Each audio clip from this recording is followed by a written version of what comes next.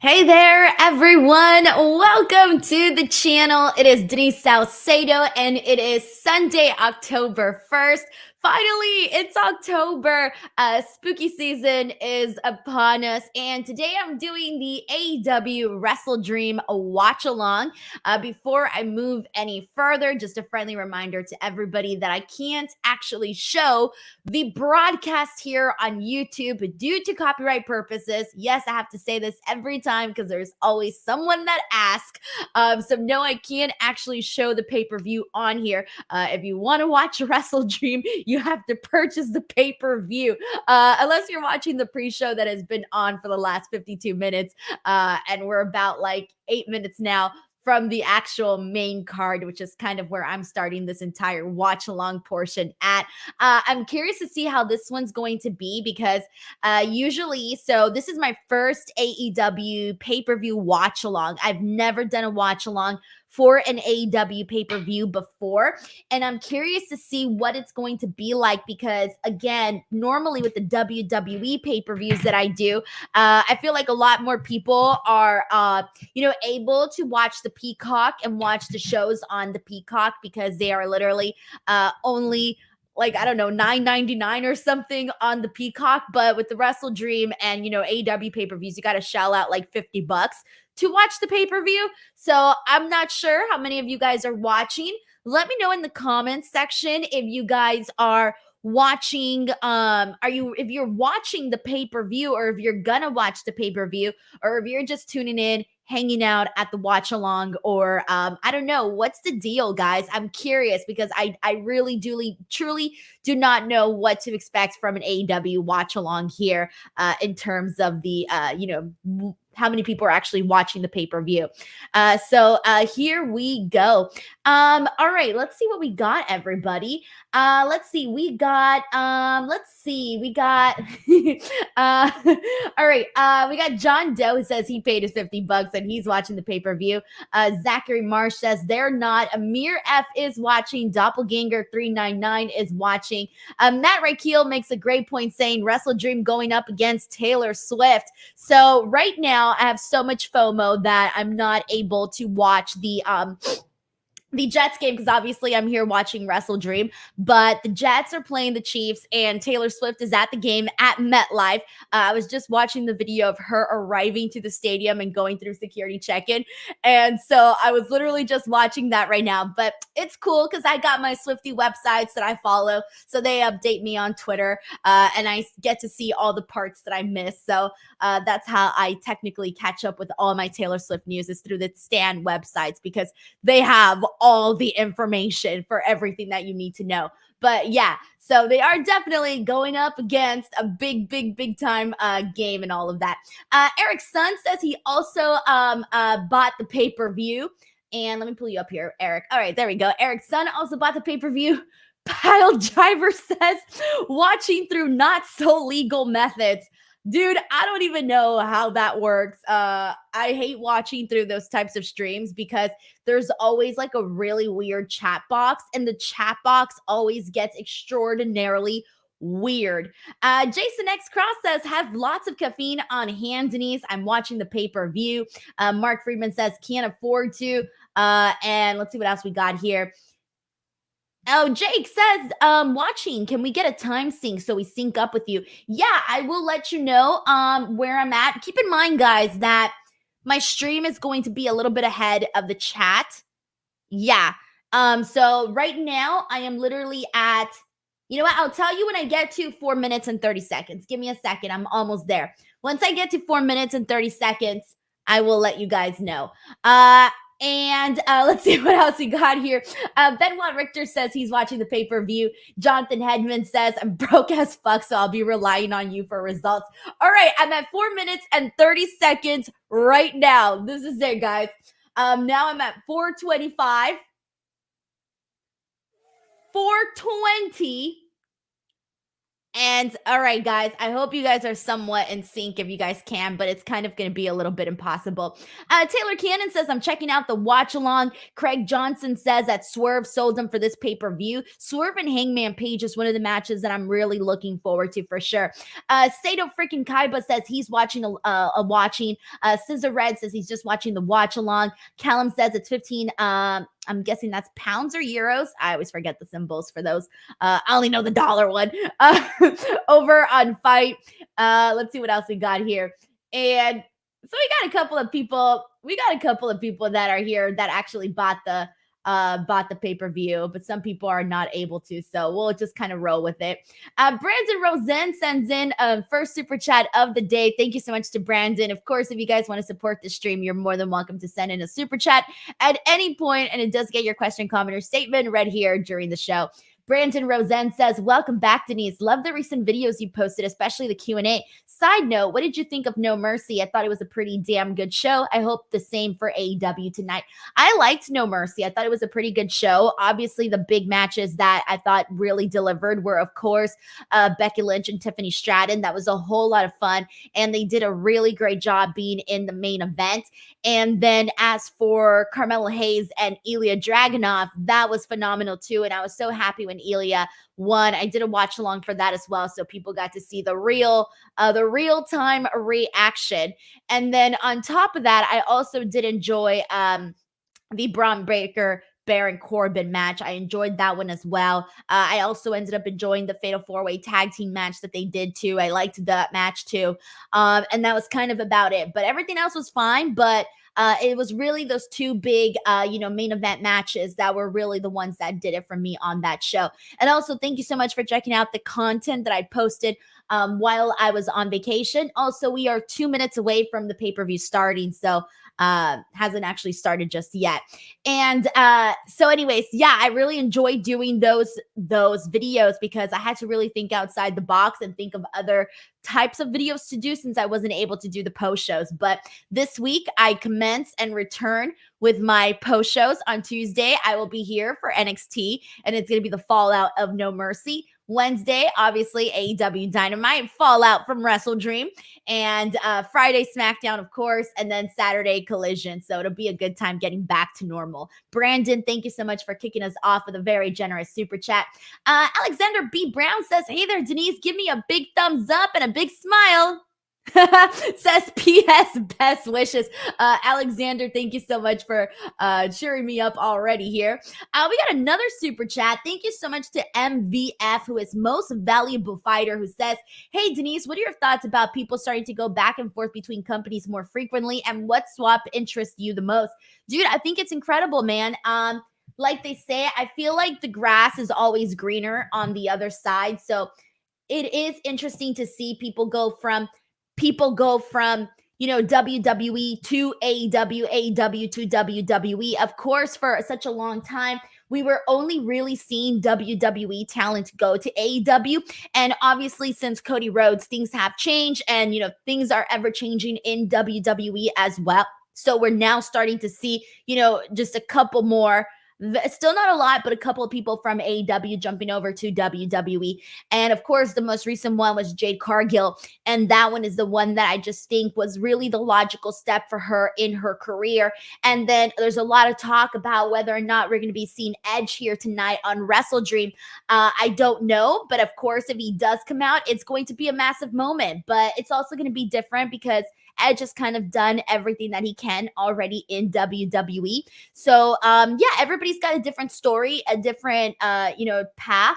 And I personally enjoy seeing who we see go where. I'm really interested, down the road, what we're going to be seeing with people like MJF, people like Ricky Starks, which a lot of people have been wondering whether or not they are going to end up going to WWE once their contracts go up. Of course, we don't know, but all we can do is kind of speculate right now.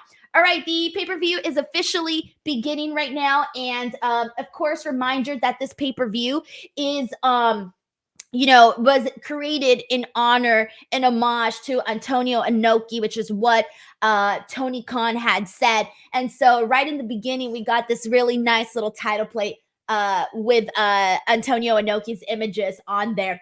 Dude, the stage looks really nice. Oh my God, it's so weird not being at a pay-per-view show. I haven't watched an AEW pay-per-view on like TV or on my computer in a very long time.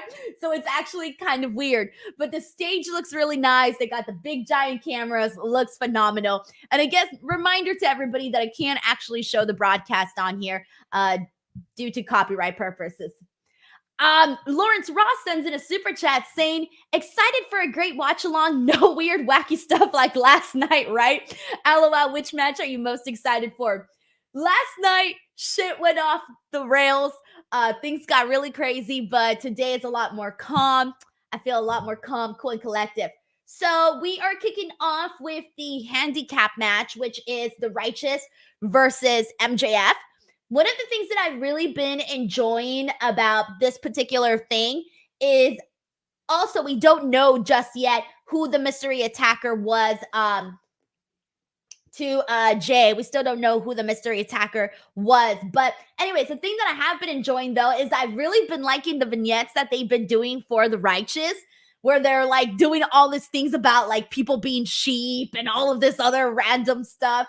I've really been enjoying that. But in terms of the match that I'm most looking forward to, of course, is Bryan Danielson versus Zack Sabre Jr. I feel like if you say otherwise, it's like, what are you thinking? Like, that's going to be a crazy wrestling match, like literally a wrestling dream, really befitting of the title of this pay-per-view. But aside from that, I'm looking forward to Swerve Strickland versus Hangman Page. I'm curious to see what they do, especially in Swerve's hometown. I think that's going to be absolutely crazy. I am also looking forward to the 6-man tag team match with Chris Jericho and the Golden Elite against Sammy, Takeshita, and Will Ospreay. All right, guys. MJF is talking. I don't know what he's going to say, but you know MJF, he always has some things to say. Thank you so much to Lawrence Ross for sending in this super chat as well. Let's see what MJF has to say right now.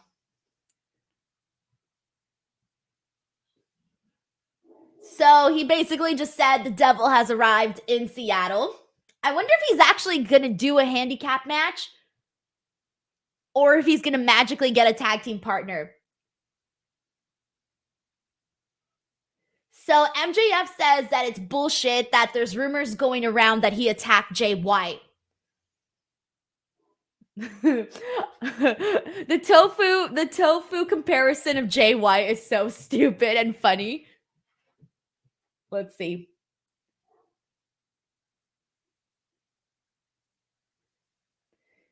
He's mad that some schmuck stole his mask out of his bag. And he reminds the people that Adam Cole is hurt and is not here tonight. We got some Adam Cole chants going. I wonder what the purpose of this. Where is this growing? Where is this promo going right now? Let's see. The Righteous is literally just laying like with each other. MJF just called the Righteous dickheads. I think he said dickheads.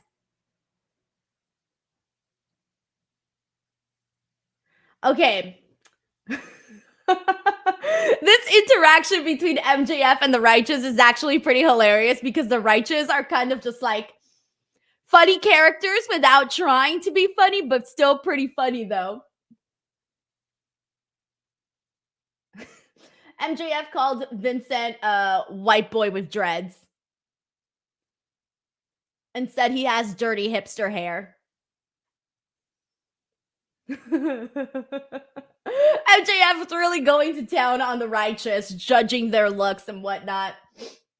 I was kind of expecting for MJF to be like, I don't know what I was expecting. I think I was expecting maybe a change in the handicap status, but no, he's going for it. This is definitely going to be and remain a handicap match.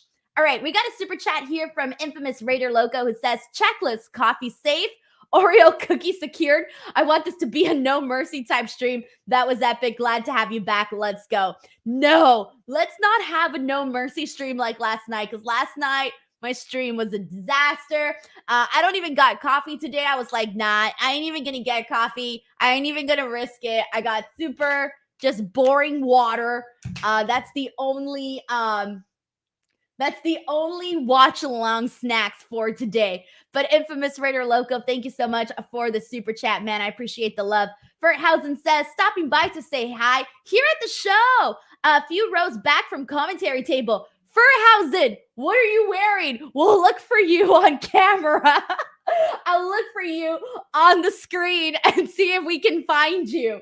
Ferthausen, thank you so much for the super chat and enjoy the show, man. Have a good time being there. Infamous Raider Loco saying the 2 out of 3 falls match main event ? Edge. Guys, I don't know if we're gonna see Edge tonight. I mean, obviously it's the talk of the town. I feel like we have to. MJF is already starting to try to do some heavy lifting here.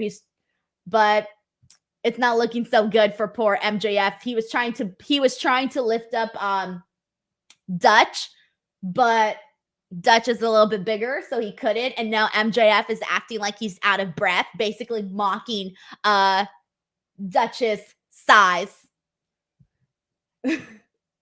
Thank you so much to Infamous Raider Loco. What do you guys think? You guys think we're seeing Edge tonight? I feel like we are. I feel like it's too much buzz in the air for it not to happen. I think some people are going to be like, damn if it doesn't. I'm not, because I'm really I'm more so looking forward to the wrestling on this show than I am to anything else, to be honest. Like, I'm looking forward to the wrestling portion of the show. It's interesting too, by the way, that they kicked off WrestleDream with this match, because I don't know, I was kind of expecting them to start off the pay-per-view a little bit differently, because this one's a little bit feeling more like sports entertainment-ish versus like, you know, really focusing in on like the wrestling. So it is a little bit different, but regardless, MJF is pretty much getting the best of both guys right now.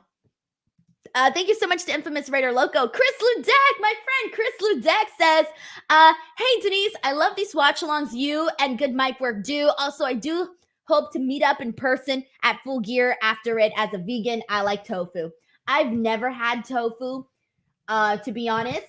I like at all. So when MJF called JY tofu, I had no comments because I've never tried tofu. I'm not even sure I know exactly what tofu is.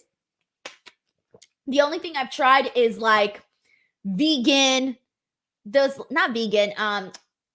patties. When you get a hamburger, instead of actually getting meat, you get a veggie patty.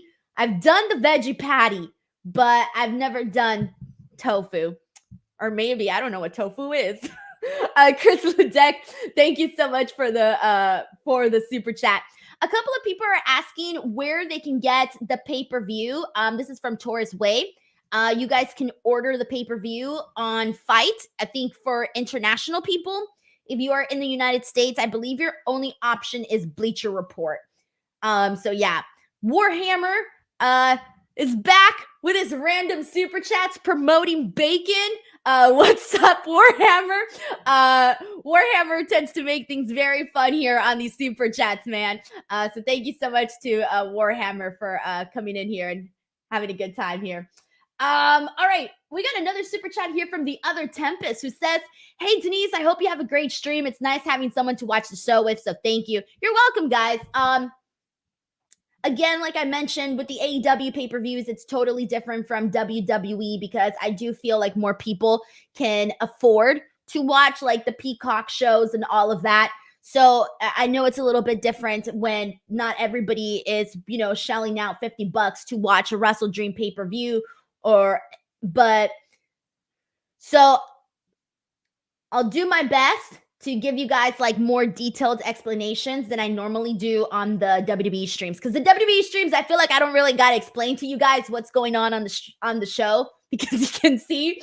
But with the AEW one, it's complicated, and I feel bad that I can't actually show the stream.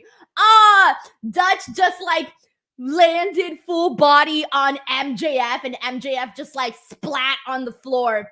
And so now it looks like in the beginning of this match, MJF was, he was kind of getting the best of the righteous, but now the righteous, because it's 2-on-1, are getting the best of MJF. So anyways, this stream is more so of like, just imagine, I don't know, I'm in your living room or something, and I'm just a friend who's in your house. That sounds weird. Sounds really weird. Sounds creepy, actually. I'm a friend in your house, and we're watching the same show. The other Tempest, thank you so much for the super chat, man. I appreciate it.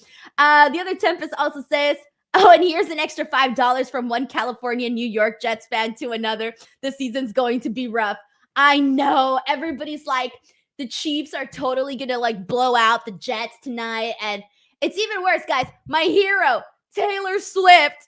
My hero, Taylor Swift, is at the game. And she's rooting for the opposing team. That hurts, guys. That's like a punishment from God or something. I'm being punished right now. But anyways, I follow all the Swifties Stan accounts, so I'll be updated on what's going on.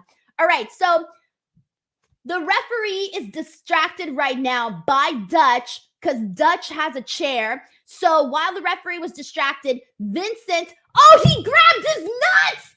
Wait, is that oh my God, that looked like his penis.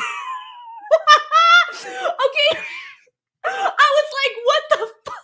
All right, guys, I need to explain this. All right, so while the referee was distracted by Dutch, Vincent took out a 2x4, very small one, and a chair. And then he was gonna go and like hit MJF with it, but instead MJF grabs him by the nuts, right? So he starts grabbing him by the dong, but the camera angle was from the side. Vincent has a brown belt and the belt flap is sticking out. So from the side, it looked like a dong. And I was like, what? What is happening right now? But no, so MJF grabbed him by the dong and I guess was like squeezing it, but the camera angle, it just looked weird. I don't know. I was like, what's happening right now? Am I allowed to be seeing this? But anyways, that was the part that just happened right now. Anyways, the season is, unfortunately, what can I say, man? It's very unfortunate what happened with Aaron Rodgers, but I don't know what else to say about that. D sends in a super chat saying, you picked the wrong Jets game as a Taylor Swift is at the game tonight. I know, dude. Imagine. Like, who would have thought? Like, honestly, like, who would have thought that Taylor Swift would have been at the game today? I mean, as of, like, that time. Like, nobody could have guessed it then. So, imagine I could have been at the game, breathing the same air as Taylor Swift, but not happening. All right, so right now MJF is just like punching Vincent. He's going for the 10th one. Is he going for it? He bit him. So MJF's biting Vincent now, biting him in the forehead. D, thank you so much for the super chat, man. I appreciate it. Thank you so much for sending this in. You're awesome. Thank you so much for the support. Joan Doe says, pee-pee grab. Doppelganger says, not the bob, not the balls. John Doe says, this is why we are here for the descriptions. Let's see what else we got here. Infamous Raider Loco sends in a super chat saying that Bat was in the wrong place at the wrong time. Thank you. Thank you, Infamous Raider Loco. It was like an optical illusion. That's literally what it was. An optical illusion. Yeah. Let's just leave it at that. An optical illusion. Infamous Raider Loco, thank you so much for the super chat, man. All right. This is awkward. Oh, man. All right. So we're continuing on. This match is still going. MJF. God, this is going to sound really bad if you're not watching the pay-per-view. I'm here talking about dongs, and I'm about to tell you guys that MJF just shoved Vincent into Dutch's butt. I'm not making this up, guys. I'm not making this up. And now he's getting ready for the kangaroo kick. I wasn't expecting all of this right now. All right, so he did the kangaroo kick on both Dutch and Vincent. Mark Friedman says, this is so fun. This match really is fun. Honestly, can't boo a match with a penis grab and a freaking optical illusion. Oh, shit, MJF cheated. MJF cheated. He put his foot on the ropes and to keep the leverage, he pinned Dutch 1, 2, 3, and that is it. He wins the match and retains the title. This was great, guys. Entertaining, short. How long was it? Wasn't that long. It was like maybe I don't know, 10, 15 minutes probably. And it was entertaining, fun, and they kept it brief. I don't know what else to say. This was good. Tremaine Young says, this is so funny. John Doe says, sounds like an episode of the Three Stooges. That seriously was what it was. Rowdy the Cat says, that's a righteous dong. Amir F says, optical illusion. Denise thought she saw a penis. Bro, someone. I'm going to screenshot that later unless someone already screenshotted that and put that on Twitter. But it really did look like, y'all saw it. Y'all saw it. All right, guys, we are getting a video package right now. So in the meantime, I'm going to go ahead and continue reading some comments here. Let's see what people are saying. Melissa Cabello says, Denise, you should do more wrestling watch-alongs. Yeah, I'm pretty much do them for the shows that I'm not at. So if I'm not at the show, I'll do a watch-along. But for the most part, they're only going to happen if I'm not at the show. So whenever I'm not, I will do them. All right, let's see what else we got here. See what people are saying. By the way, if you're here and you're in the chat, let me know where you're from. Let's get some geography stuff going. I always love knowing where people are watching from. So let me know in the comments where you're watching from. You guys already know where I'm at. Los Angeles. Weather's nice today. Still waiting for the next match to start. So here we go. It is now time for Katsuyori Shibata versus Eddie Kingston. It is time now. They're doing the entrances now. All right, let's see who are people coming from. Let's see. We got Zachary, who is watching from St. Paul, Minnesota. Keith Duran from Indianapolis, Indiana. The Stove says from South Florida. Gino the Nose from Las Vegas. I like Las Vegas. I go to Las Vegas a lot, actually. Robert Cortez from California. Pile Driver Finisher from South Texas. We got Bolivar S. Pagan from Puerto Rico. We also have John Deller, who's from Kentucky. Robert Gossick from Northbrook, Illinois. Melissa Cabello from Laredo, Texas. Corey from Charlotte. And Mark Freeman from Texarkana, Arkansas. Oh, I never heard of Texarkana, Arkansas. Okay. I'm probably not even saying it right. Doppelganger 399 says Newfoundland, California. We got Ewing from Scotland here. Mac Gomez from Denver. George from Texas. Oh, a couple of people from Texas. Doug from Hawaii. We got Taylor Cannon from Chicago. Heather from Wisconsin. 554K is here from North Carolina. Brandon Rosen from Toronto. Phil Espa from Australia. Kris is from LA. Eddie from Corona. We got Sean from Hull, England. Dude, it's like 3 a.m. in England right now. You're up for the pay-per-view? Dude, kudos to you, man, because when I was down in London, there was no way that I was watching shows at like 3 a.m. Hunker Down is watching from Georgia. The match hasn't started yet, by the way, guys. I'll let you know once the match starts. Keith is watching from Northern Ireland. Match started. All right, guys. We are continuing on. We also got another super chat here from Warhammer who says he's watching from Arizona, the free state. And MVF says, Shibata, who Bruce Lee would have been in wrestling. I can see it. Thank you so much, MVF, for the super chat as well.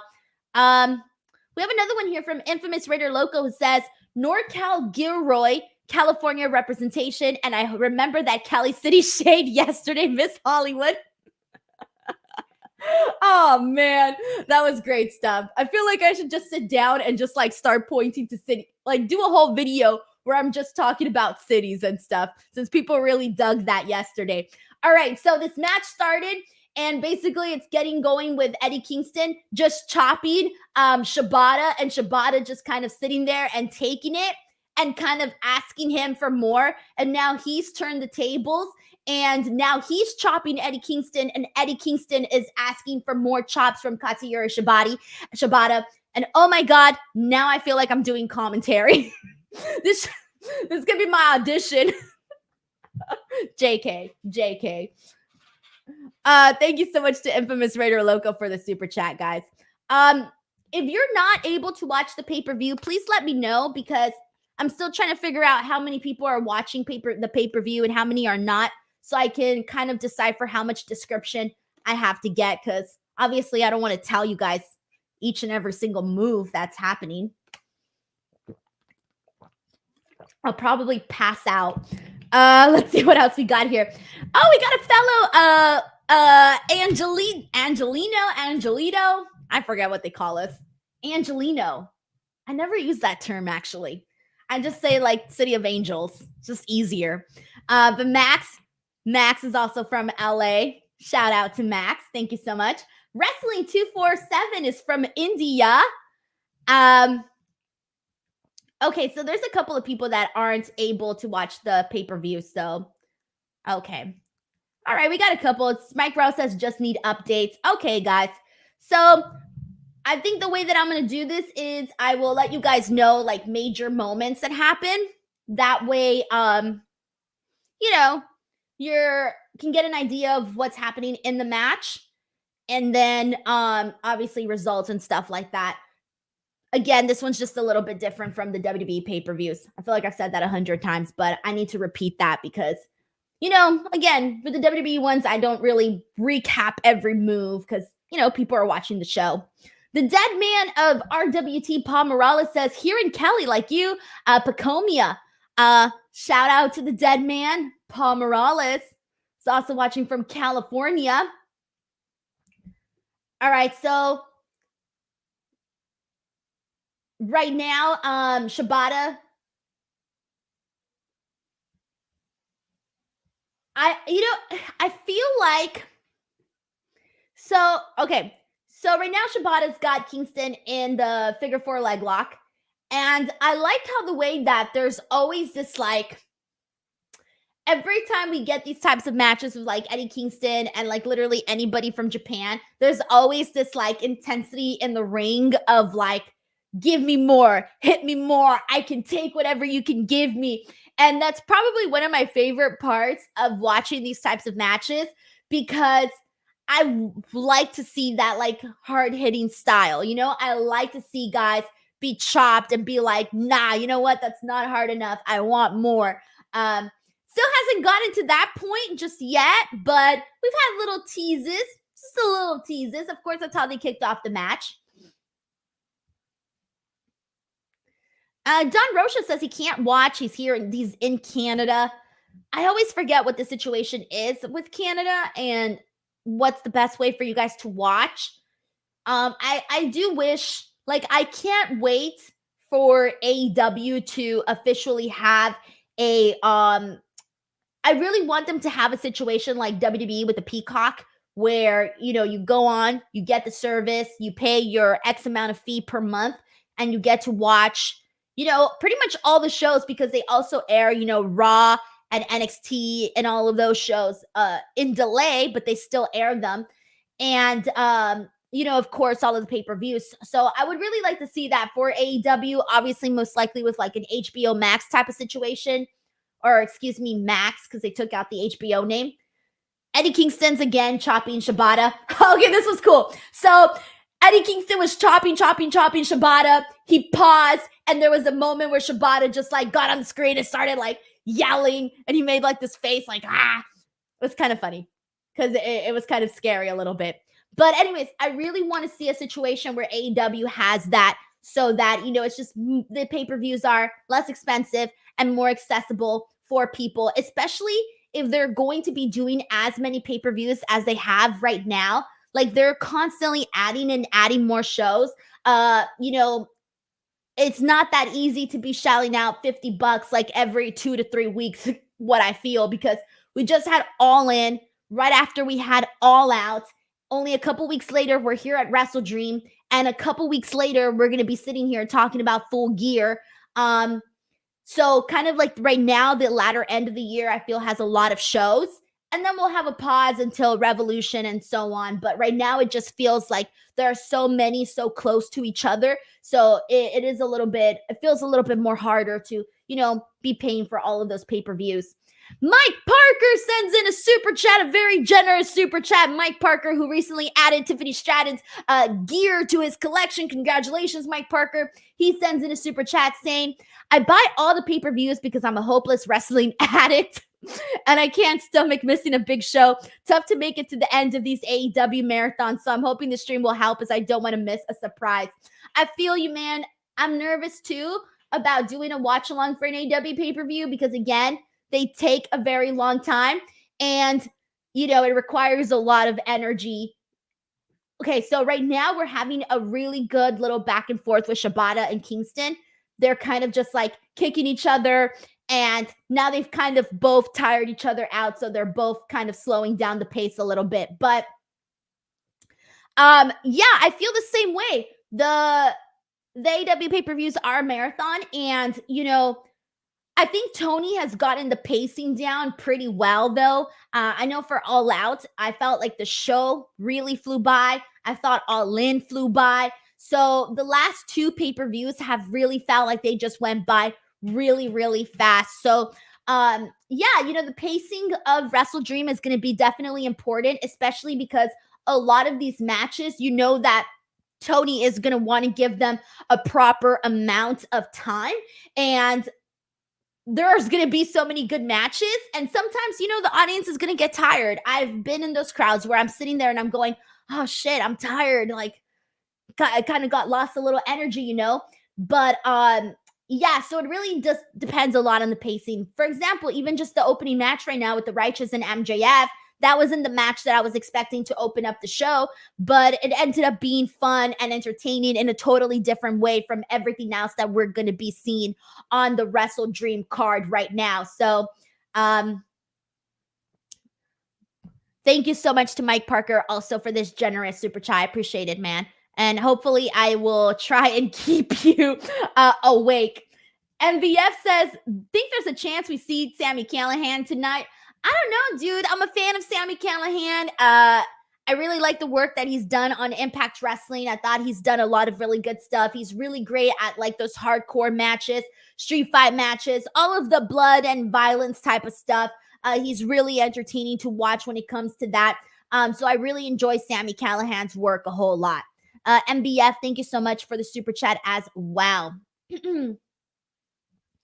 Fanboy says, I hope they put Ring of Honor on TV. Yeah, Ring of Honor is another one, guys, that like if you don't have Honor Club, you are, missing out a lot on Ring of Honor. And I know it because I'm missing out a whole lot, guys. I don't even know that. Oh, yeah, I do have Honor. Do I have Honor Club? I'm pretty sure I have Honor Club. I'm not even too sure, honestly. I have subscriptions to like every single streaming service, All right, so right now, Shibata and Eddie Kingston are doing, they both like literally just did like slaps to each other, 2 each, and then I think it was Shibata right now who just got Eddie Kingston with a strike, and now they are both down. So they've been doing kind of like this peaks and valleys type of thing where they speed up a little bit, they bring it down, they speed it up a little bit, they bring it down. That's kind of been the pacing that we're seeing for Shibata, Eddie Kingston right now. So it's been kind of cool to see because, once they come together and they speed things up a little bit with the chops and whatnot, it becomes pretty entertaining to watch. Nick Branch says, in the UK, we have Fight, which is great for TV and pay-per-views are reasonable. Yeah, I've heard that for you guys. I've heard that the prices are pretty reasonable for Fight TV. Thank you so much to Nick for also providing that information. All right, so Eddie Kingston just hit the Northern Lights, goes for a cover. It's a two count. And Kingston just power bomb Shibata. 1, 2, 3. Match is over. All right, Eddie Kingston defeats Katsuyori Shibata, gets him with a power bomb. This match was pretty good. Like I said, it had its hot and kept it going pretty much the entire match. I don't know how to explain it, guys, but there was a pretty fun little pace that they did there where, again, they would speed up, slow down, speed up, slow down, speed up, slow down is what you kind of saw in this match. More on the hard-hitting side of it. I wouldn't say it was like, I've seen way more hard-hitting matches, so I feel like it was definitely okay, but I've seen a lot more like harder hitting types of matches, but it was still fine, especially for the second match of the main card. So yeah, not a bad one. Not a bad one. Beba says that he pays $15.99 for AEW Plus members on Fight. Oh, interesting. Okay. Ryan Play says this has been a good match. Ashton Anderson says, I personally thought it could have been tweaked like a lot. Ashton, are you talking about the match between Eddie Kingston and Katsuyori Shibata? I'm assuming that's probably what you're talking about. I'll wait and see what you're saying here. Let's see what else we got here, what people are saying. Zeno Hour says he thought the match was great. Mark Friedman says, glad that Eddie is getting a big push right now. And let's see. All right, I'm waiting for your guys' comments to come in. I'll give you guys a second. All right, so while we wait for the next match to start. Okay, Andrew Anderson says that they were referring to the actual card itself. Okay, so you're referring to the card kind of being tweaked a little bit. I think there's a lot of stuff that I'm interested in. Again, there's several matches that I'm interested in. Now it's just a matter of how they pace out the show. It looks like the TBS Championship match is next between Kris Statlander and Julia Hart. Julia Hart. Oh, shit, hold on. They're doing a vignette. Oh, this is cool. Okay, so Julia Hart is in a forest with black and white mask, and she's referring to herself as a little girl, and she was saying how she didn't see her full potential, and now she kind of takes off the mask, and she's wearing like all of this dark makeup. It's kind of cool, but basically what I was going to say about Julia Hart is that, you know, she went from being the cutesy Barbie cheerleader, girl next door type of vibes, and now she's this gothic queen, and she's gotten over, guys. Like, she's gotten over, and I think people genuinely are interested in the character and are interested in like the darkness aspect of it. Her entrance is really cool. I think she's doing a great job. My favorite thing that I've noticed about Julia is I love the way she plays to the camera. Even when she's wrestling, she is very aware of how to play to the different cameras. And that was something that I noticed instantly about Julia Hart. So Julia's coming out right now. She's got her awesome outfit. She's wearing like I don't know if it's like a corset with like big giant sleeves and a little bit of a see-through black skirt, and of course her hat. But then she has like a white veil, almost like a bride's veil, but it's white. Well, obviously bride's veils are white. So she's got a very unique thing going, because usually you only get the all black look or the all white look. You don't ever get white and black. So I'm really liking Julia Hart's get up here. That was really good. MVF sends in a super chat. Thank you so much for sending one in, saying, what's everyone's top 5 wrestling themes? He says, mine are Mox, Hart, Roman, Ospreay, and Daniel Garcia. So mine are, I'm not going to rank them in order, but my top 5 are definitely I've always loved Break Down the Walls for Jericho. I've always loved Triple H's King of Kings. It's time to play the game. It's time. I've always loved Kurt Angle's TNA theme as well. That one's literally one of my favorites. I also really love Chris Hero's theme in the Indies. I thought that one was really great too. Oh God, I already gave you more than 5, but those are the ones that really like pop into my head very fast because there are great songs right there. But yeah, everybody else in the chat, feel free to add some of your favorite theme songs. Oh, Slow Chemical by Finger 11, Kane's theme song, really great. Favorite wrestling album, I've actually did a ranking video with Sean here on my channel, which you can check out, and it was the one for Forcible Entry. That is my favorite wrestling album, and we ranked all of the songs on that one. Oh, it's so good. I love that album. I really, really love that album. MVF, thank you so much for the super chat, man. And we got a bunch of people here that want Julia Hart to win. The bell just rung. Let's see what they do here.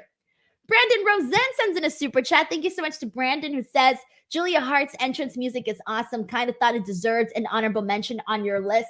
No, I agree, to be honest. It's really good. I think the reason why I didn't list it is because we really just started really hearing it. Like, it hasn't been around for like forever, in my opinion, where I've heard it so many times. I don't feel like I've heard it that many times. So to be honest, I just kind of forgot about it. But it's a really good theme song, though. Thank you so much to Brandon Rosen also for this super chat as well. We got people saying, Sheldon says his favorite is the Kenny Omega New Japan theme song. Uja Strike Gaming says Burning My Lights will always be my favorite. You know who else's theme song was really great? Someone remind me what the name of it was. Oh yeah. Light a Fire. It was Ashley Mazzaro's theme song. Oh my gosh. I have the lyrics in my head and I'm losing it right now. It's oh my God, someone help me out here. It's the I'm gonna hold on tight. Da, da, da, da, da. Let me light a fire in you tonight. Something like that. Oh, I love that song. Da, da, da, da. Oh, damn, now I feel like listening to it right now. But Ashley Mazzaro's theme song was a really good one too. Yeah. All right, here we go. So Kris Statlander, Julia Hart. Julia Hart's coming in pretty feisty here. I love her gear too. It's just all black, nice bodysuit. She's got the nylons on. It's very, very, very, it's like very appealing,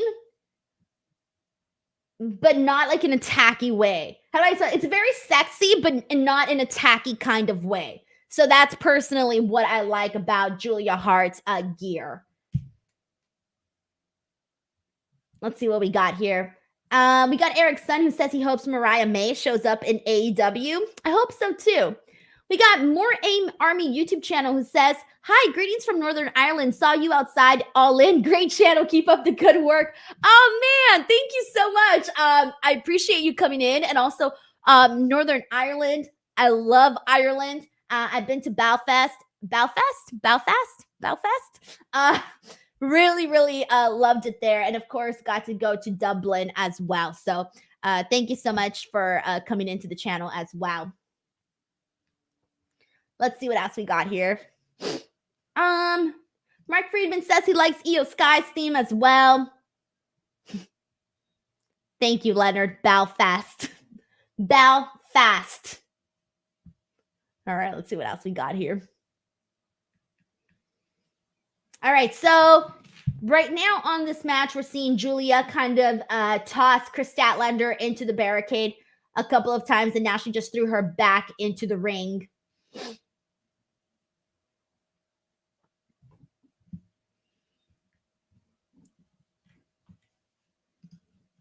Ooh, I love this. So Julia is grabbing the head of Kris Statlander and just like shoving her into the actual mat. And now she did like this knee right into the rib area of Kris Statlander. I love this. I kind of want Julia Hart to win too, guys. I love Kris Statlander, but I'm just a little bit more interested right now in Julia Hart. But I love Kris Statlander, so if she were to retain, I'm cool with that too. I'm good with either or. I just want to know what the title would look like under Julia Hart because she's so bewitching. But then again, I do want to see a dominant champion, so I think Kris Statlander getting a great victory over Julia would be pretty cool, especially because Kris Statlander has been one of my favorite recent women's champions in AEW as of late. She's been doing pretty good, I think. She's had some nice, good matches. Zeno Hour says, Denise, Julia Hart cosplay Halloween stream when? Oh, God. That's a tough task right there, guys. I don't know. I have a lot of clothes that is similar to the Julia Hart style. So maybe not. I just think it's so like, I don't know. She wears the dark lipstick. I can't pull that off. That's too hard. And I feel like when you wear like dark lipstick, you got to be really careful. It's just going to get all over your face. It's going to be hard to clean. Like you got to have a professional makeup artist do your lip like that dark. I feel like you need a professional makeup artist for that.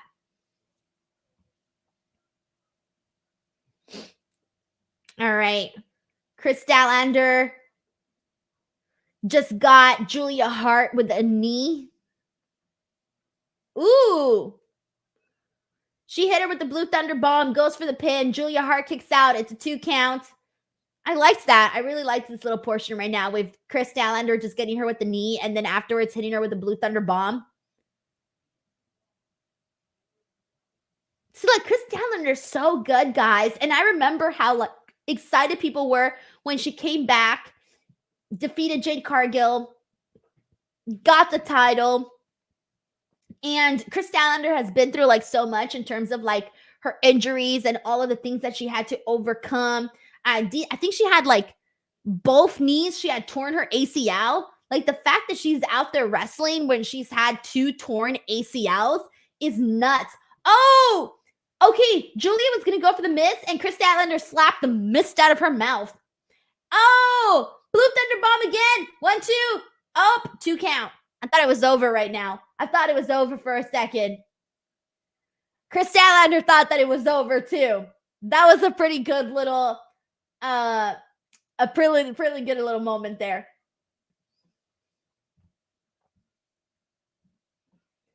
All right. Kris Statlander is now going to the top rope. I'm really digging this match right now, guys. I think Julia's doing a great job. Kris Statlander's doing a great job. Do we think Julia is gonna get the victory here? I don't know.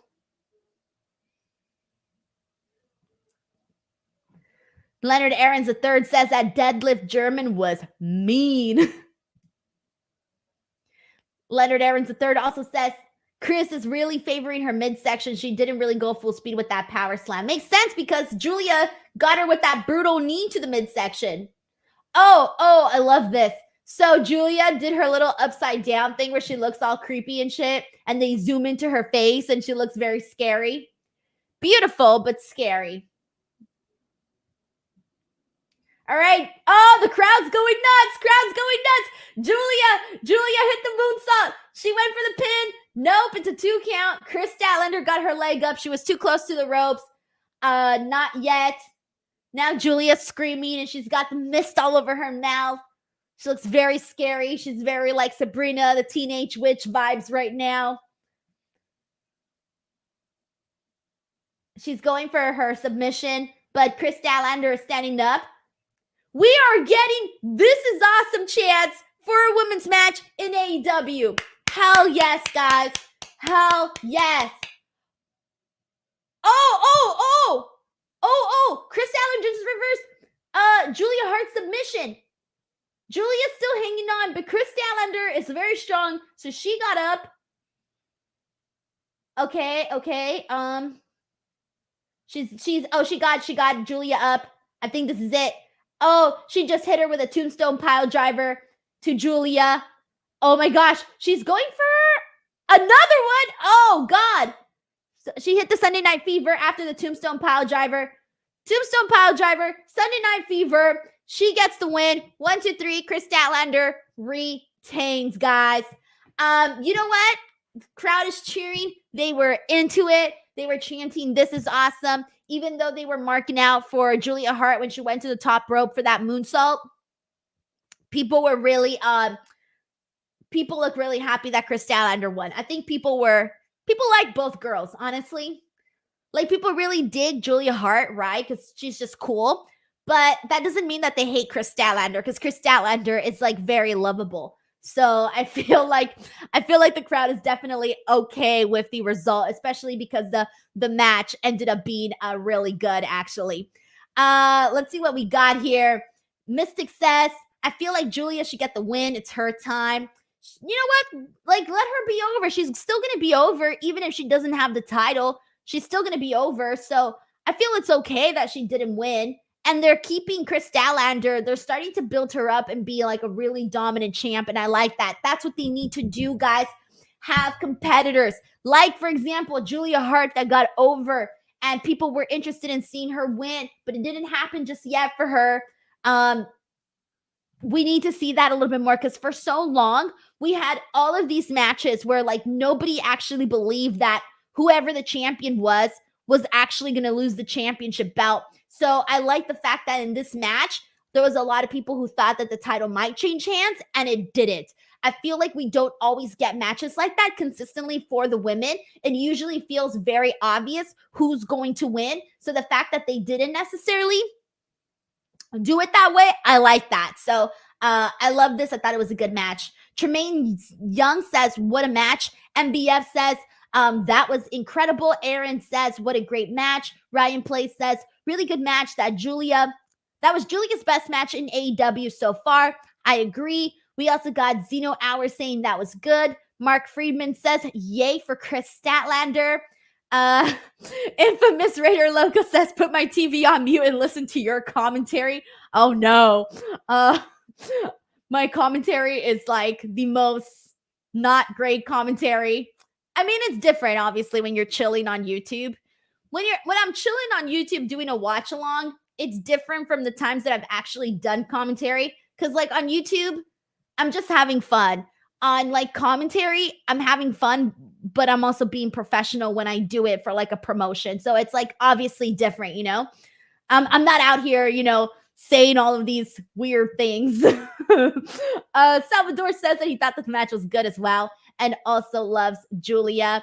MVF also reminding us that Julia is 21 years old. Oh, to be in your 20s again. What many of us wouldn't do for that. We got Frantic Worlds who says that was a good women's match. And Christopher Marina says that Julia Hart has improved. Oh, wait, I lost your comment. Oh, here we go. Christopher Marino says Julia Hart has improved so much. Tremaine Young says, what a match. Both ladies killed it. I loved it. Keith Duran says, sounds like a great showing for the AEW women's division. Yeah, Kris Statlander has been bringing it, guys. Jason X Cross says, I feel they have to keep the momentum with Kris. Julia going to give her a chance soon. Let's see what else we got here. Also, we are on to our next match. The next match is a 4-way tag team match for the AEW World Tag Team Championship. We got the Young Bucks going up against the Guns, against the Lucha Brothers, against freaking Orange Cassidy and Hook. I'm clearly just like, I'm excited. Honestly, I'm excited for this match, primarily because these are all teams that I think are going to be really great, especially with the Lucha Brothers and the Young Bucks. Whenever you get the Lucha Brothers and the Young Bucks, it's always good stuff. All right. Let's see. L Coach CC for Life says, shout out, girl. What's up? Welcome to the stream.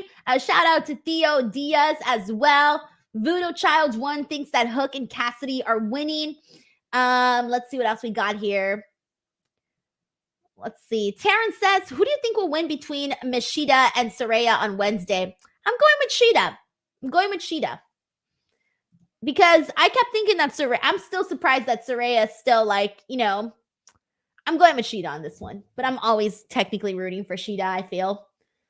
Sorry, guys. So I don't know how many of you guys are at right now currently being eaten by mosquitoes. So when I was in Greece, I got bit by a bunch of mosquitoes and I'm just feeling it today. And I'm very uncomfortable with, I have so many mosquito bites. I don't even want to talk about it. I got 2 literally on my stomach, 1 on my arm. I got 1 on my thigh and then like 1 on my foot. It's so uncomfortable. It's literally the worst. Literally the worst. Arthur Dent says, any plans for your Halloween costume yet? Yes. The plans are up here. I have to order the things to make it, but they're all up here. I have 3 costume ideas that I want to do. I just need to buy the stuff and get to it. So I'm going to do that this week because if not, then I'll be screwed and I won't have enough time. And there's one costume in specific that I'm really, really excited about. Like, so freaking excited about. And I'm going to be so mad at myself if I run out of time to actually get it done. Like, I'm going to be so pissed at myself. So hopefully I don't forget and I get that done this week. Sheldon Jackson sends in a super chat saying, Bullet Club Golds needs a faction theme song because they always use Jay White's intro or their song when they come out. I like it. Honestly, I like the song. So it doesn't necessarily bother me, but yeah, I get what you mean.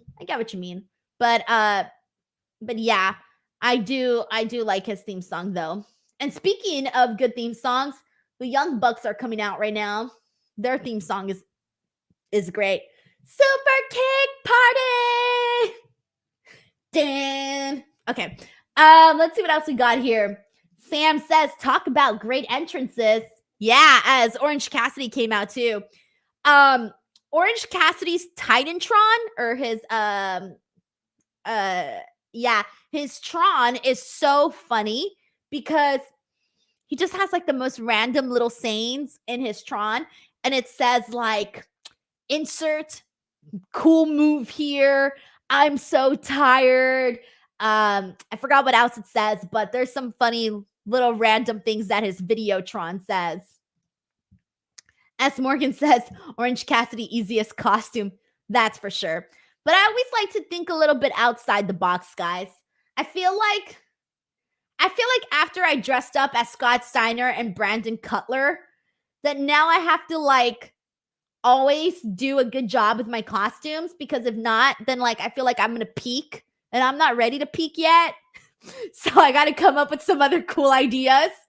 I've had a lot of cool wrestling costumes, as many of you guys know. So I feel like I got to keep that going. I feel like I've kind of started something and now I got to deliver every year. We'll see.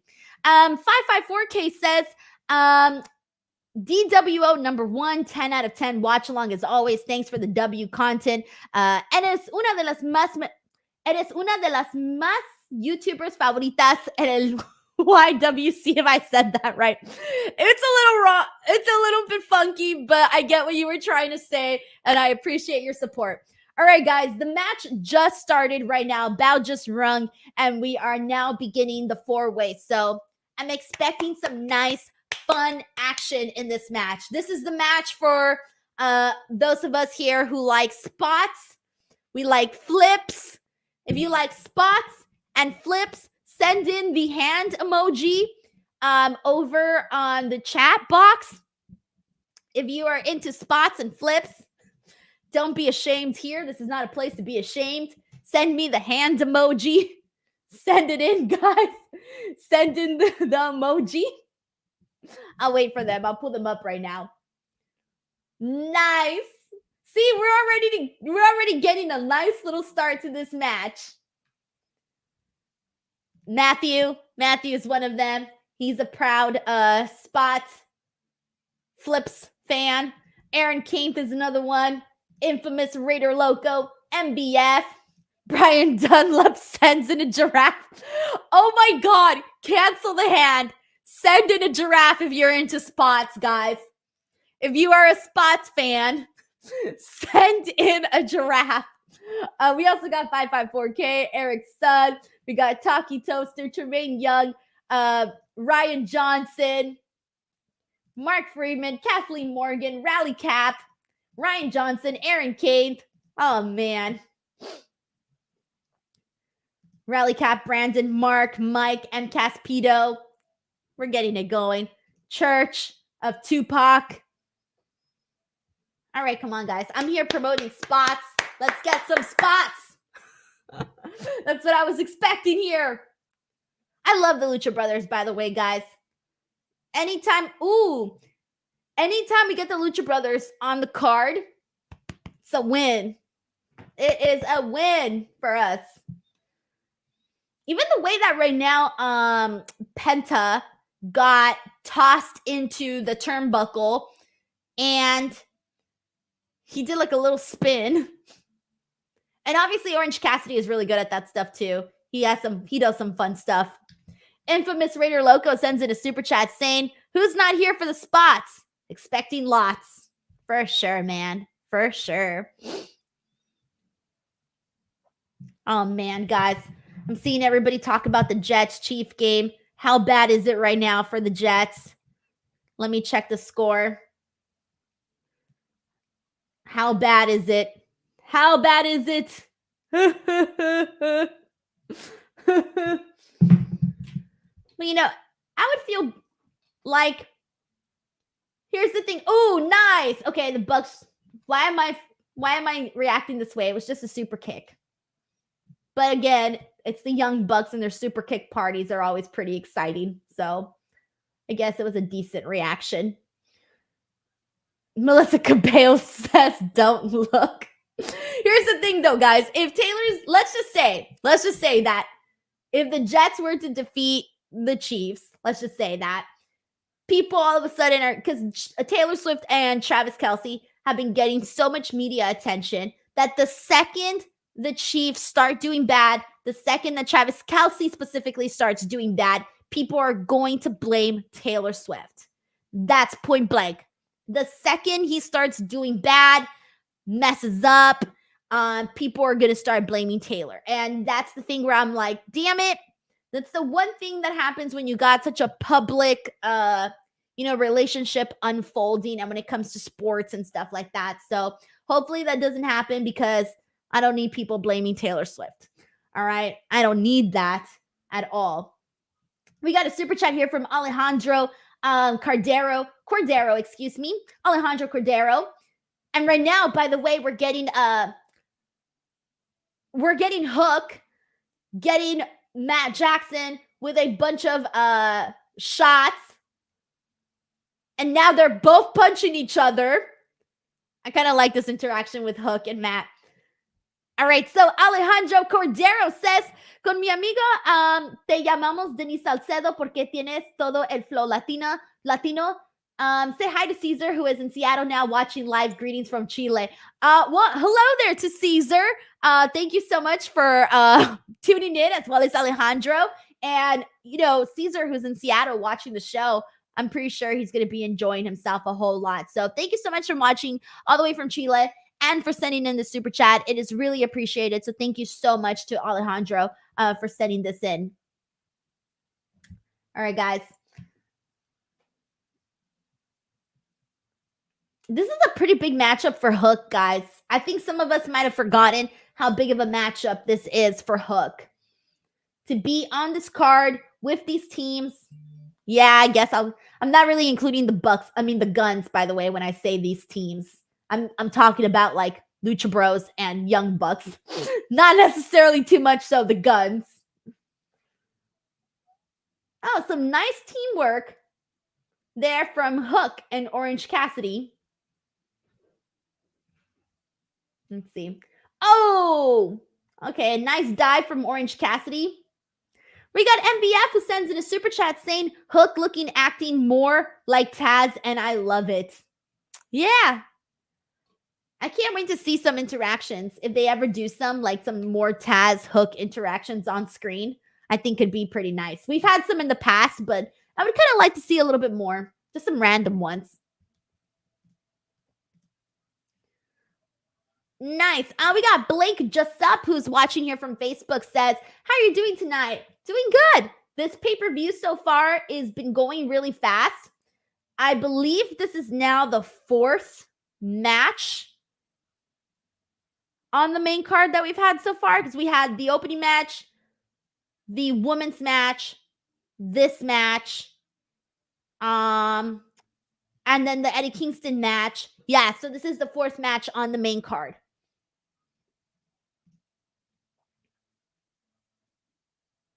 Sardar says, has Edge showed up yet? No, not yet. Not yet. I will let you guys know if he does, for sure. That's going to be like the peak moment of the watch along, for sure. Also, thank you so much to everybody who's watching from Facebook. I mentioned this yesterday, but Facebook is currently my fastest growing platform.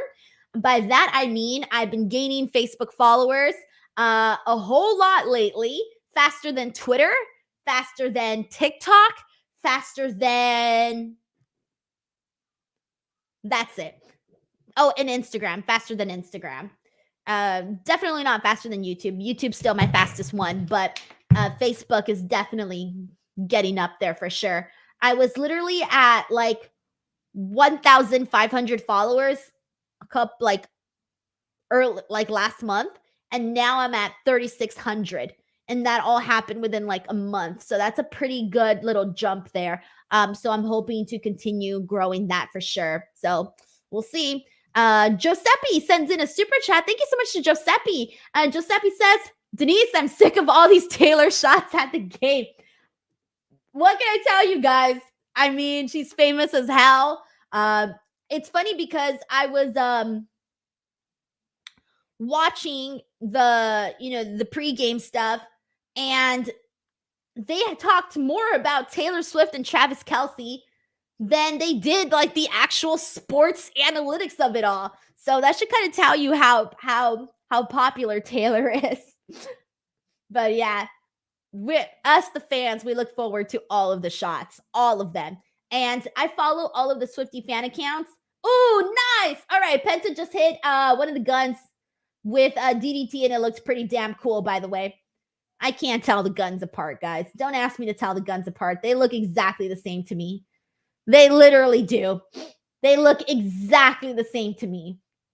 I freaking love Penta. Penta just got Austin Gunn apparently with with Strike. Bro, they've called both of them. Okay. Bruh, I can't tell them apart. Okay, actually, yes, I'm wrong. Austin doesn't have the bun. Coulson has the bun. Barely noticed that. Literally have seen the guns a zillion times, and I barely noticed that. They literally look the same to me. Oh, man. Orange Cassidy hit the DDT. I always love Orange Cassidy's DDT. It's always really freaking great to watch. Nice. Oh, shit. Oh. Okay, so they're really starting to speed stuff up. You guys know. You guys have seen Lucha Brothers, Young Bucks, and Orange Cassidy, all of these guys. So I think you guys know exactly what we're getting here now. Things are really starting to speed up. Let's see what else we got here.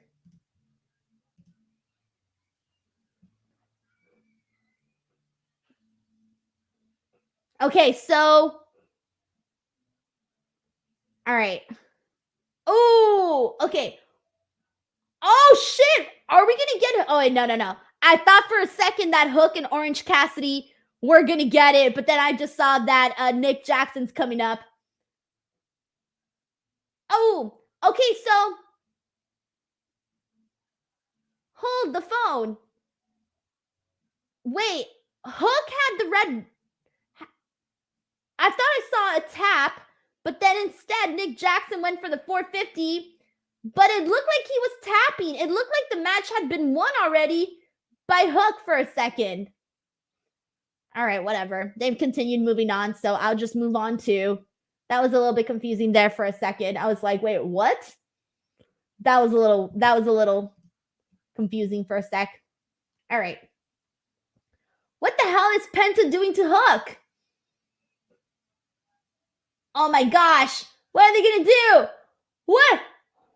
What is this? What? I don't even know. I don't even know how to explain that. Oh shit. Okay. Sorry guys, there's a lot happening right now. Oh, fuck. Oh, shit. There was a little bit of a botch from Nick Jackson. He kind of tripped and fell a little bit, but he got right back up right now. And now we just saw the BTE trigger on Penta. And that's it. 1, 2, 3. The Young Bucks get the victory.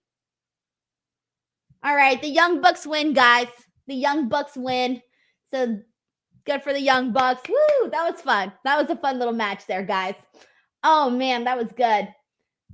All right, let's see what else we got here. Mike T90K says, that was crazy. Nick T90 says, Nick with a rare botch. They were just moving so fast, man. But he picked it up right away, man. He just kept it going. So it was good.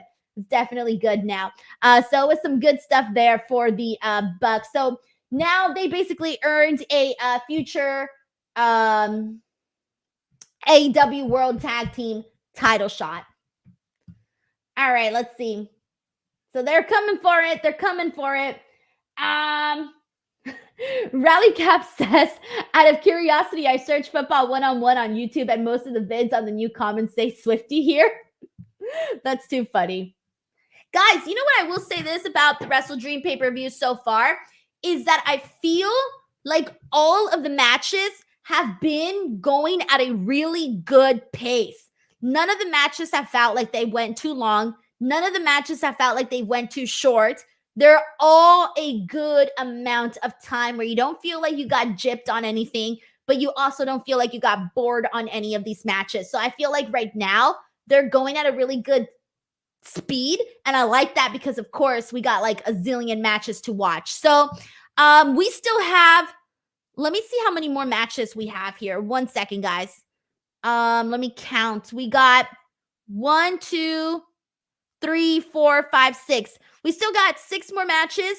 We still got Bryan Danielson versus Zack Sabre Jr., of course. We got Hangman Page versus Swerve Strickland. We got FTR versus Aussie Open. We got the 6-man, which is Jericho, the Golden Elite, versus Konosuke, Takeshita, Sammy Guevara, and Will Ospreay.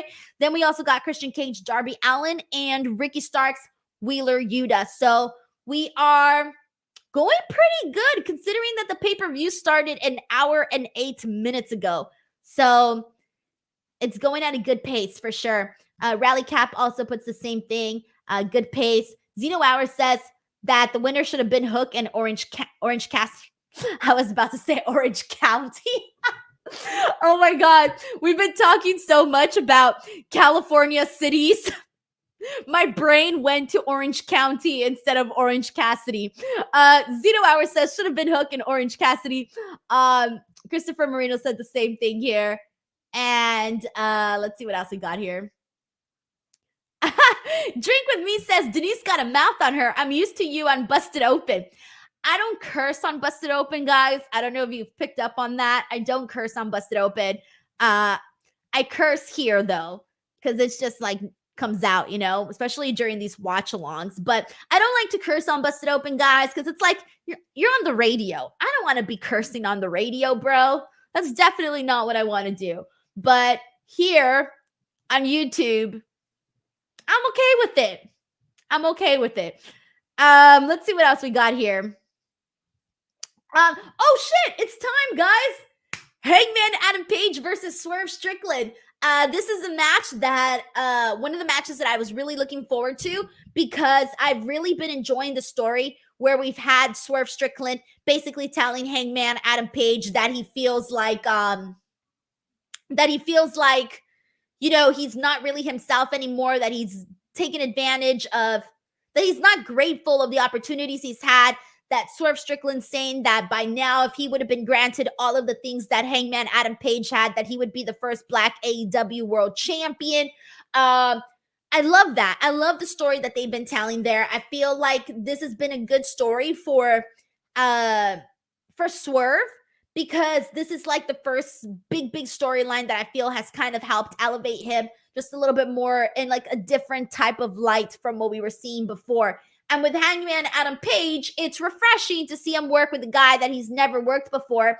And up until this point, I don't even think we've seen Swerve and Hangman Page actually physically touch one another. Like, we haven't even technically seen that.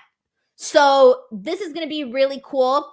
Obviously, this is also Swerve's hometown. So this is kind of like a big moment.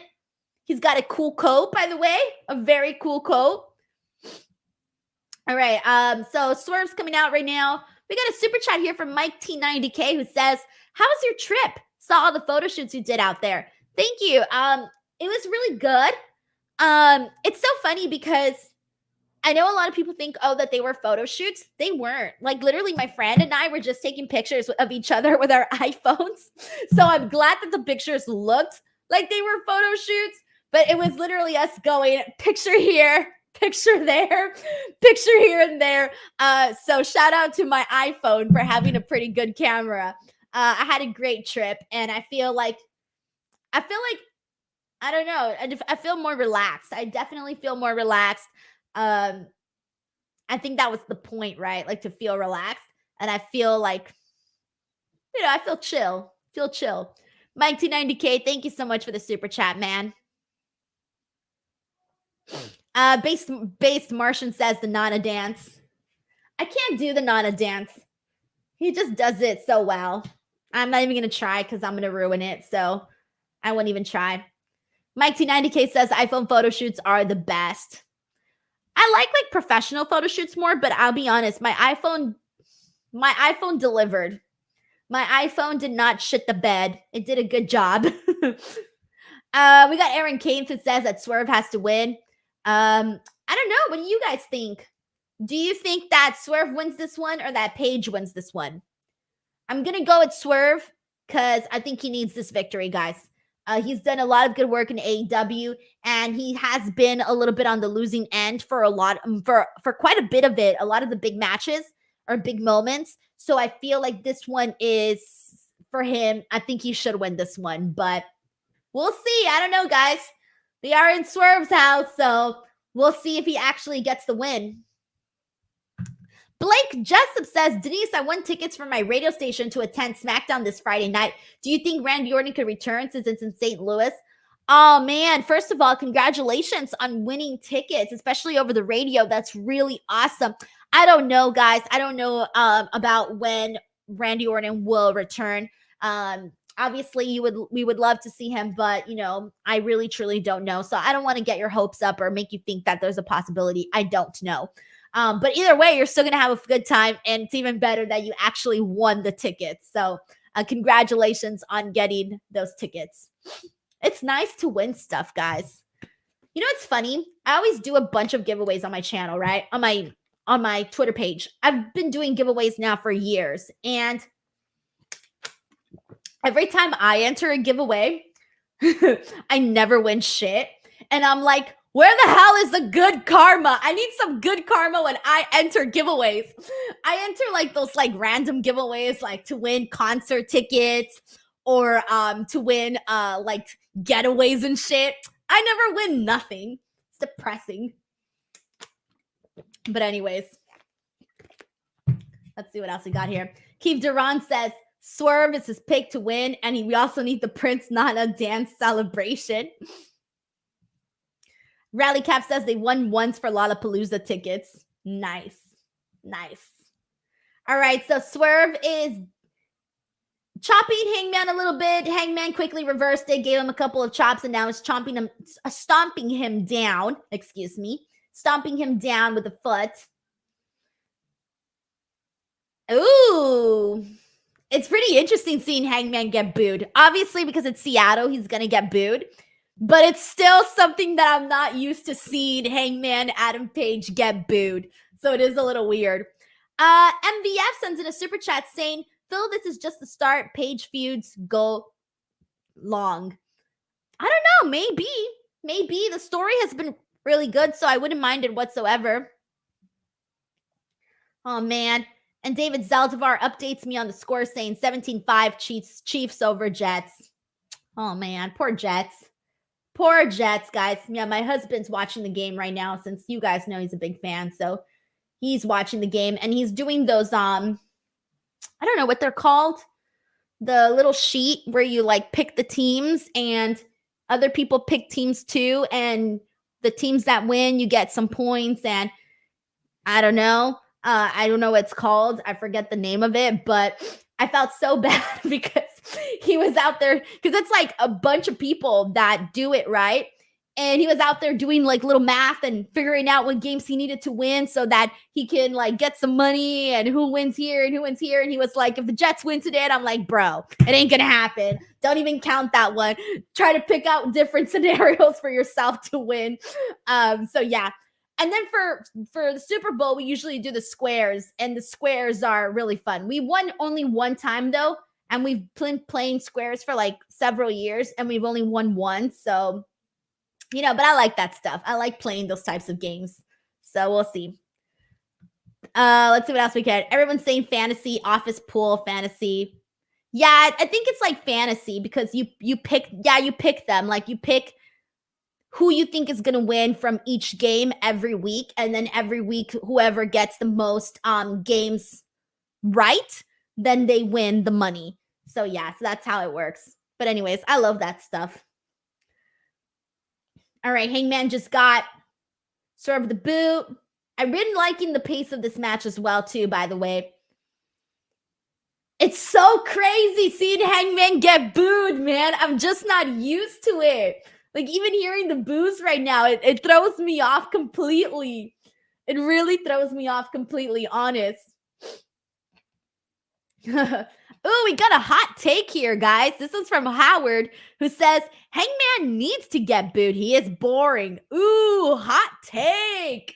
Yesterday's show, our watch-along, we got a bunch of hot takes. I don't agree with that.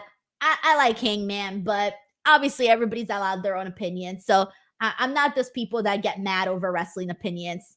It's entertainment. It's subjective. Oh, Hangman just powerbombed Swerve onto the ring apron and then onto the barricade. I love it. I love how Hangman is being booed and he's also working like a heel in this match because that makes sense given that he's the one getting booed here. So I'm really liking the dynamic of this match. Moonsault. Okay, so Hangman just did a moonsault off the top rope to the outside on Swerve Strickland. Let's see what else we got here. Nice. Another power bomb from Hangman to Swerve inside the ring. He's going for the pin, but it's only a 2. All right, so let's see what else we got here. Jesus Vargas says, hi, Denise, do you think Edge will appear in AEW WrestleDream match between Christian and Darby Allin? I don't know when exactly, but I do hope we see Edge. At this point, I feel like it's the thing everybody's been talking about. So now I kind of want to see it. But like I said earlier on the stream, guys, I'm watching this show for the wrestling. The Edge stuff for me is secondary. I'm here just to watch some good wrestling. And so far, we've been getting it. Every match has felt different. Every match has delivered. Oh, I liked that tope from Hangman because, oh man, it's so fucking crazy. He's getting booed like insanely right now. By the way, there's a fan in the audience that's dressed like Orange Cassidy. And he did a really good job. Like, he really does look like Orange Cassidy. So right now it was funny because they had a shot of Hangman Page and he's being booed. And the fan in the back who's dressed like Orange Cassidy was booing him. So it almost looked like Orange Cassidy himself was booing Hangman Adam Page. So that was kind of a funny visual just now. Let's see what else we got here. Oh, we got somebody else agreeing with Howard here. This is Tiger Claw who says, Howard is speaking facts. Hangman has the charisma of a dry wall. What? I did not know people felt this way. I really like Hangman Adam Page. I've always liked Hangman Adam Page, and I just assumed everybody else did too. So damn, people coming in with the hot takes today. See what else we got here. Thank you so much to Howard, by the way, who says he's been enjoying the stream. I appreciate you, and I appreciate everybody being here. It's been so far a pretty damn good show, and I'm really liking how fast all of these matches are going because I don't want to get tired, you know? Especially when you're doing a watch along. Got to keep the energy up, you know? If this was like a long, boring show, that would have been absolutely terrible for me. I would have been like, peace, y'all. Bye. Enjoy the show on your own. Good day. Let's see what else we get here. Ooh, okay. So now they're exchanging elbow shots to one another. Ooh, oh, damn. Okay, so they were exchanging elbow shots with another, and then Swerve got him with 2 strikes. Looked really good too. Oh, and then he was down but got right back up. Don't even know what he did. They're really picking up the speed now. Swerve just hit a brainbuster on Hangman Adam Page. Is going for the cover, and it is a 1 count. Yeah, I think he got out at a 1. I think it was a 1. Yeah. Oh, I love that. This match has been good, guys. I'm clapping already. I really am clapping already. This was good. All right, let's see what else we got here.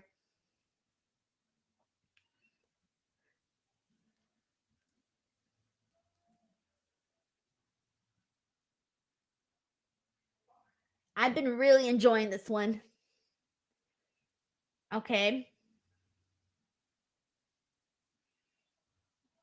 Damn, they work really well together. I'll give you like Hangman and Swerve are working really well with one another. Swerve's now going to the top rope.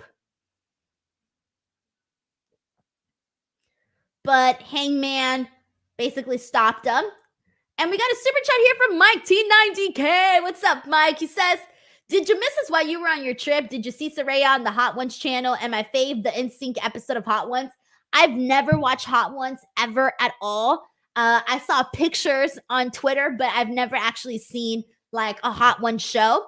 But yes, I did miss everybody while I was on vacation. Honestly, I did. I had FOMO, some serious FOMO, where I wanted to be out here talking about wrestling. I had a lot of opinions and I had to keep them to myself. I had no one to share them with.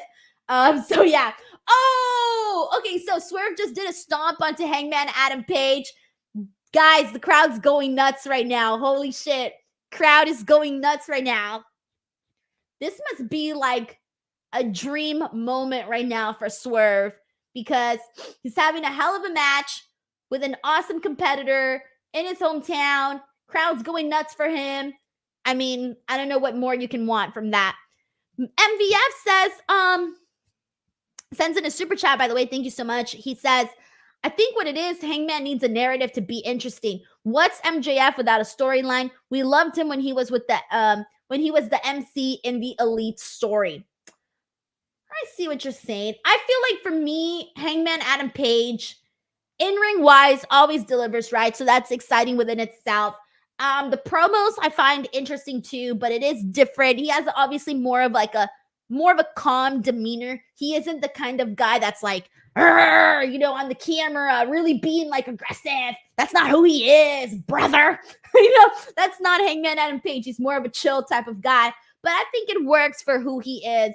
So that's why I think for me, it doesn't bother me like at all, But thank you so much to MVF for the super chat. Lawrence Ross sends in a super chat saying, Denise, we talked about this elbow versus elbow. Let's go, Swerve. Oh, man, whatever comes out happens, guys.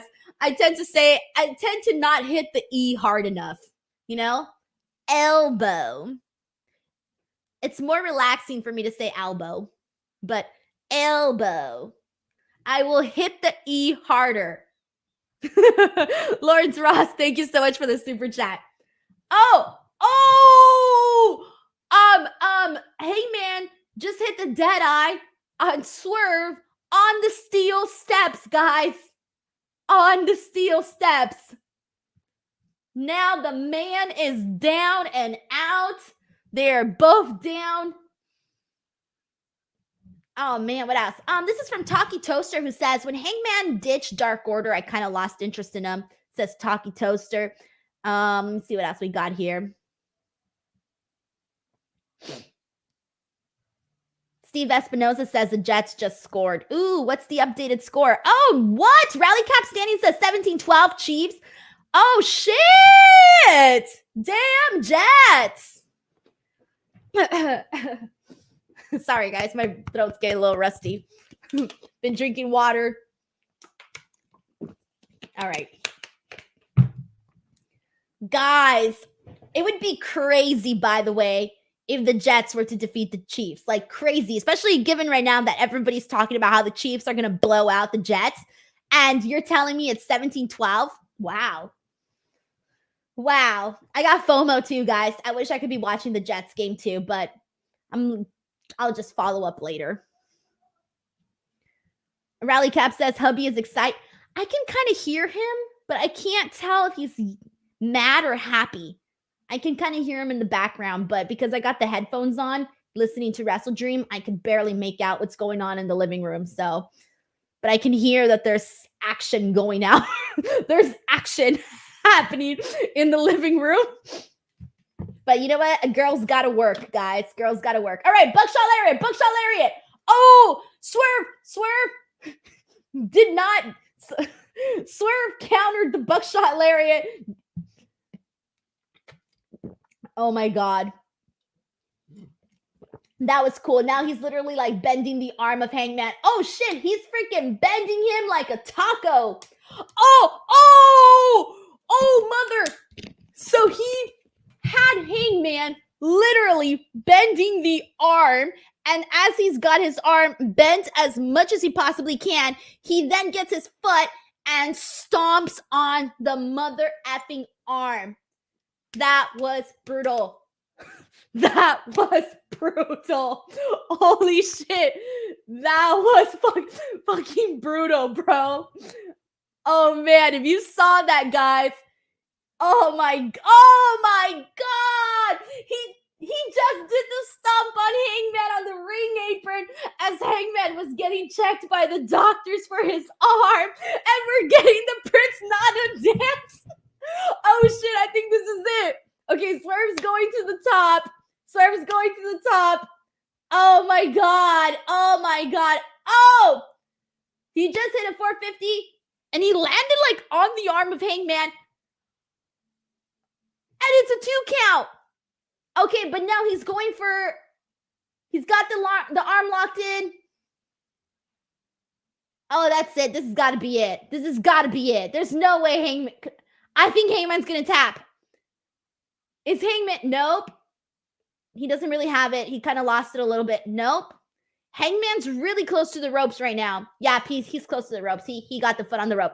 Dude, I thought it was over. After that 450, I thought it was done right there. This is good, guys. This is a really good match. Holy smokes. This is a really good match.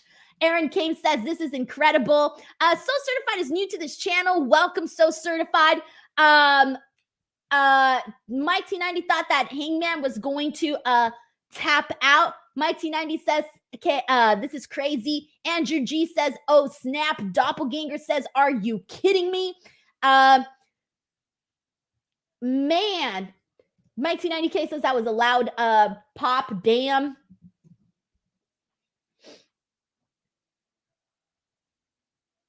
Oh, snap, guys.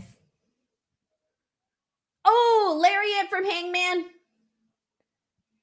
Dude, I'm surprised Hangman's still like, I thought it was over. Okay, he's going for the dead shot. Swerve counted the dead shot. Oh, he locked it. Oh my God. I think this is it. This is it. This is it. I think Hangman's going to tap. Nope. Swerve didn't lock it in completely. So now Hangman got out of it. Damn, this match has been good, guys. This match has been good. Let's see. We got Eric Sun who says, great match. Let's see what else we got here. Let's see what else we got. Rally Cap says, oh, snap, like his arm. Zucchini Dude said, stop spoiling. Bro, you're on a watch along. You're gonna get spoilers. If you don't want spoilers, log out, bro. Log out. This is a watch along, my friend. All right, we're moving on. Let's see what else we got. Okay, Swerve's going to the top rope. Swerve's going to the top rope. Oh, shit. All right, is this it? Is it now? Okay, he goes for a stomp. Hangman moved out of the way. Looks like Hangman's going for the buckshot. Buckshot!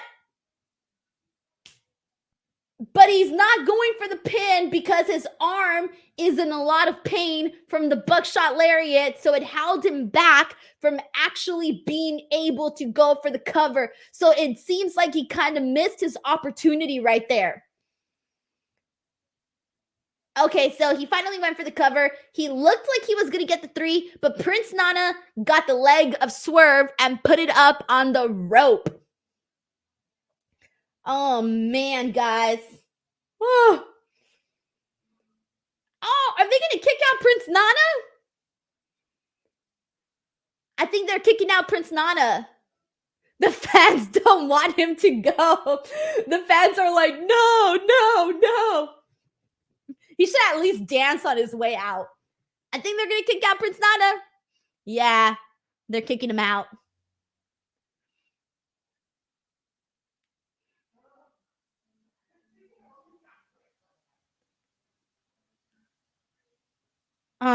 Okay. He's going for another buckshot. Wait, what does Swerve have? Swerve hit. Hangman went for the buckshot lariat. Swerve hit Hangman with the bout or something. Guys! It was a 2. He did him with something in the face. You thought it was over and he was going to win like that, but instead it was a 2 count. Oh, he just walked on the man's head. Are you? Oh my God. What was that? He literally took off Hangman's head, not once, but twice. Bro. Oh my. I think this is it. 2, 3. Swerve Strickland wins. Oh my God.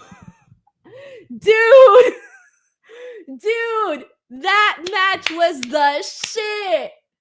That match was the shit. Oh my God. Guys, I need reactions.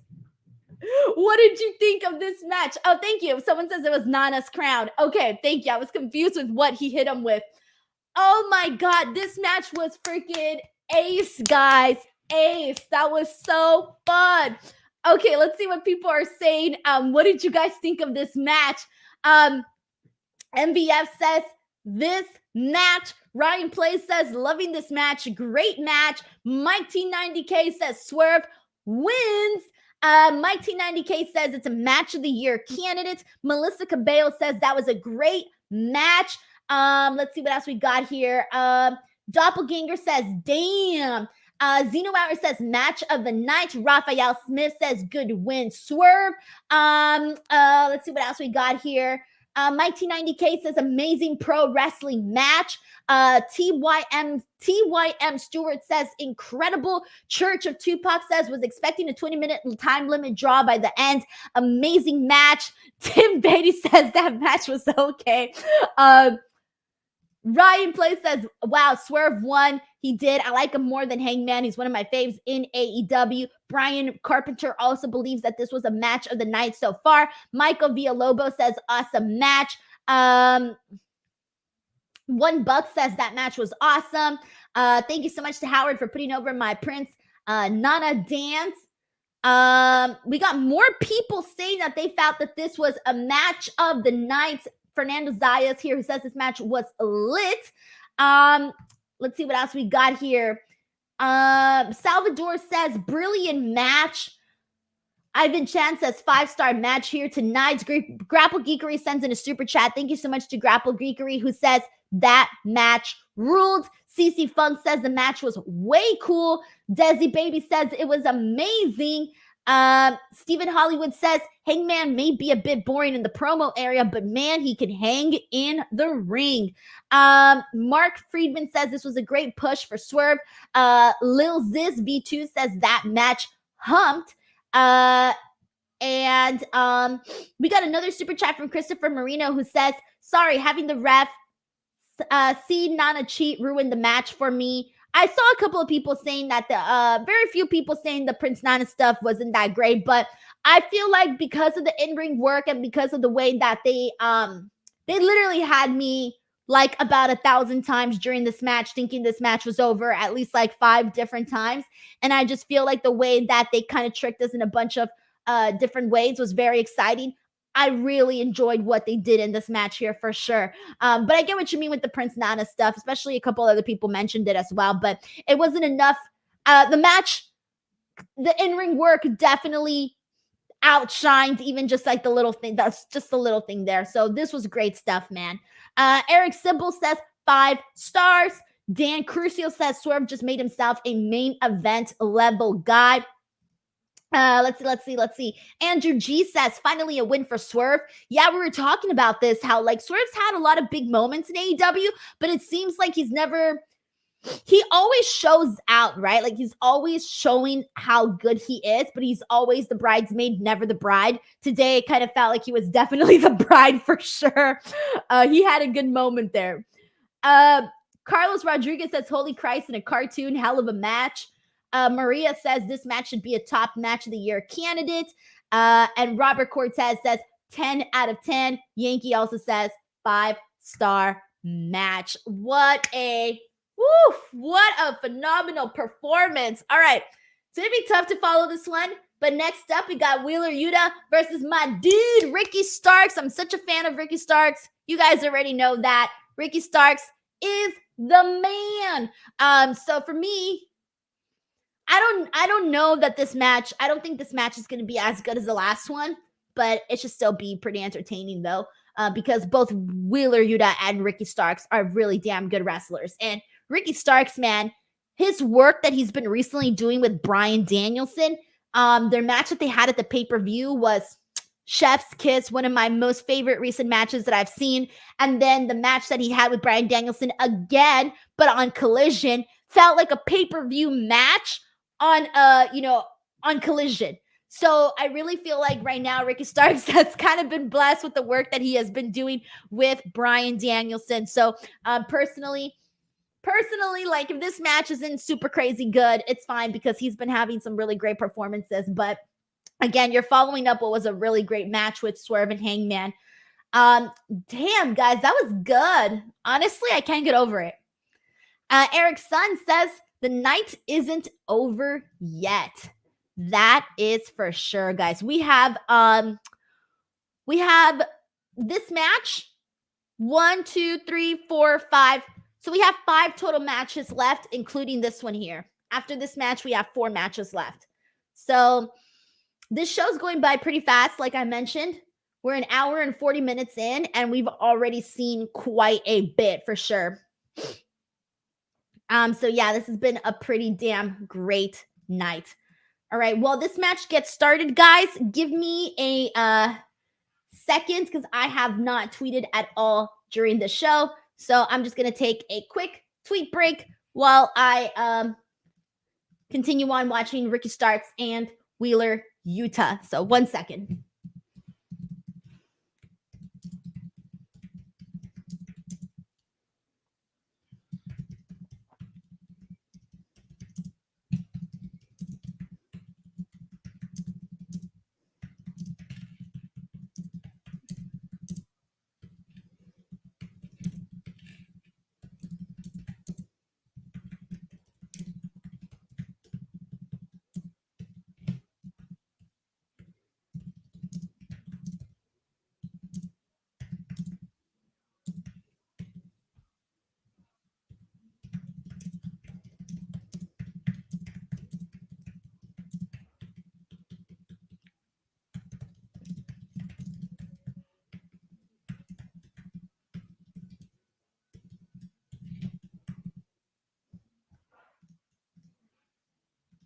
Oh, shit. All right, guys.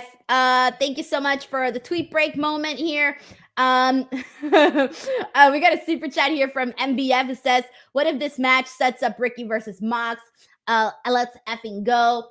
Dude, at this point, like, given the work that we've been seeing, again, like I mentioned, the violence-ness that we've been seeing from the matches between Bryan Danielson and Ricky Starks, I feel like it would be really cool to see something like that with Jon Moxley. So, yeah, I completely agree with that too.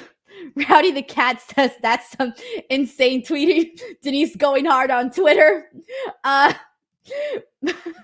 S. Morgan says X Break sounds like a show from the 90s. Oh man, it's really hard to tweet when I'm doing these live streams, guys. But like normally when I'm not doing the live streams, that's literally just me. I'm just like, tweeting. I don't know why people make angry faces when we're focused. Like when you're so focused on something, like I can't use my computer like this. Like who does that? Who does that? Who smiles and like taps and like is cheers like this, using the computer? No one. I got to do the mad face. That's how you know it's really going on. All right, so we're getting going with Ricky Starks and Wheeler Yuta. A little bit of a simple little start here, but it's fine. It's fine. Let's see what else we get here. Dan Curcio says, I'm going to be pissed if I paid $50 and Edge didn't show up. Guys, I hope you didn't pay for the pay-per-view just for that, though. Honest, I mean, you can pay for the pay-per-view for whatever you want, right? But personally, for me, I feel like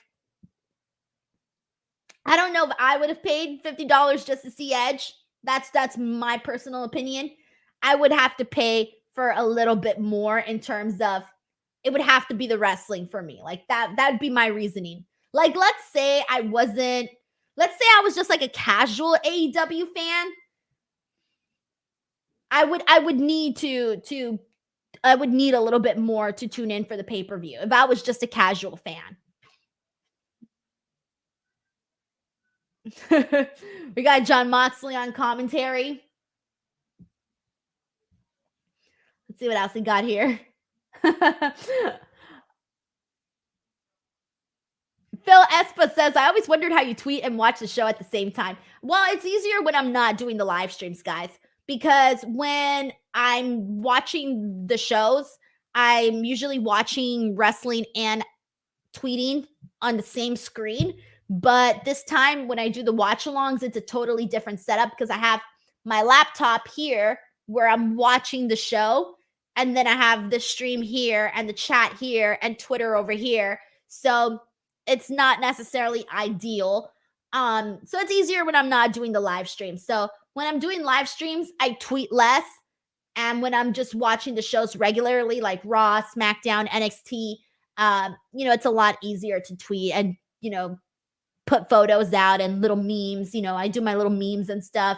I break out my little editor and start doing fun stuff. So yeah, so it's a lot easier. But when you're doing this, it's just, I don't want people to tune in and get bored and tune out. So I need people to I need to be on it, got to be on it. Let's see what else we got here. S. Morgan says $50. I paid $16 on Fight. Thank you, NordVPN. Hey, dude, you got to do what works for you. I know my husband uses NordVPN for the football games because I think YouTube was charging like $300 or something to watch all of the games. That's a lot of money, guys. That's a lot of money. That's like a couple of AEW pay-per-views.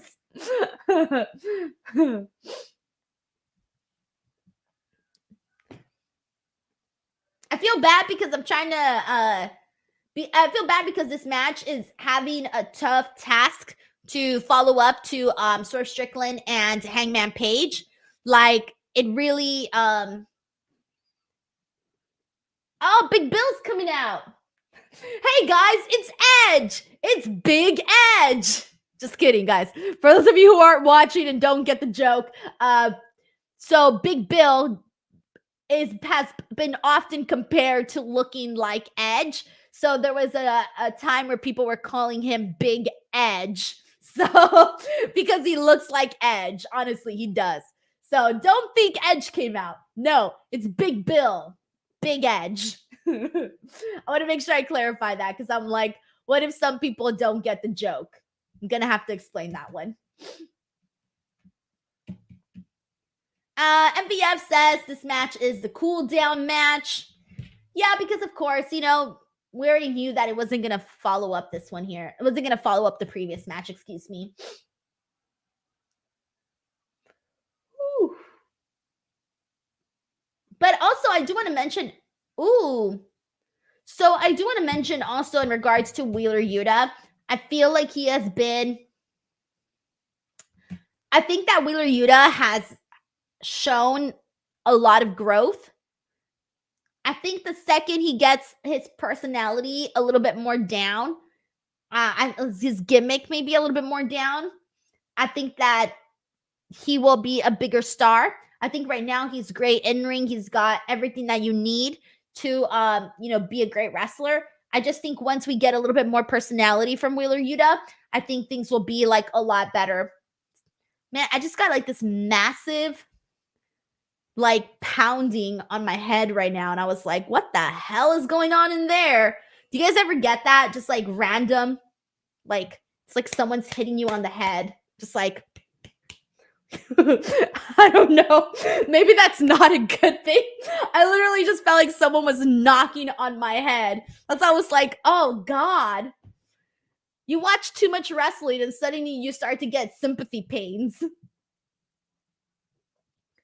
Let's see what else we got here. In the meantime, send in your comments, guys. This match has been okay. Like someone mentioned earlier, it's a little bit of a cool down match. So I don't have too much to say just yet on this one. Rally Cap says, you good? It just happens randomly, you know? Sometimes you just get like weird things that happen to you and you're just like, oh shit. Is it over? What's happening here? All right.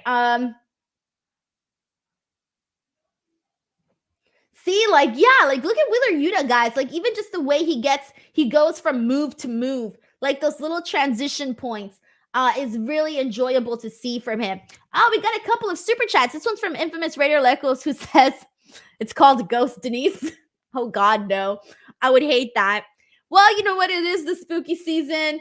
Maybe there's a ghost floating around. He's the one who knocked down my coffee yesterday because I don't remember knocking down my coffee yesterday, guys. I just looked and it was all on the floor. Like, I don't remember knocking it down. So maybe there is a ghost. Knocked down my coffee. Punched me in the head. I don't know.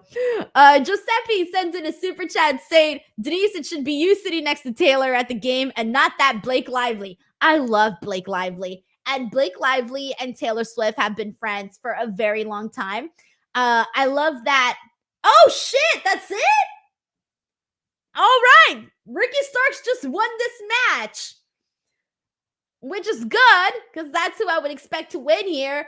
But I feel like it just kind of came a little bit out of nowhere for a second. But maybe it's because I was kind of not like really too invested in this one. But like we mentioned earlier, someone mentioned, MVF mentioned it earlier. It was a cool down match coming off of that Swerve Strickland match. But now I'm wondering how Jon Moxley is going to follow up with this because Big Bill and Ricky Starks are like staring down Jon Moxley here. Yeah, but this was really, really fast though, honestly. So anyways, yeah, I love Blake Lively. She's great. And Taylor and her have been real good friends for years now. She's like one of Taylor's few celebrity friends that have really lasted. Like Blake Lively and Selena Gomez are two of her like longest celebrity friends. Warhammer says vapor rub. Bro, I need to go to the bathroom, get my Vicks. I need to rub my Vicks on my head, rub my Vicks on my mosquito bites. I'm falling apart, guys. Warhammer, thank you so much for the super chat, man. Let's see what else we got here. We got Sinclair who says, Denise watches wrestling, gets concussed. It's like Moxley. He has a match and he bleeds. Oh, man. Oh, my God. Is it time? Guys, I think it's time. Bryan Danielson versus Zack Sabre Jr. They're showing the video package now for this. I think it's time. Wait, is this? I know I saw that they said, I think that they said that the Darby match was going to be the main event. The Christian Cage Darby Allin match is going to be the main event, which is kind of, I get it because Darby Allin, Seattle, and all of that. But in my mind, to me, Bryan Danielson, Zack Sabre Jr. is main event because that is the dream match. That is the match that everyone's like really looking forward to. So it is weird it not being the main event. But whatever, guys, it's happening. It's coming up right now. Let's see what people are saying. Aaron Kane says, please let this match go an hour. Doppelganger says it's time. D. Lara says it should have main evented. Let's see. Captain Batman says, is your name pronounced Denise or Denise? Denise. Like duh and knees. There you go. Denise. 1990K says this should be incredible. Zack Sabre Jr. is coming out right now. Looking great. Daniel Tony says it's time. Let's see what else we got here. Yeah, so Chris Hype says TNT title is main eventing for Edge to appear after the match. Ooh. Let's see. Brandon Rosen says that tells me that Edge is coming out. Darby being from Seattle isn't enough of a reason for that. Yeah, you're right. You're right. Honestly, you guys are right. Yep. Mr. Gonzalez 09 says match of the year and it hasn't even started yet. One second.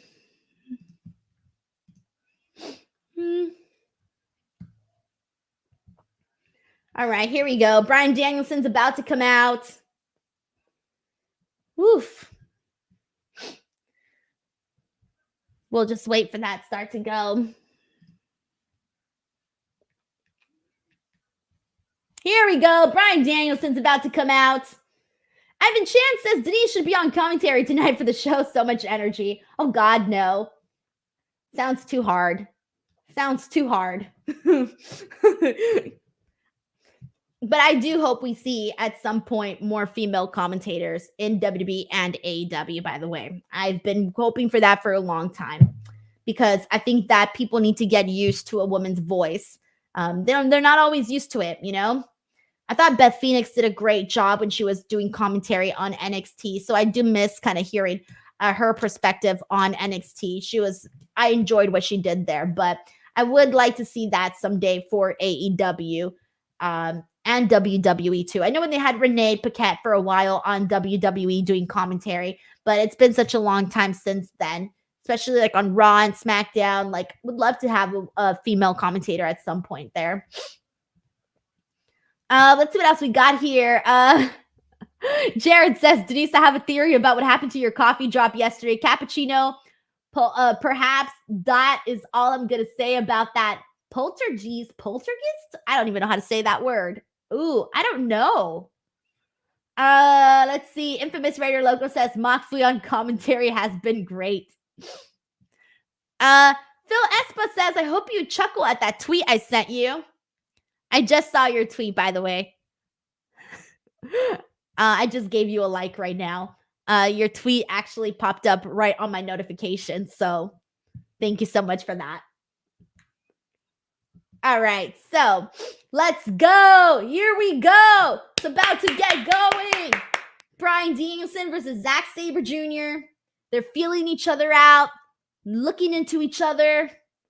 They're both on the mat right now for like a split second.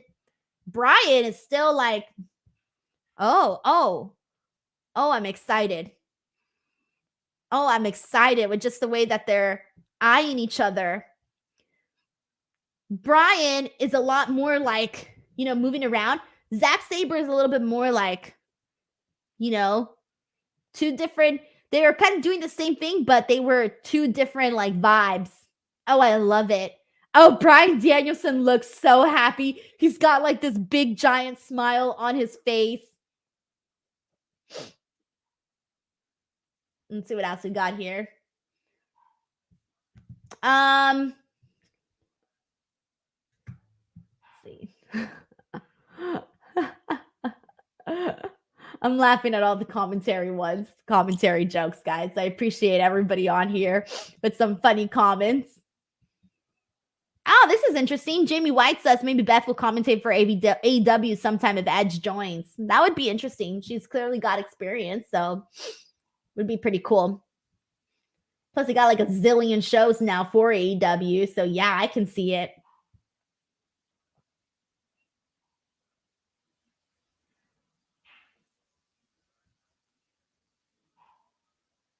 Okay, so right now, oh my gosh.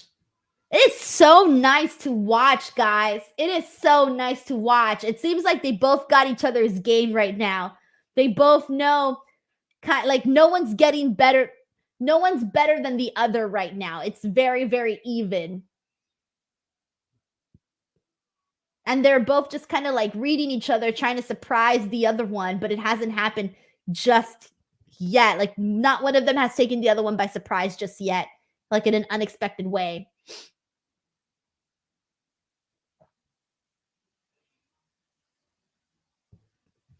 All right, let's see what else we got here. Everybody's pointing out the Seattle Seahawks color. Eric Sun says Bryan is in Seattle Seahawks colors. Base Martian says Seahawks gear is fire. Mike T90K says this is actual wrestling. Yeah, and I love this style because you have to really pay attention to like the little things and more so like the psychology of why they do what they do, what body parts they target. See, like even right now, just just really paying attention to, I guess, like the science of it all, right? How they get from one move to another, how they counter certain submissions, how they get into certain submissions, why they do those submissions. It's all those things that make, Zack Sabre Jr. has always been really great at that. And so obviously Bryan as well. But that's part of the reason I think why people get so intrigued. That's one of the reasons also like Zack Sabre Jr., who's like known for that stuff. It's interesting to see how like his mind, like he's like a mastermind in ways that he like works himself in the ring. And so it's fun to see him piece that all together when you're watching his matches and when you're watching him wrestle. So this is definitely, it's totally different from like, even right now, like they're both flat on their stomach. Their legs are interlocked with one another. And now they're both doing like a handstand. So it looked really freaking cool.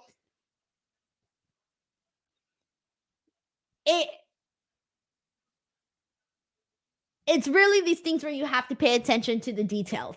Sheldon Jackson says, anytime I see Bryan in the modified Seahawks gear, it reminds me of the gear he wore the night he turned heel on AJ Styles and became WWE champ in 2018. Sheldon Jackson, I appreciate you for sending out here some fun facts about the gear and all of that. I appreciate that. Thank you so much for sending in this super chat. Aaron Kame says, I love this type of wrestling. It's like chess. Yeah, because it's like you don't know why they do certain moves or what move they're going to do next. It's all a strategy type of thing. Yes, I like that way of thinking of it. All right, and we're continuing watching.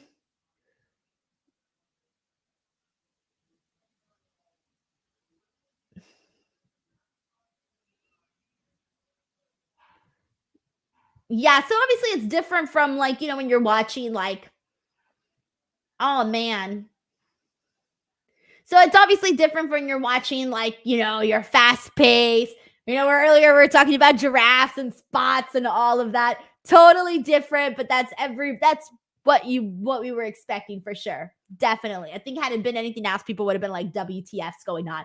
So this is definitely the appeal of this match. The appeal of these two guys working in the ring together because they're so smart. See, like so far they both have basically taken a page out of each other's books in this match. It's almost like anything you can do, I can do it too, That's literally what I'm kind of getting right now from this match.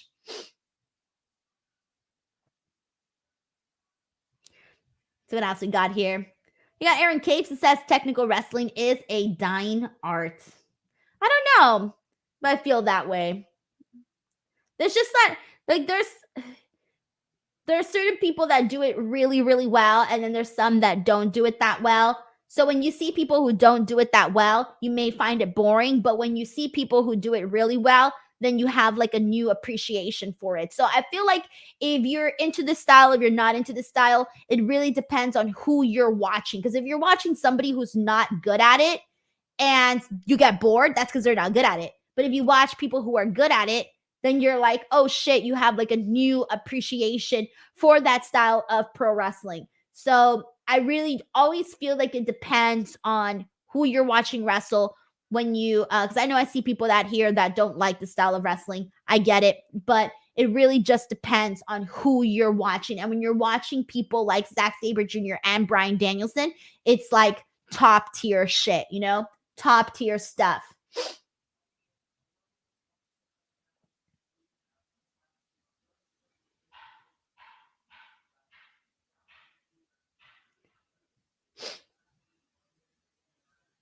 This is a comment here from Morrison's Prophecy who says, I don't think technical wrestling is dying, but it has become a bit of a niche and depends on the company and workers. And this is from Morrison Prophecy as well. Marcus Johnson says, hi, Denise. When do you think AEW will go to Max or have a streaming service? I don't know, but I hope it happens soon. I'm really hoping that it happens at some point next year, guys, because I know Max is doing a lot more they're doing a lot more with their streaming platform. So I hope that they finally get AEW on there, especially because AEW already has, a 4-year library of content. I want to go back and rewatch past Dynamites. I want to go back and rewatch so many pay-per-views because I just have like a memory of like watching them one time. And there are so many things that I would like to go back and rewatch because I haven't been able to. Like everything that I watched that I've loved, saw it once, didn't see it again. It's all just like fading away. And I don't want my memories to fade away. And the only way for them not to fade away is for us to have a place to be able to watch them.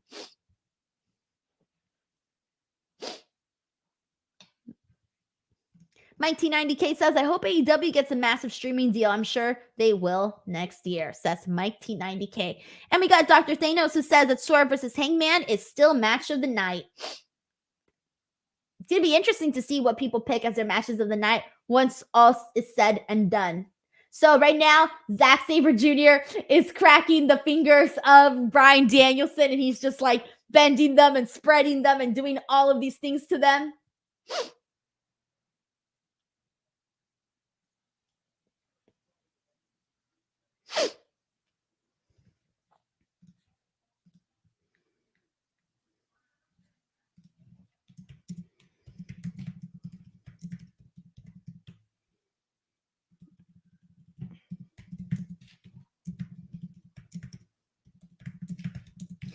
Zack Sabre Jr. just got Bryan Danielson with 2 knees to the face.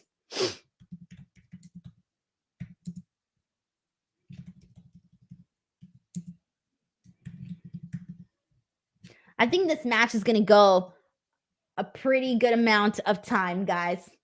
Pretty good amount of time.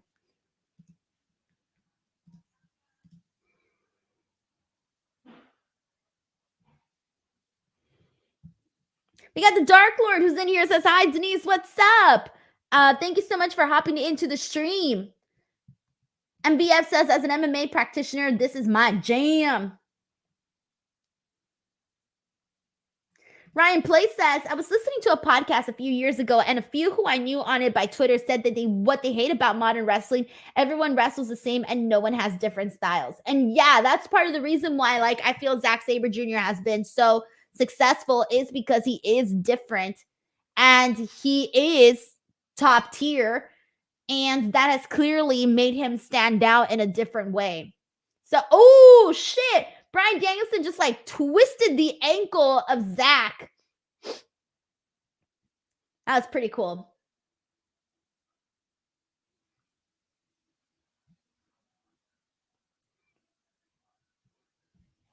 Jesus Vargas says at least Bryan Danielson is getting quality matches. He always does. Bryan Danielson has been talking a whole lot about how he has, it looks like he's kind of been nearing his retirement. He has been talking about it a lot more lately in interviews and press conferences and all of that. And so, I feel like we got to like appreciate the matches that we get with Bryan, because there's going to be a point where he's probably not going to be full time anymore. One of the other things that Bryan brought up in a recent interview that he did was that he feels like he's been getting injured a lot more in matches. He mentioned like how he had to have all of these smoke and mirrors when it came to his match with Ricky Starks because, he was getting injured.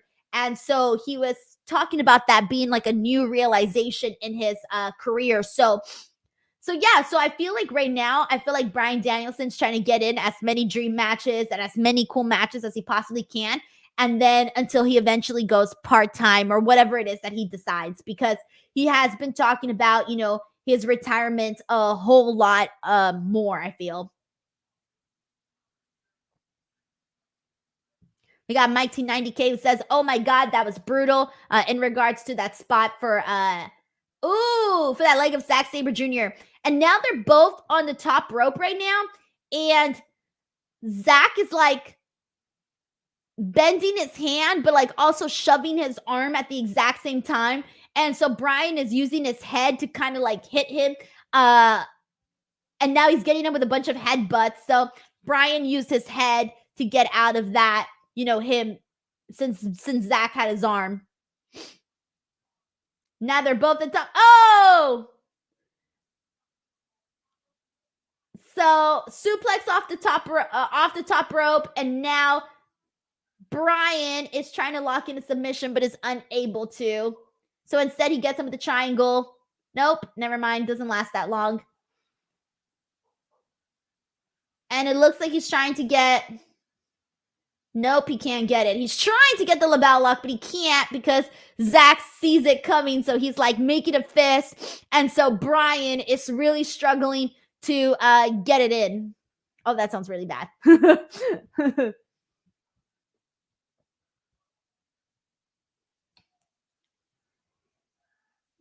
He's really close to the rope, so he got that foot on the rope. All right, let's see what else we got here. I'm looking at the comments. Jake says, did the Julia Hart match come out already? Yes, it was a really good one, by the way. A really good match. That match was very early on in the show. A very good one, too. So she did great, but she lost, so I'm sorry. But still a really great one. All right. Oh, okay, so Bryan's now going in with the yes kicks. Yes kicks again. Zack Sabre Jr. is just taking them.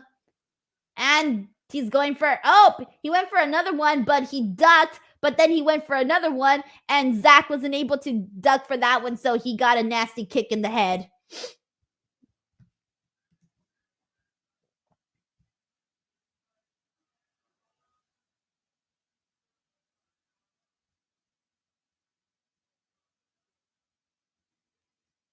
Now, Bryan is stomping the head of Zack Sabre Jr.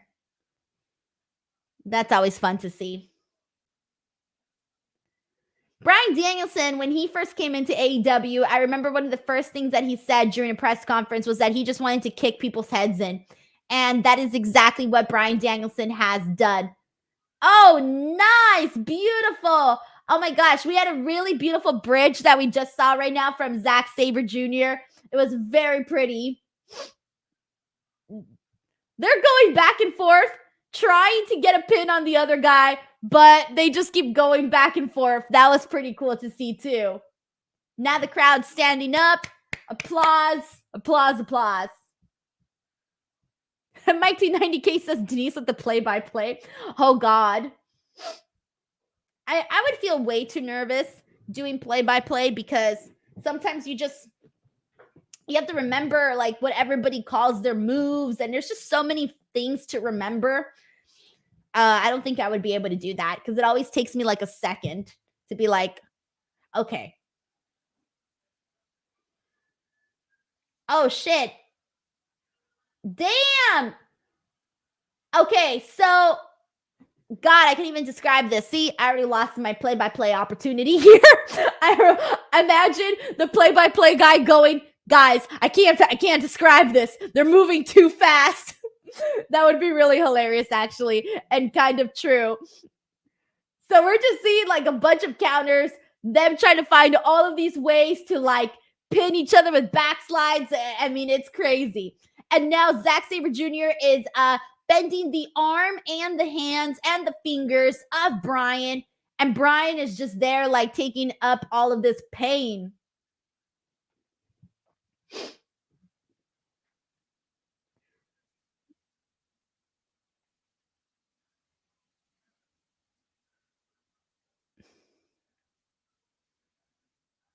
I think my favorite parts of this match have honestly just been like just the flow. Just the flow. That's been my favorite thing of this match.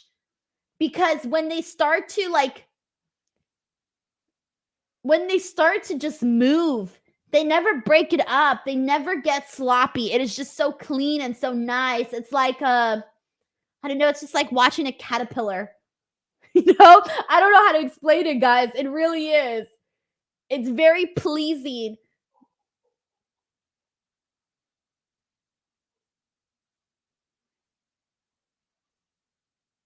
So Zack Sabre Jr. just slapped Bryan twice, 3 times, 4 times, and Bryan is pissed. So now he choked him and slapped him too. Okay, so this is funny. So Zack slapped him 4 times, and Bryan was looking at him like, what the? Did you just do that to me? So he chokes him and he slaps him 1 time and takes down Zack. So he got him with 1 slap, what Zack couldn't do with 4 slaps. And now they're just like kicking each other in the face. What, guys? The Jets tied? What? The Jets tied the Chiefs? No wonder. I was hearing noises in the living room, but I couldn't tell if it was sad noises or happy noises. I cannot believe this. Oh my God. Are they showing Taylor's reaction? What's Taylor's reaction to the tie? Let me know if they show her reaction to the tie. Man, I'm having FOMO, guys. Having FOMO. If I could have one eyeball on AEW WrestleDream and one eyeball on the game and what's happening, that would be great. That would be really great. Oh,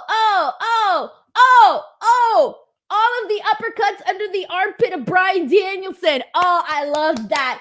So Bryan had his arm like this, and Zack Sabre Jr. just was like hitting him with a bunch of uppercuts right in the armpit. Can you imagine someone getting you with uppercuts in the armpit? Come on, bro. Like, that's gonna hurt. John Doe says Taylor clips will be everywhere tomorrow's anyways. Yeah, I know. They're all over my feed. I see the same clip 100 times, and I always watch them. Mike T90K says Taylor writing another depressing song right now. I love her depressing songs, so I'm okay with that.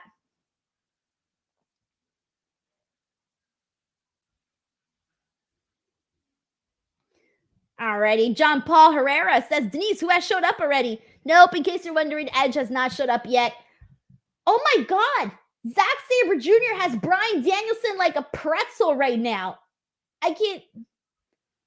He's got both of his arms trapped behind him, but one of his arms is tucked in between Zack Sabre's legs, and the other arm is being pulled by Zack Sabre in this way. So he's got his arm in 2 different positions right now, and none of which look very pleasing for Bryan. So this is what I mean, guys. For these matches, you really got to really take a second and look and see the positioning and imagine yourself being locked in all of these weird ways, because that is, I guess, the best way to kind of show what it is that, you know, the wrestler is doing to cause and inflict pain on the other person.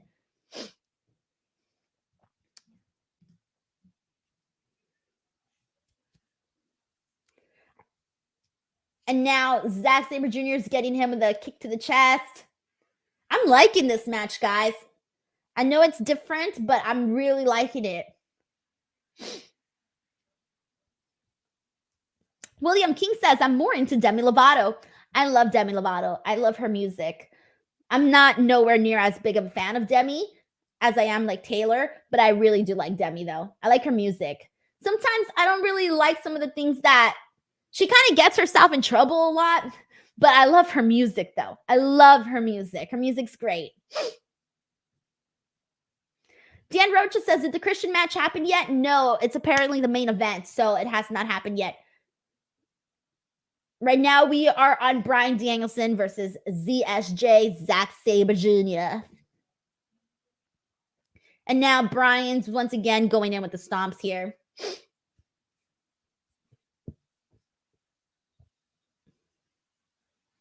Oh, shit.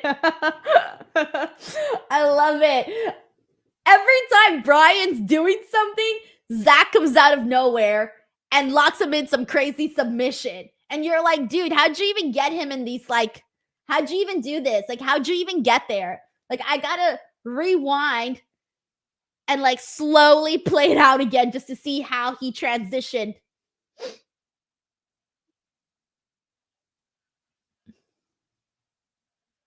Oh, Danielson just got him with the knee to the face. It's a 2 count. 2 count. 2 count. Frantic World says this match is also great. Rally Cap says, if only I could see this. I know, guys. I know.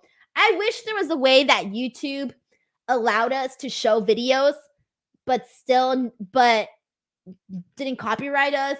But I know that's impossible. So maybe in a way where, like, you still gave money to AEW. Maybe they took, like, partial of my money. I don't know.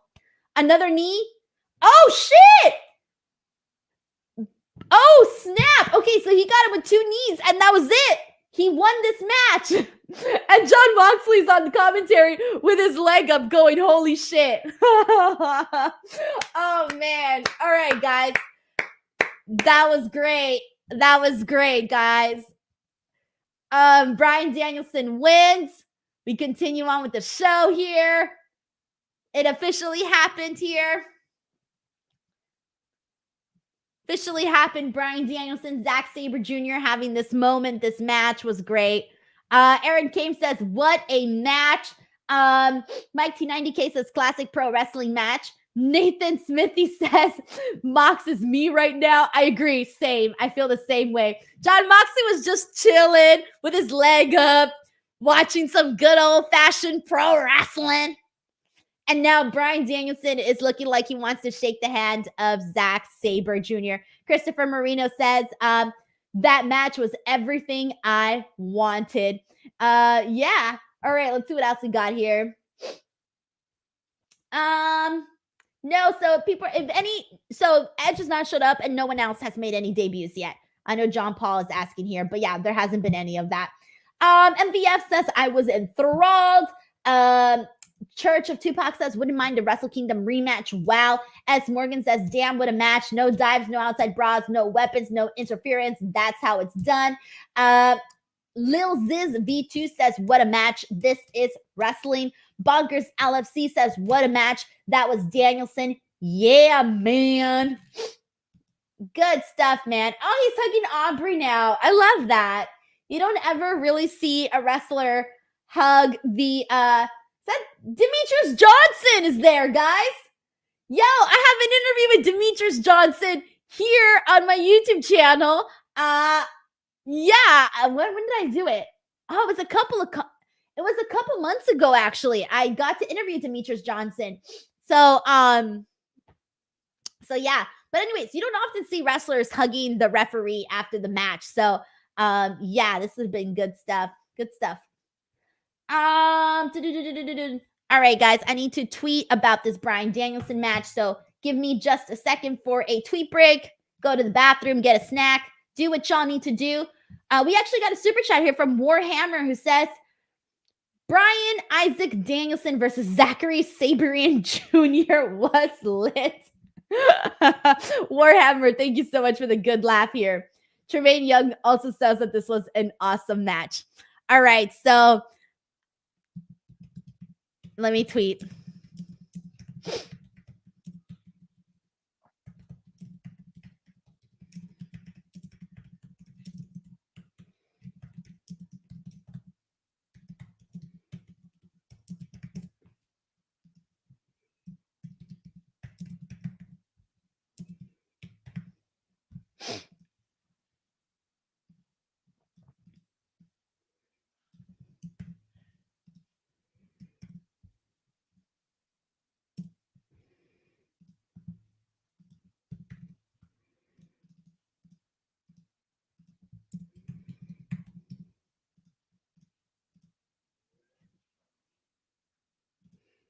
All right, guys, and I am back. Thank you so much for your patience.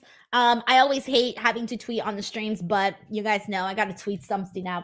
Roger Grayton says, "What are you doing, Step Post? Watching AEW WrestleDream, tweeting, getting updates on the game, having a little bit of FOMO because I want to see Taylor Swift's reactions. I'll look at them later on the Swifty sites. But I can't believe it. Can't believe it. All right. All right, guys. So let's see where we are at in regards to WrestleDream.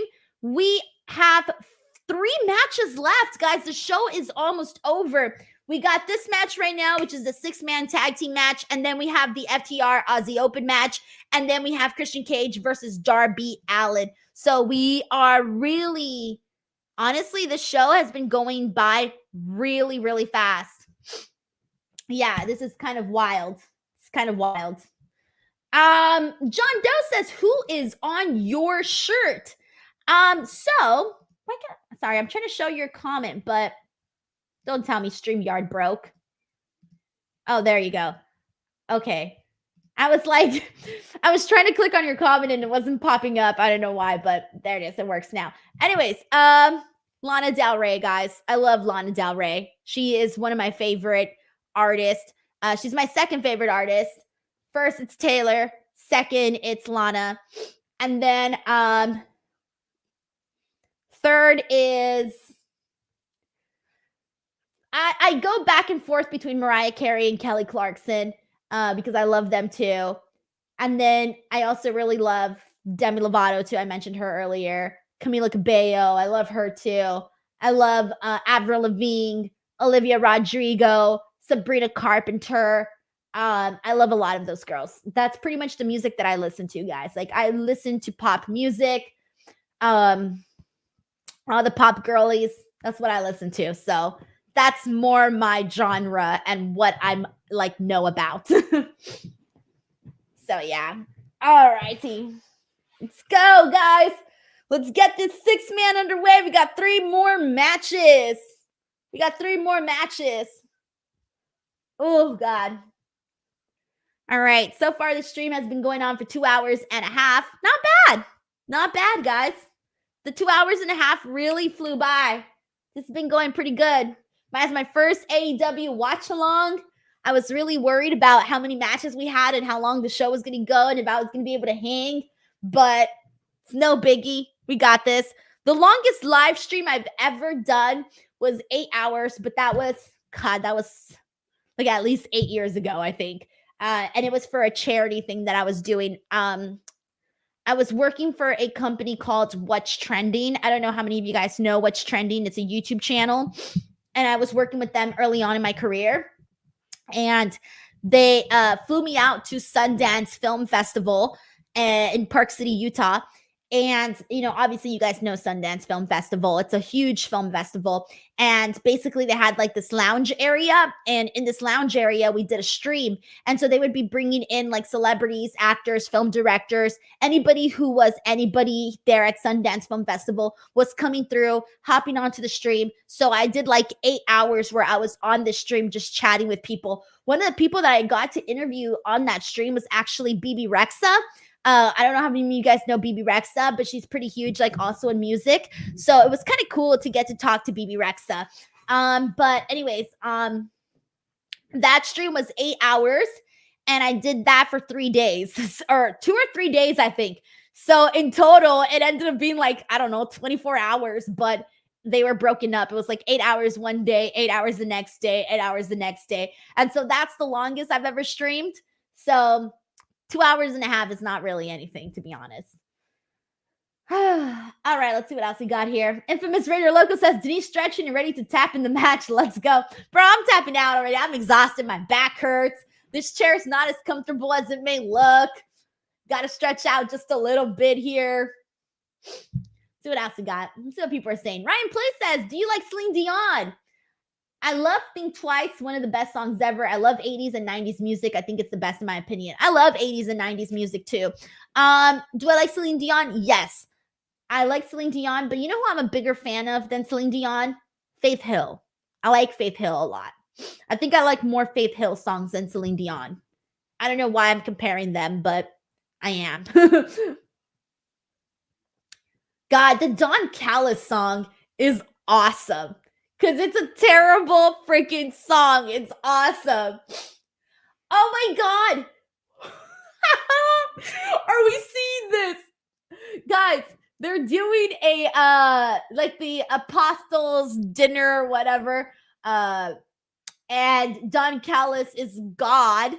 And you have Will Ospreay, Konosuke Takeshita there as the apostles. That's pretty cool, actually. Christopher Marino says, because life gets in the way sometimes, can't watch the rest until tomorrow. Thanks for the awesome watch along. Christopher Marino, thank you so much for tuning in and sending in some love. I appreciate you for even spending a second here. So thank you so much and have a great rest of your day. Thank you, John Doe. The Last Supper. The Last Supper. God, guys. All right. Infamous Raider Loco says, no, they didn't do the Last Supper pick. They totally did. All right, 1 second. All right. We got FU Callis.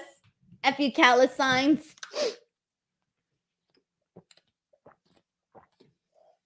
All right. I'm on to the second water bottle, guys.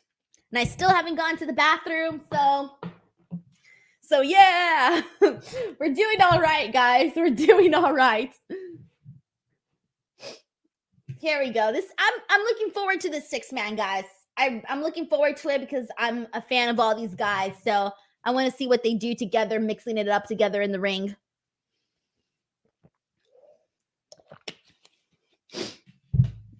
All right. Woof. Russell comes in, says, just tuning in. Did I miss the Christian match? Nope, not yet. You did not miss it yet, my friend. We got a couple matches left. Right now we're in the 6-man. Then we got the FTR Aussie Open match. And then we got the Christian match with Darby. So, yeah. So, we're still good. We are still good. I love the Golden Lovers, man.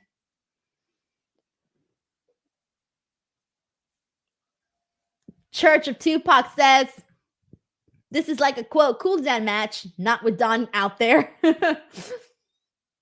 And then we got Yes Boy who says, Will Ospreay always has cool jackets. Here we go. The match, the bell just rang.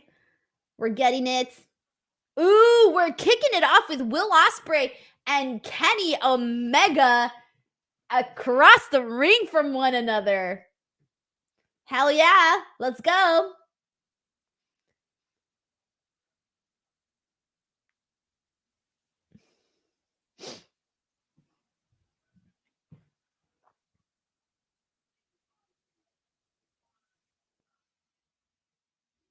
All right.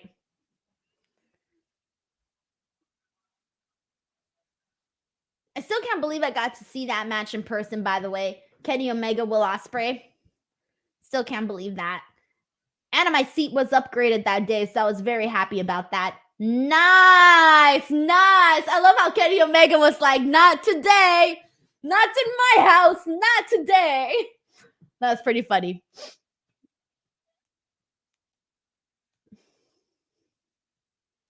Now Sammy Guevara is going in there.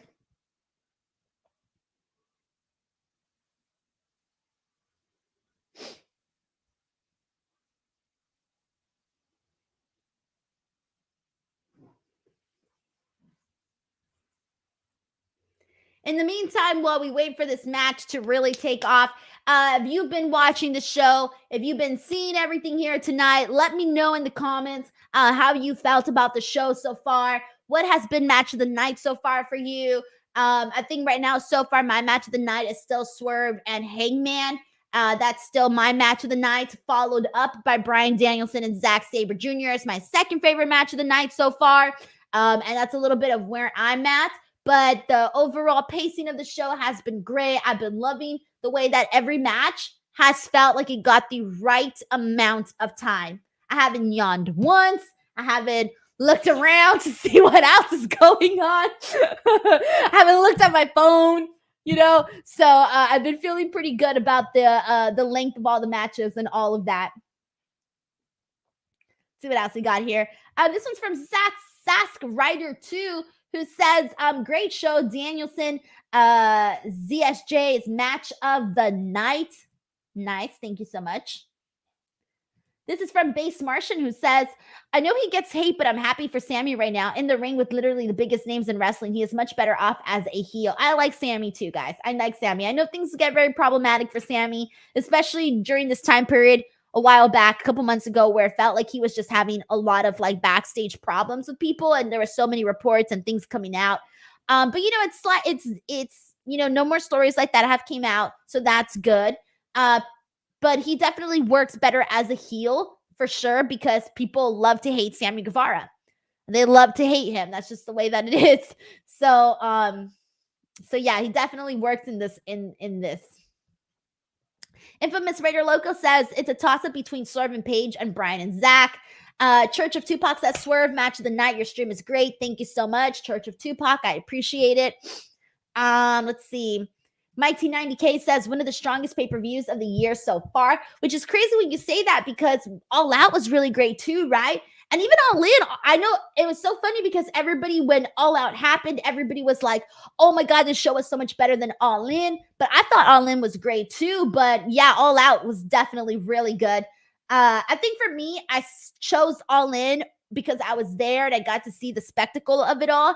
And so being at Allin and being at All Out just didn't compare in terms of like the grand scheme of things when it came to like the environments, the fans, the crowd, the production. But when it came to the wrestling and I think the matches, definitely All Out won in that perspective.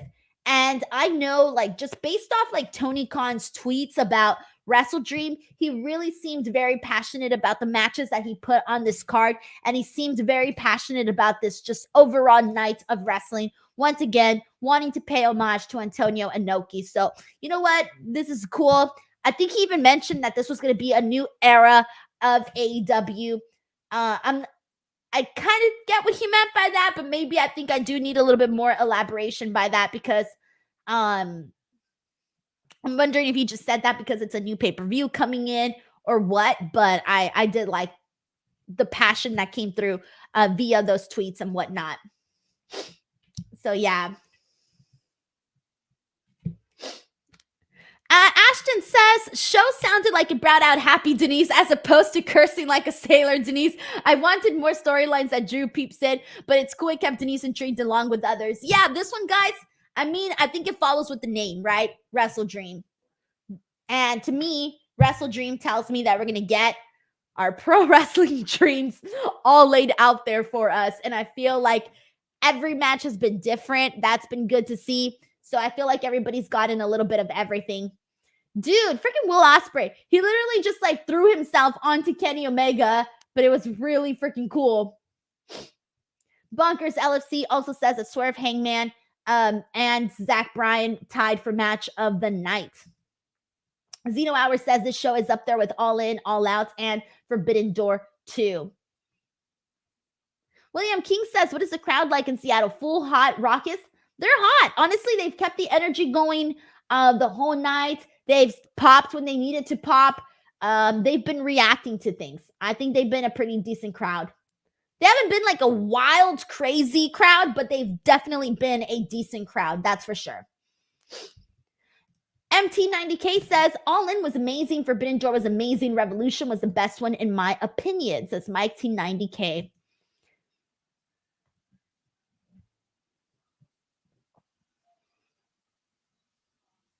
Ooh, guys, we're getting a stare down between Kota Ibushi and Konosuke Takeshita. I liked that. Yeah.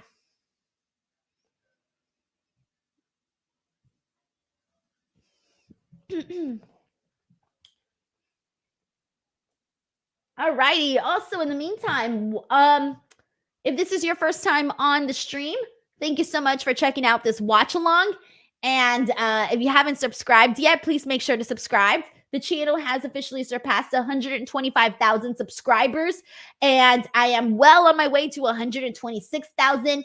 My goal for the end of the year is to hit 130,000 subscribers. There's 3 months left, so I'm trying to make it happen. Hopefully it does happen. So if that is a thing, I'll be very, very happy. Be very, very happy.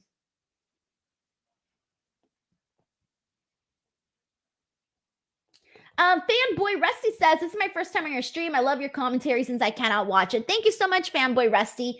And again, I'm sorry that YouTube does not allow me to show the actual stream on here. I always feel bad because I have to reiterate that to people because I don't want people to think that they can watch the show on here. But thank you so much. I'm trying my hardest to like give people information of what's going down, right? Without telling like every single little move, right? So right now, by the way, Will Ospreay, Sammy, Konosuke, and Don Callis were all doing like this chain thing where they were all holding on to each other to give leverage to Will Ospreay as he has Kenny Omega locked in via submission. And he continues it. They're all doing this like chain thing. It's actually pretty cool. It's very unique. I don't know if I've ever seen that before. I don't think I've ever seen that before. At least not that I remember.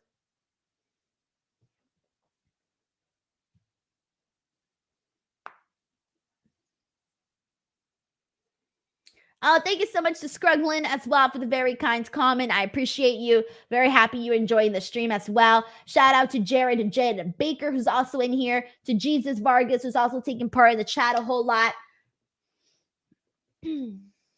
Terrence K. Milford feels that this show has been very good. I agree. I think this has been a very solid show for sure.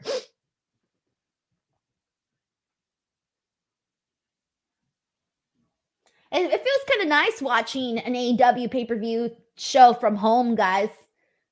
So I don't know if I mentioned this earlier. I know I mentioned it on Twitter, but this is the first show. This is the first AEW pay-per-view that I have not been at live since Double or Nothing 2021. I have gone to the last. Ooh, Sammy Guevara is always doing those high spots, man. He's always doing some crazy shit. I went to 13 straight pay-per-views, guys. 13 straight AEW pay-per-views. That's a lot. It really is a lot. I didn't even realize that it was that many, to be honest. So I officially broke my streak with WrestleDream, but I will be back for full gear. We got a super chat here from MBF who says AEW is turning 4 this Wednesday. Crazy how far we've come since Allin 2018. Anything you want to see on the anniversary show and top 3 Dynamite moments? Ooh, that's really hard because I feel like so much stuff has happened on Dynamite. The first things that pop into my head are all of these different promos that we've seen MJF in with so many different people like William Regal, CM Punk, you name it. Those are some of the first ones that really pop into my head like right away. And then in terms of like, it's so crazy to think that like AEW has already accomplished so much within just a short time period. That was really the thing that when I was at Allin talking to fans, you can watch the video here on the channel, when people were talking about, you know, just being there, being at Wembley Stadium with like over 80,000 people in attendance. It's crazy to think that all happened within just a short time period. So sometimes you feel like there's been more, but then you take a step back and you realize, yeah, it's only been 4 years. Like, it's nuts. All right, so earlier when all the other guys were doing the chain thing, now Kenny, Jericho, and Kota decided to take a page out of their book and they did the chain thing as well. So that's pretty funny, pretty clever. Pretty clever. MVF, thank you so much for the super chat. Sorry, guys. I have like, I don't know what you call this area, but this area down here is killing me. I just came back from vacation and I'm already falling apart.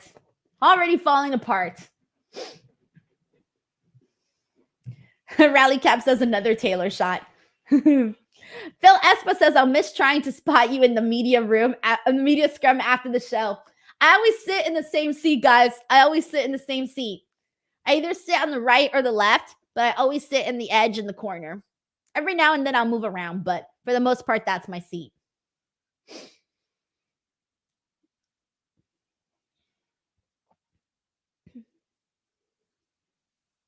Ooh, okay. Double leapfrog by Kota Ibushi and Kenny Omega. This match has been okay. It's been okay. Obviously, it's been building towards like, You just know that the last couple of minutes are really going to go like all out, but it's been okay. 554K sends in a super chat. Thank you so much, dude. He says, share the stream on Twitter X. I recommend all of your content, even if they are like me and can watch all the pay-per-view events. 10 out of 10, play-by-play. Thank you so much, 554K. Oh, okay, so we just had Kota Ibushi do a moonsault to the outside. Jericho do a line saw on the inside to Sammy Guevara. And Kenny did something too, but I missed that part because I was looking at Kota. So I missed that part. But 554K, thank you so much for the super chat as well. Okay, here we go. So Kenny also did a moonsault to the outside to Takeshita. And then Kota did one on the other side to Will Ospreay. And then that's when Jericho did the one to the lion salt to Sammy in the center of the ring.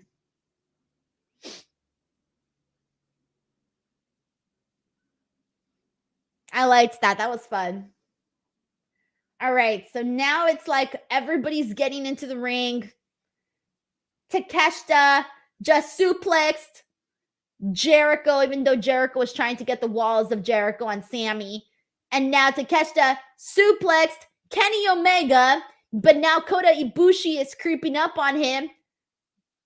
But Will Ospreay gets Kota Ibushi with an enziguri.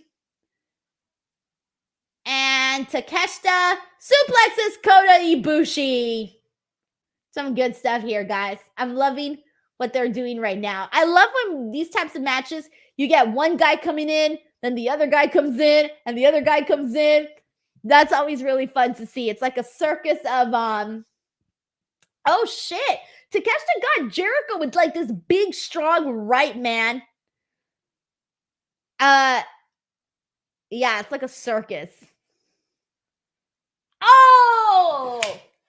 So Will Ospreay and Takeshita accidentally crashed into each other as they were both trying to attempt to get Jericho, but instead they got each other because Jericho moved out of the way. Ooh. Oh, wait, what? All right, Kenny's getting fired up now. He's getting fired up. What's Kenny gonna do? It's like banging on the mat. What's Kenny gonna do?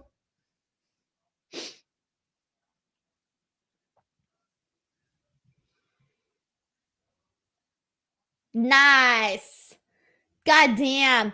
Kenny went over the top rope, landed on, who did he land on? I think it was Ospreay and Takeshita. Yeah, it was Ospreay and Takeshita. Now Sammy and Jericho are back in the ring. Spanish fly from Sammy to Jericho. Going for the cover. It's a 2. I knew that one was going to be a 2. That's why I didn't even get excited. I was like, I know it's going to be a 2. It didn't feel like a, oh, fudge. Oh my God. I was so nervous there for a second. Oh, fucking Sammy. Sammy went for a freaking, oh my God. He went for a shooting star press. And for a second, I thought no one was going to catch him. Like they barely caught him. Hold on, let me watch this again. Oh my God. It looked like no one was going to catch him, guys. But Kenny got him like barely, guys. Like barely got Sammy there. Oh, I had like a little mini of a panic attack. I didn't like, I was seeing Sammy's body come down and like no one there. But then Kenny popped in like out of nowhere. That was kind of crazy. All right, so now we're seeing Ospreay and Kenny. Now they're exchanging rights and lefts, so that's what we're seeing right now. Leo Shaw says close call. Honestly, yeah, that was crazy. They did a replay of it too, and yeah, you can kind of see that he barely made it just to catch him. Mike T90K says this match is crazy. Oh, God damn it, Sammy! Bro! The thing about Sammy is that he just goes for it, dude. He just goes, like, doesn't take a second to, like, breathe. No, he just goes. He did a cutter. He basically, like, launched himself off the top rope to Kenny, did a cutter. It looked pretty crazy because he kind of came at him like a bullet. YT says, Sammy is crazy. This match is really picked up, guys. The action has gotten really good here. This is what I wanted to see from this match. Like, this is what I was waiting for. All right, Sammy just hit the code breaker on Jericho. And now he's going for the pin. Oh, Jericho was like, F no, bro. Not with my code breaker. He kicked out at 1. He was like, nah, bro, it ain't going to happen with my own move. And now Jericho's just hitting everybody. And now it's a 3-on-1 attack on Jericho. I liked that. I liked that Jericho was like, nah. Kick out right away.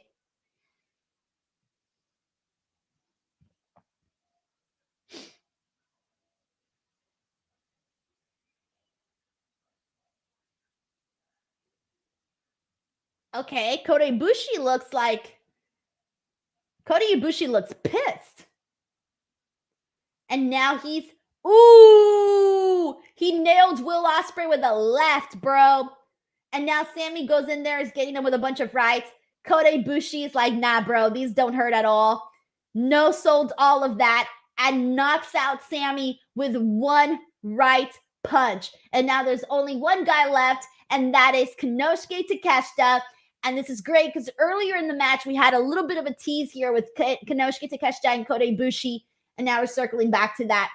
So now both guys are exchanging forearms.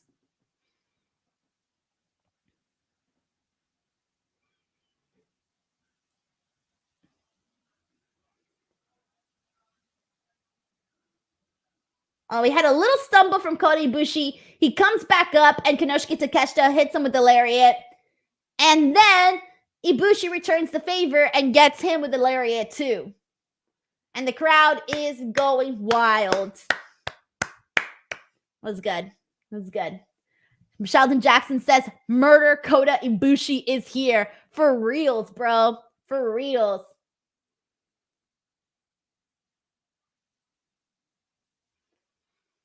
Oh no, what's Sammy gonna do now? Oh, crossbody. Okay. He did a crossbody on Kota and Kenny. And then Jericho came and just kicked Sammy in the head. Kota just lariat on Jericho.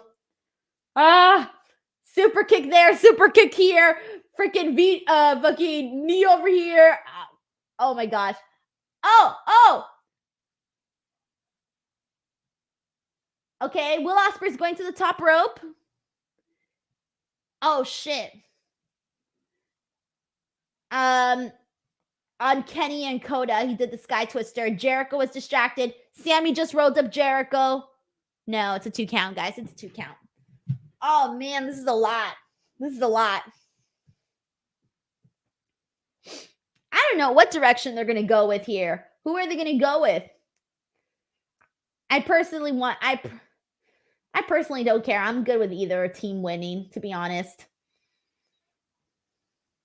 We got Ryan Place who says this match has been awesome. Nick Blue says, whoa. Tremaine Young says, so far this match has been fun. Thank you, David, for updating me here on the score. 23-20 Chiefs over Jets, fourth quarter. Jericho's getting Sammy with a bunch of rights. Hurricanrana goes for the pin. Oh, the referee's distracted. The referee's distracted by Ospreay. So it's only a 2 count for Jericho over Sammy, but he had kind of had him there for a second. Had the referee seen that, it might have been over there. Hey man, Aubrey's out here trying to keep track of like so many men.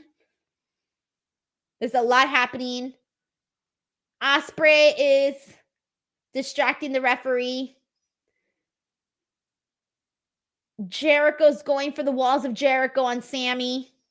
But Don Callis just got into the ring and hit Jericho with the bat. I think this is it. Yeah, because Aubrey was distracted. He got hit in the head with a bat. And Kenny's trying to get into the ring, but Will Ospreay is holding both. Oh, that was kind of lame, guys. I didn't really like that finish, to be honest. I kind of thought it was a little stupid. I'm going to be honest. Because Will Ospreay, I just realized, was not only just holding on to Kenny Omega, but he was holding on to both Kenny and Kota. You're telling me this one man was able to hold on to two men, and those two men were not able to fight out of it to break up the pin? I couldn't buy that one. All right. Sorry, guys. Great match. I did not love the ending of this match. The ending of the match, I had to suspend my disbelief a little bit here. I don't like when I have to do that. So this is the only finish that I have not liked on the show. I just didn't think that the finish was great. But everything else before that was awesome, was enjoyable. But anyway, so we got Will Ospreay, Sammy Guevara, and Konosuke Takeshita getting the win here. Let's see what else we got here. What are people saying? Kind of the same thing a little bit. Aaron Kane also says the same thing about the finish. Yeah, Chris Hype says not all endings can be winners. No edge just yet, guys, for those of you who are asking, but we still got 2 matches left. We have FTR, which is FTR versus Aussie Open, which is happening right now. They're previewing the match right now with a video package. And then we got the main event, which is Darby Allin and Christian. Woof, I'm getting tired, guys. Got to get the energy up. Let's go. We got to get the energy up. Oh, man. I would have really liked if we were going straight to the main event right now. I wonder how long they're going to go with FTR Aussie Open. Because I really like FTR Aussie Open, and I know they're going to have a good match. But I know that we could have probably also seen this on another pay-per-view. Getting a little tired here, but it's all right. MVF, Most Valuable Player, says, the problem is Jericho can't lose clean till Sammy. Yeah, can't wait to see that part when that officially happens, if it does. Joel Thomas popped into the stream, says, hi, everyone. Hello to Joel Thomas. Thank you so much for popping in. Let's see what else we got here. Rally Cap says, woo, 2 more matches. Andrew Tam says, Denise, any women's matches tonight? Yes, we had Kris Statlander and Julia Hart, and they had a phenomenal match with one another that got this is awesome chants from the crowd. So it was a really entertaining matchup. Julia was great. Kris Statlander won, but it was still a really great match. Let's see what else we got here. Yep, and I agree with Mike T90K, who says Aussie Open is a legit tag team. They are great. And also says it's going to be a badass match. I feel like standing up and like running around the room, you know, just to get the energy back up. But we're doing this. All right. All right, in the meantime, while the entrances are going on, we still got FTR coming out. Friendly reminder, guys, that I will be back to podcast this entire week for my normal schedule. On Tuesday, I will be here to chat about NXT. Of course, it will be the fallout from NXT No Mercy. Wednesday, I will be here with Righteous Reg, and we will be talking about AEW Dynamite, and that's going to be the anniversary show, so that should be very fun. Friday, I'll be here for Friday Night SmackDown. And then Saturday, I will be here to talk about AEW Collision. So it will be a loaded week of streams if you guys want to come in and hang out. Also, I have so many videos. If you guys haven't checked them out yet, I feel like YouTube's not promoting my videos as much as they promote my live streams, so it kind of bums me out. But if you haven't checked out my videos, there are so many new ones. I did a Q&A video. I did an interview with Chris Van Vliet. I did an interview with Brandon Thurston where he breaks down the business side of pro wrestling. So it really breaks down ratings, what to look for, do they matter, why do they matter, to whom they should matter to. And the interview with Chris Van Vliet, we talk a lot about YouTube. If you are a content creator, if you're even interested in that or just wondered what that is all like, we really break that down a whole lot. I also ranked every single wrestling t-shirt that I own. That was a very fun video, and it was not fun folding up all those shirts afterwards. I kind of hated that part of it, but it was still a very fun video. And there was a couple more that I did. So make sure to check those out. Those are all up right now. Those have all gone up within the last 12 days. So there are at least like 10 new videos that we did up there. All right, guys, here we go. FTR versus Aussie Open. Bell just rung and the match is getting started. And we are going. All righty, here we go.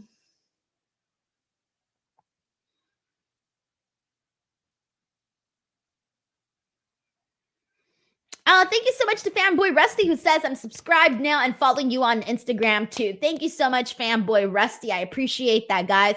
I always hate posting on Instagram.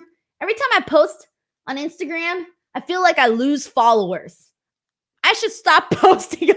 When I don't post on Instagram, I gain followers. It's really weird. I don't know the science of Instagram, but whatever. Facebook's doing really well for me right now, though. Facebook's doing great.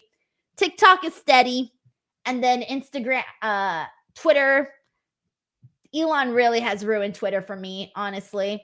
It's still going well, but it was going a lot better. I think that it's definitely a lot harder now to grow on Twitter. But I still love Twitter. It's my favorite social media app, so I still use it very, very passionately because it's my favorite app, my favorite social media app.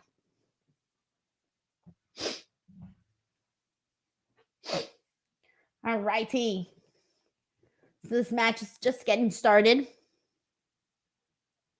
We got a super chat here from a Church of Tupac. Thank you so much, Church of Tupac, who says, just showing support. Thank you so much. I appreciate it, man.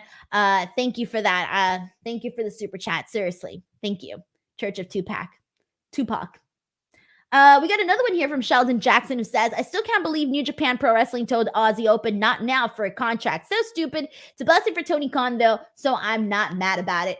They were better off, and I think maybe even New Japan knew it too, guys. I think they knew it too, that Aussie Open was going to be moving on to AEW. There are certain people where you can just tell what their natural next step is going to be. I mentioned that earlier with Jade Cargill. It was clear that her next option was going to be WWE. For Aussie Open, it was clear that that next stop, that next destination for them was going to be AEW. And they had already done a couple of appearances, had a couple of matches on AEW. I really felt like it was all just basically coming together. And yeah, they've been such a huge addition to the tag team division as well. So I feel like, yes, Tony Khan definitely lucked out with getting Aussie Open on their on his roster. Thank you so much to Sheldon Jackson. All righty. Mike Jr. says, what's Mercedes Monet's next stop? I'm guessing AEW, guys. I feel like at this point it has to happen. And they talk about her so much on the press conferences and stuff. They've talked about Mercedes so many times.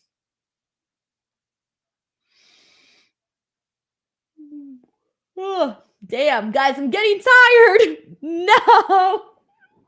Oh no. All right. Oh man. I think they had maybe one less match, which is crazy too though, because the pacing of the show has been great. Like all the matches have gone by really fast, but I think I'm finally starting to feel it a little bit where I'm like, oh shit. Feeling a little tired. But let's see what we got here. Dr. Thanos says this show needs something shocking.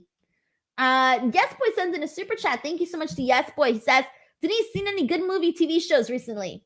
Yes. Actually, I saw a bunch of documentaries. I watched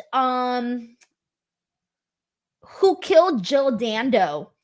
So that's a new documentary that came out on Netflix about the very famous British presenter Jill Dando. She was assassinated in her home, there's so many details, but I'm just summarizing it very quickly. She was assassinated in her home. She just gotten out of her car. They do not know who did it. And the whole documentary basically explores that. Who Killed Jill Dando is a very good documentary, and it will help you thinking of all of these different things of what could have happened, what really happened to Jill Dando. I watched that one. I also recommend Vatican Girl. Vatican Girl is about this young girl named Emanuela Orlandi, and she was kidnapped, abducted. She disappeared, and she lived in Vatican City. And basically, her disappearance ended up being this like big, massive cover up that included the Vatican Church and Even the Pope was in on it. I mean, there's just a bunch of different stuff.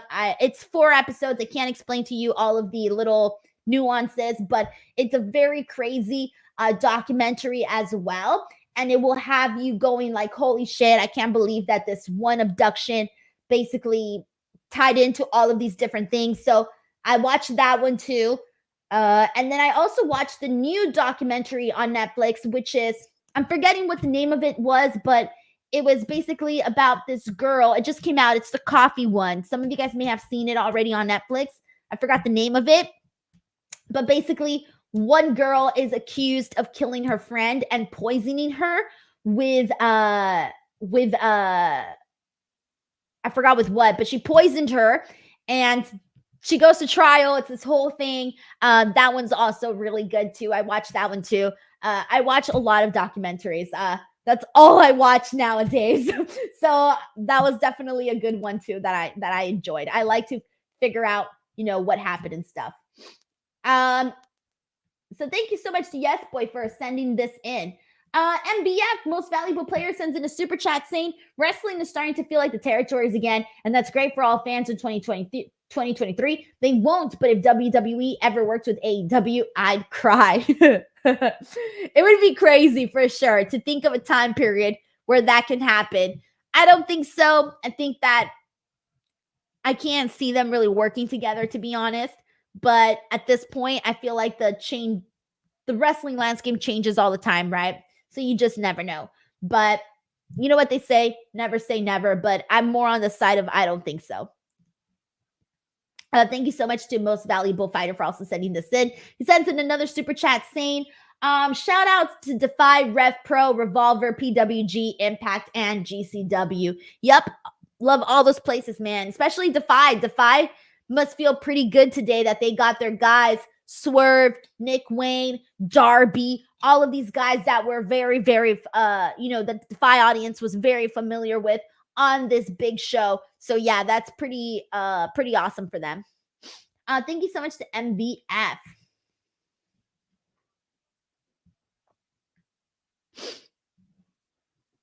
Ryan Play says, Denise, do you think Riddle will go to AEW, but like doubt Rio and Skrull? He's very controversial star, very talented though. I don't know, guys. All of the situations are different. Matt Riddle from Marty Skrull to Alberto Del Rio, all really different stories, really different stuff.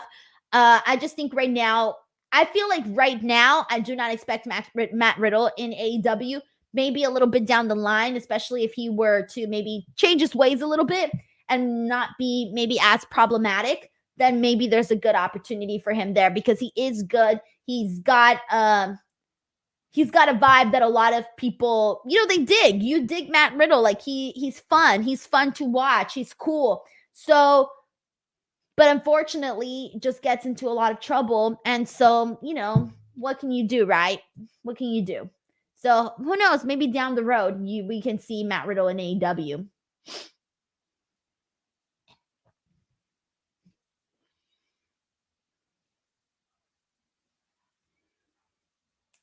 All right. We are still on FTR Aussie Open. This has been a steady match so far. Nothing too explosive just yet, but we're building towards it. You can feel it. You can feel them building towards it. You can tell they're going a little bit. They're going to go a little bit longer, maybe.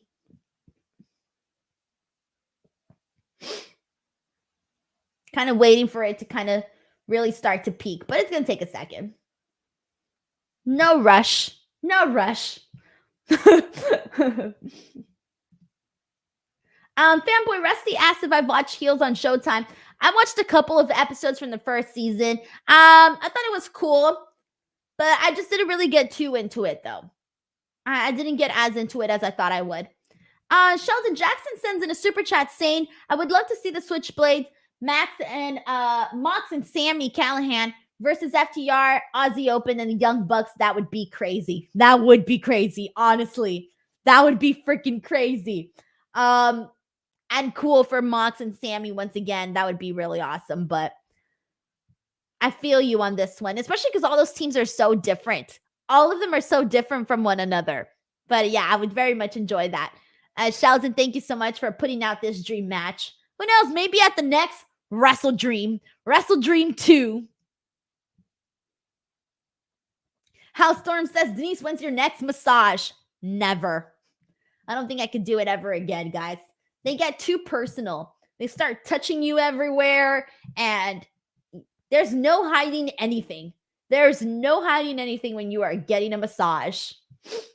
Eric Lewis says, oh man, I loved heels on Showtime. Jake E. Austin wants to know if this is the last match. Nope, we got one more afterwards, which is the Christian Cage Darby Allin match. Nathan Smitty says, I loved heels. Hate that it got canceled. That always happens, huh? Anytime you get really into a show and then it gets canceled. There are plenty of shows that I've enjoyed that got canceled. There was one that I really liked. Forgot the name of it, but it was with Bella Thorne. And I was so pissed when that show got canceled. Like, super freaking pissed. Because I was so into it.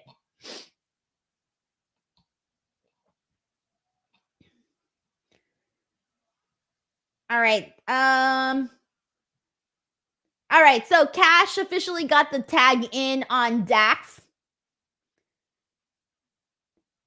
Dax is going in on both Mark Davis and Kyle Fletcher with a couple of rights. Dax is kind of picking up the speed a little bit for this match right now. So this is about the point where I was expecting it.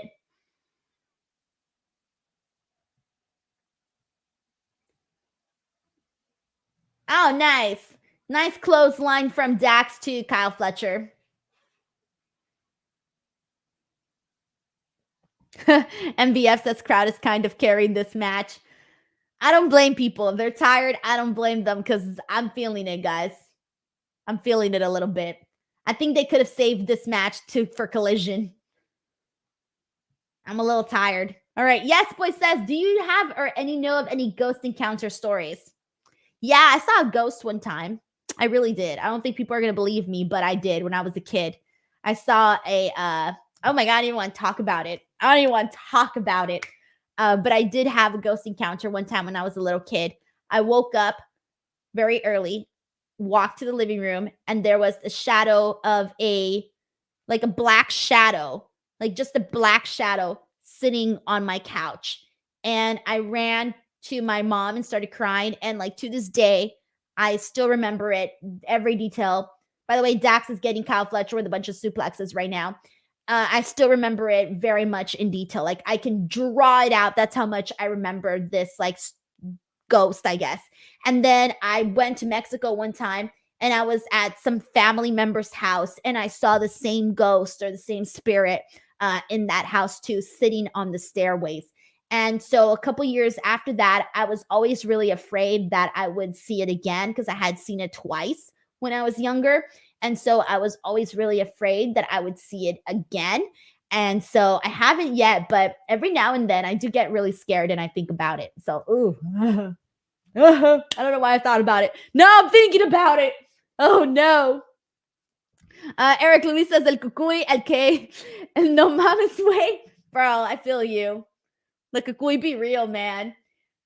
Also, I feel especially when it comes to Hispanic culture, Mexican culture, I think a lot of people, we believe a lot in that stuff. Oh shit. Okay. I thought Mark Davis had it there for a second. So you believe a lot in, ghosts and spirits. And, I know a lot of people that if you talk about this with them, they will have a story for you. They will tell you how their house is haunted, right? So I know a lot of people that will claim that they either saw a ghost or that their house is haunted. And I believe it. I really believe in that stuff. And it spooks the hell out of me. Spooks the living Lord out of me. Ryan Play says, Denise, could you stay up until 4 or 5 a.m. if it was US for a pay-per-view? No. I would wait till the next day. Oh. Not okay. Dax hit a power bomb on Kyle Fletcher. Went for the pin. It was a 2 count though, but it was pretty impactful. That was cool. That was cool because he first got him on the rope and then down to the mat. So it looked very cool visually.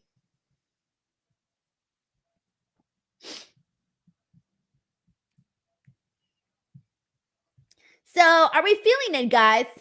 Are we feeling this match right now? How are we feeling? I think this match, look, this match is not bad. It's just that it's been a long night. It's been a long night. Nice. Okay, so we just saw. Oh, okay. So we just saw Mark Davis get was it Dax? Yeah, I think it was Dax. It was Dax with a kick to the chest as Kyle Fletcher had him up in his shoulder. Sorry, it was Cash Wheeler. Excuse me, it was Cash Wheeler. And then went for the pin, but it was another 2 count though. All right, we got people saying Rally Cap says it's aight. Jared says it's good. Daniel says this is a collision match, not a pay-per-view match. That's a little bit of where I'm at too. Like they could have saved this one for collision. Tremaine Young says it's good. Oh, Fern Tink says he's never been a fan of FTR. I like FTR. I would be hard for me to say I'm not into FTR, only because they've had some really great matches. Like most recently, their match that they had on Collision with Bullet Club Gold was freaking great. They went a whole hour. It was tremendous. Obviously, their work with the Briscoes, their 3 bouts with the Briscoes were, unforgettable when you think about just a trilogy of work that they did together.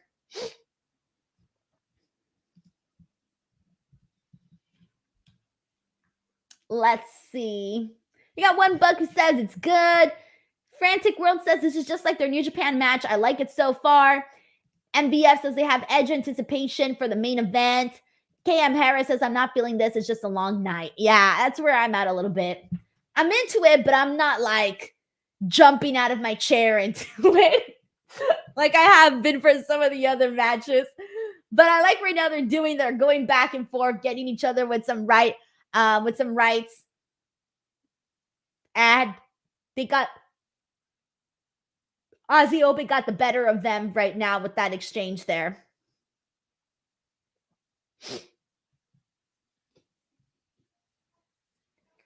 Let's see. Ryan Play says, I still think FTR's best matches was with DIY. All-time great matches.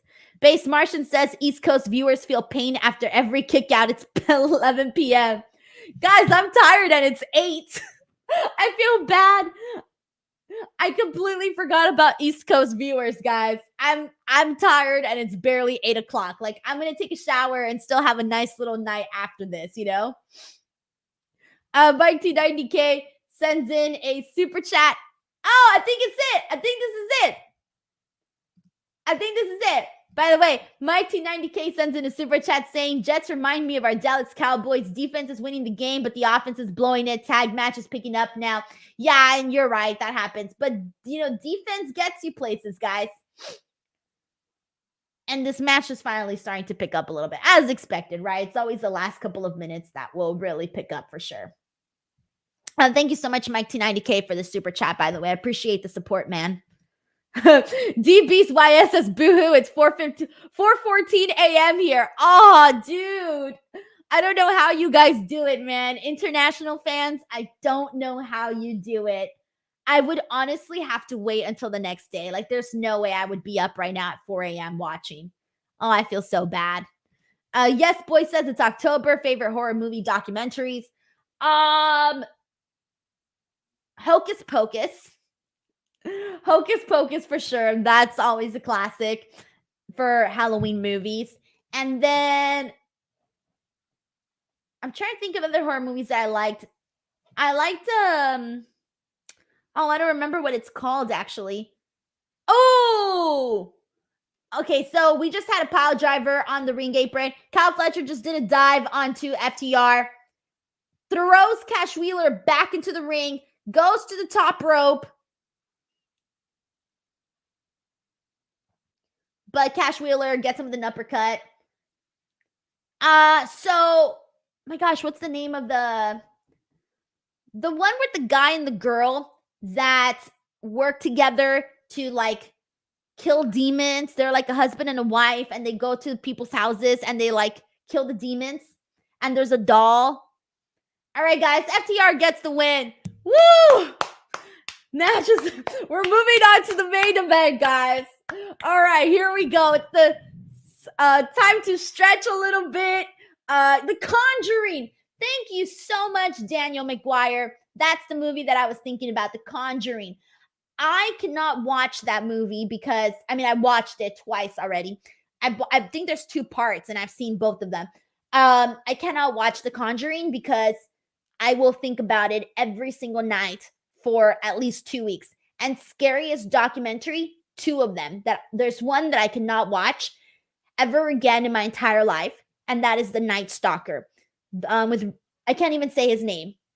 I can't even say it. The Night Stalker on Netflix. Scariest documentary ever. And then the other one is The Golden State Killer. I think that one's on Hulu. Nightmares for at least 2 weeks too. My nightmares always last 2 weeks, guys. Night Stalker, Golden State Killer, scariest documentaries I have ever seen. I want to cry. I want to cry thinking about it.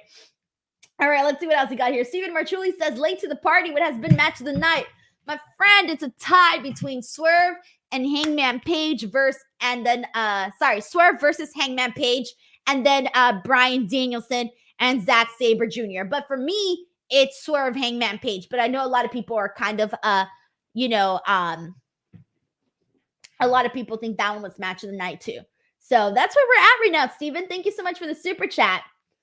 Yes, JJ says Ed and Lorraine Warren. Yeah, those are the couple that do the Conjuring one. Oh, now I'm so scared. I don't know. I'm thinking of the scary stuff now. All right. I'm reading the comments here. Yeah, guys. Jason X Krause says I was a kid when the Night Stalker terrorized LA. I know all about it. I can't even think about it, because if I think about it, I will just like not sleep. I'll be so scared to like even walk down the hallway. Oh, man. All right, guys. So the Chiefs did win as expected. What was the final score? Someone give me the final score for the game. Eric Lewis says, I can't watch La Llorona because the stuff with won't haunt me. My abuelita always said to respect that stuff and to stay away. Oh, dude, I believe in that stuff. I know all about that. No way. No way. David Saldivar says the final score was 23-20. Dude, 23-20? Yeah, that's not like bad. Honestly, I thought they were going to get out. They were going to freaking get killed freaking by the Chiefs, and they didn't. You know what? Look at the Jets. Look at them hanging on, guys. Look at them hanging on by a thread. By a little thread. Hanging on by a little thread. All right, guys, here we go. Main event time. Let's go. 2 out of 3 falls. We got Christian Cage versus Darby Allin for the AEW TNT Championship. 2 out of 3 falls. Will we see Edge? We should be finding out within the next, I don't know, maybe 30 minutes or so. Let's go. All right. Leo Shaw says, do you suddenly become a detective while watching those docs? I feel like we all do, right? We all start to see which theories we believe in, who we believe in the most, because they always have like experts and obviously the detectives and people like that on the show. So you start to like formulate your own theories. All right, who do we have here for the win, everyone? Are we expecting Christian Cage to retain? Are we expecting Christian Cage to retain? Or are we expecting a new champion in Darby Allin? What is your prediction here? I truly do not know, to be honest. I don't know if at the end of the night we're going to have Darby, standing proud with the TNT Championship. Or if we're going to have Christian retain and continue his continue the madness that has been Christian Cage, even though it's weird because he just obviously became the TNT champion, but even before that, he was already holding the championship belt, like acting like it was his. So it almost feels like the entire time it was Christian, even though it's only been like the latter, the last couple of weeks. All right, here we go. So this is what people are predicting. We got WB Hot Boy BG who says Edge helps Christian Cage. Daniel McGuire says Christian with help from Edge and Gangrel. It's the BD. I messed up. Sorry. It's the BD says Christian Cage retains. Jordy says Darby wins. Alexander says Christian retains. He's elevated that title. Sam Boot says Edge helps Christian. Juice Buck says Edge helps Christian. Phil D says new champ, no Edge, but who knows? Church of Tupac says Christian win, assisted by Edge. We got a super chat here from infamous Raider Loco who says if Edge comes out, how for Christian or against? I think it would be crazy either or. Like if he helps him out or if he comes out and it's like, I'm sick of all the shit that you've been doing. I'm sick of you trying to, be mean to everybody who has a dead father, things like that. So I can see it for or against, to be honest. MBF, most valuable fighter, sends in a super chat saying Christian Cage, a constantly undervalued legend. Darby Allin, the most loyal AEW original. A main event singles title match. Applause, applause, applause. Christian Cage, I feel at this point we're having more of the conversation of who are you a bigger fan of, Christian Cage or Edge? And there's a good amount of people that are always selecting Christian. I'm that person now, by the way. If you ask me Christian Cage or Edge, I'm going to say Christian. And I wasn't always that person. I really wasn't sure how I felt about that. And then it wasn't until recently where I was thinking and looking back and going, damn, I'm actually a bigger fan of Christian and I didn't even realize it until like way later. And yes, Darby Allin is very AEW loyal. So that's nice to have. All right, Tremaine Young says he predicts Darby Allin to win. Let's see what else. Heather predicts Darby with the help of Sting. One Buck says, how's your father? I still can't believe Christian said that. When he popped into the media scrum and said, how's everybody's father feeling? It was one of the funniest things. Someone has a sign that says Christian Cage still a better dad than mine. That's awesome. That's so funny. Oh, how cute. Darby just gave his skateboard to a little boy that had the Darby face paint. That was very, very cute. Very cute. All right, here we go. Main event time. Ring that bell. Christian Cage is kissing the belt. Give it a little kiss. Darby's face paint looks extra cool.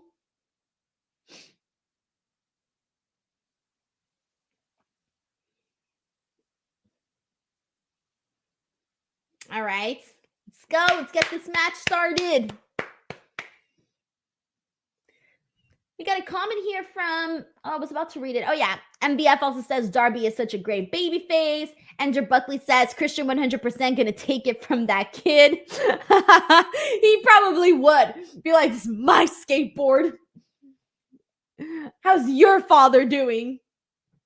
Oh, how cute. They're showing all these little kids in the crowd going crazy for Darby.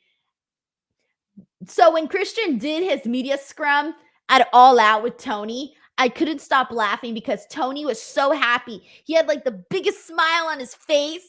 And then Christian right next to him was like, he had the world's most angriest face ever.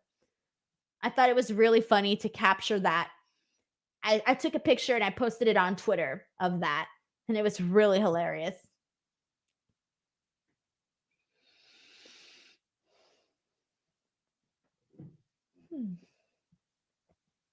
All right, come on, let's go. All right, here we go. Match started. This is it. 2 out of 3 falls, everybody.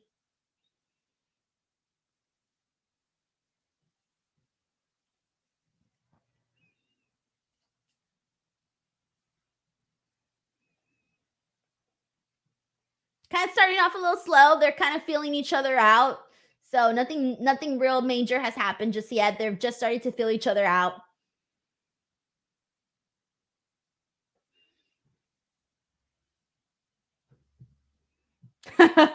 So Darby threatened to slap Christian Cage in the face, and Christian like completely cowered and was like protecting his face.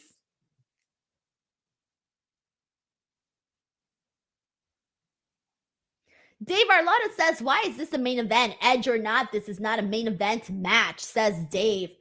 Well, that's the only thing that I can think of is Edge. Edge being the reason that this is the main event match. But to be honest, to me, the main event should have been, in my opinion, Bryan Danielson and Zack Sabre Jr. Because personally, I think that's what sold the pay-per-view. I think that's why people bought the show, was to see that match. But who knows? I could be wrong. But that's just what it feels like to me. Because I knew that I was going to tune in for this match. Literally just, tune in for this show. Literally because you could not miss Bryan Danielson and Zack Sabre Jr. Mike T90K sends in a super chat saying, remember when Vince wouldn't push Christian because he said Christian's face looked like a blue dot? Alameo, crazy old man. What can I say? Vince has some crazy reasonings for things, some crazy reasonings. The man doesn't like sneezing, doesn't like people sneezing, which I don't blame him on that one because I don't like people sneezing either, but it's natural and it happens. All right.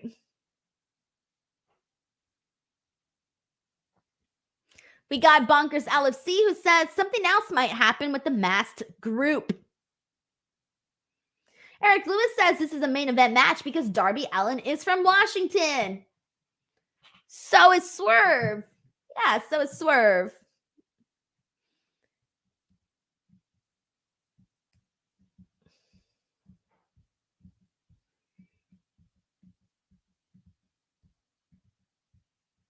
All right.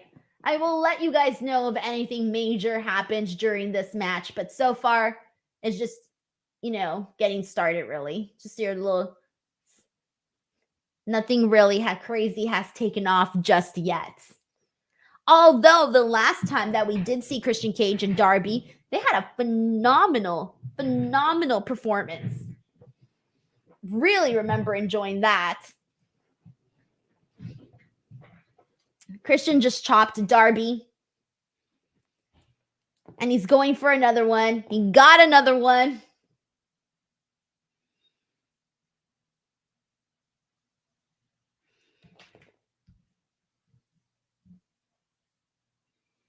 See what else everyone's saying here.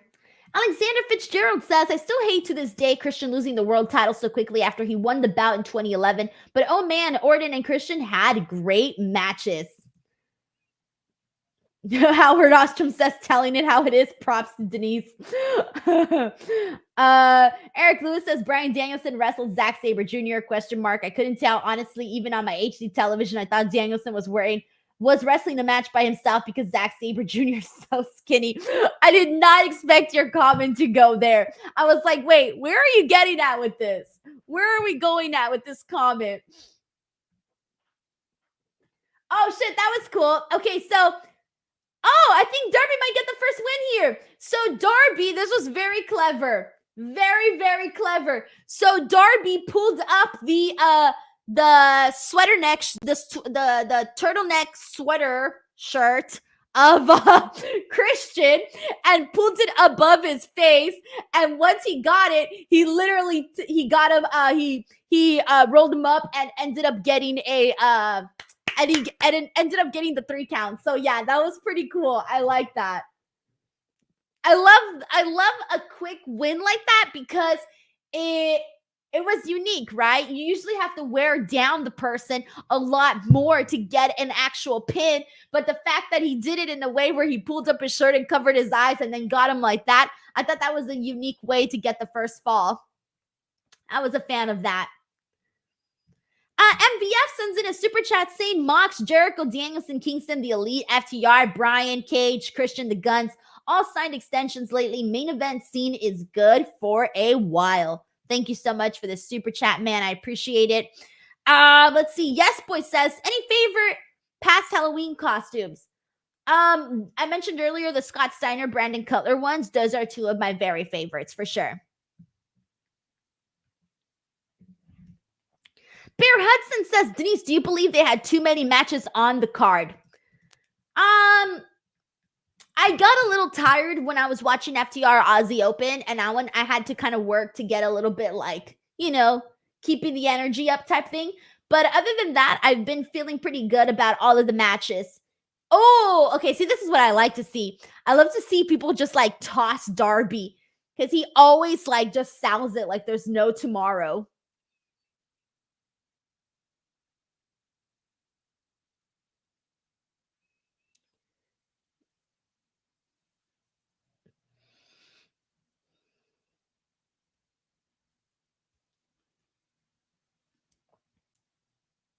Melissa Cabello says, can Edge still use the name Edge if he's in AEW? I don't know, actually. I don't think so. So I'm going to go with probably no. So Christian is now stomping on Darby, and he is being choked on the ropes.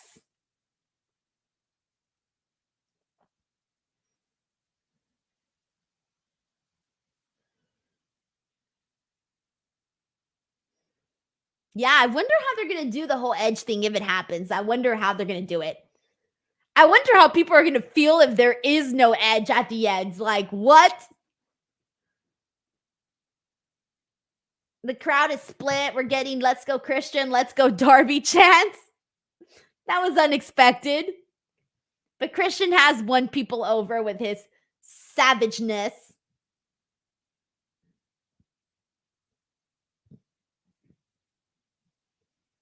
Shout out to the people here on Twitch, to Paul JR67 who's watching on Twitch. Thank you so much to Paul. What's up, yo? Phil Espa says, Denise, who has better nails, you or Darby? I'm gonna vote Darby. He does have better nails than me. What? Check it out. So Darby has like pink pointy nails. I got the aqua blue squared nails. So you know what? Maybe Darby's definitely got better nails than me. I didn't even notice them until you said something. I don't know why I didn't notice them. They're very unique for sure. Is that the first time Darby has done his nails like that? Because I feel like I've only ever noticed them with like black nail polish. I don't know if I've ever noticed him with like nails. Yeah, he's always had just the black nail polish, right? Or has he had like acrylics before?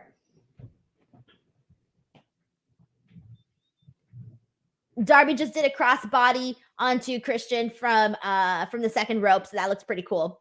He's rolling him up again, but nope.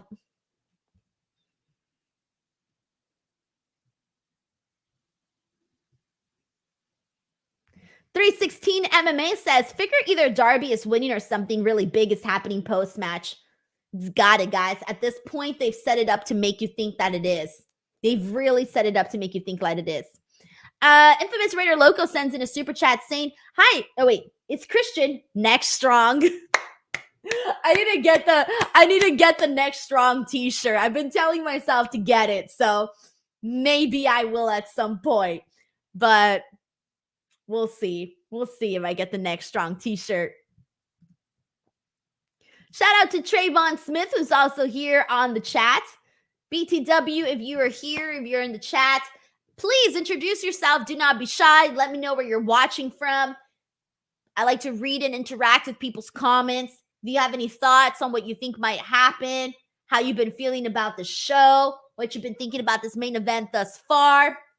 Drop them in the chat. We'll pull them up. Oh, no. Oh, no. Christian's going...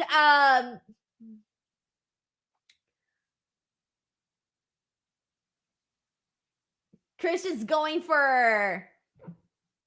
I think it's Darby's mom, right? Is it Darby's mom or is it Nick Wayne's mom? They kind of look similar, so...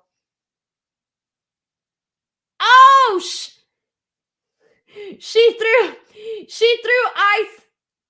She threw ice in his face. Oh my God, freaking Darby. Okay, so she threw ice in Christian Cage's face, and then Darby literally came in. You guys know how he does those dives and just like rocket straight into Christian. He rocketed straight into Christian, and then immediately afterwards just did a coffin drop right now on Christian. Oh, I love that. I love that. Oh, yeah.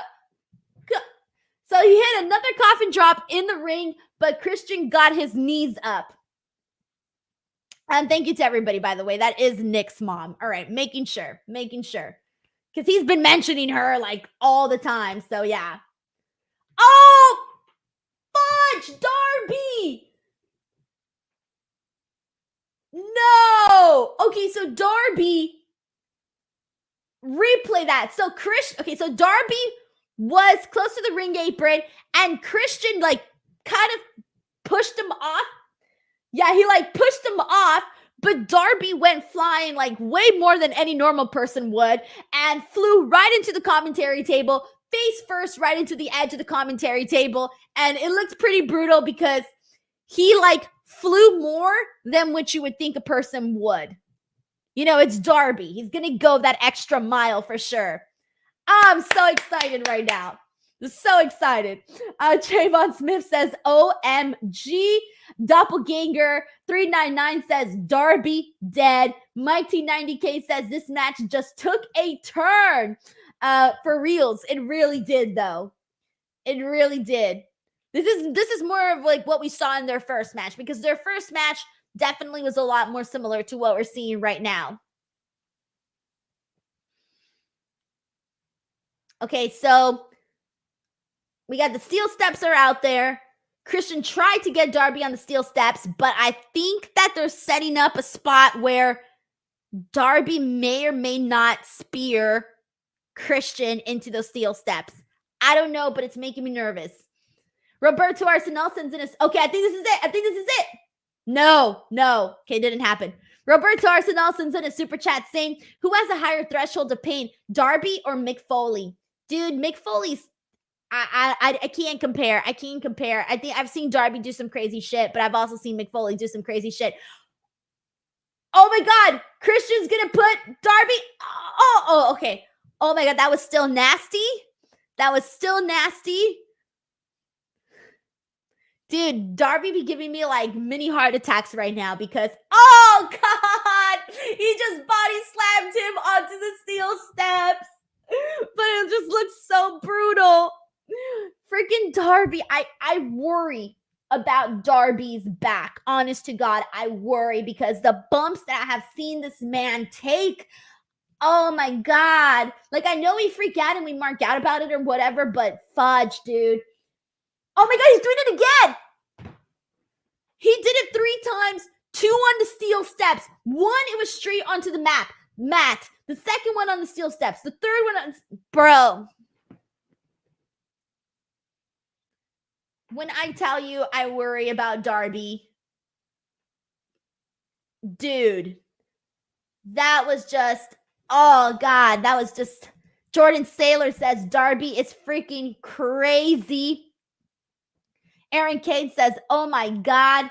Mike T90 said, oh my God. Mike T90 says he's dead. Mike T90 says that was brutal. Dude. Justin Dale says, got home late wondering what was going on in the pay-per-view. Thank you for catching me up. You are so welcome, dude.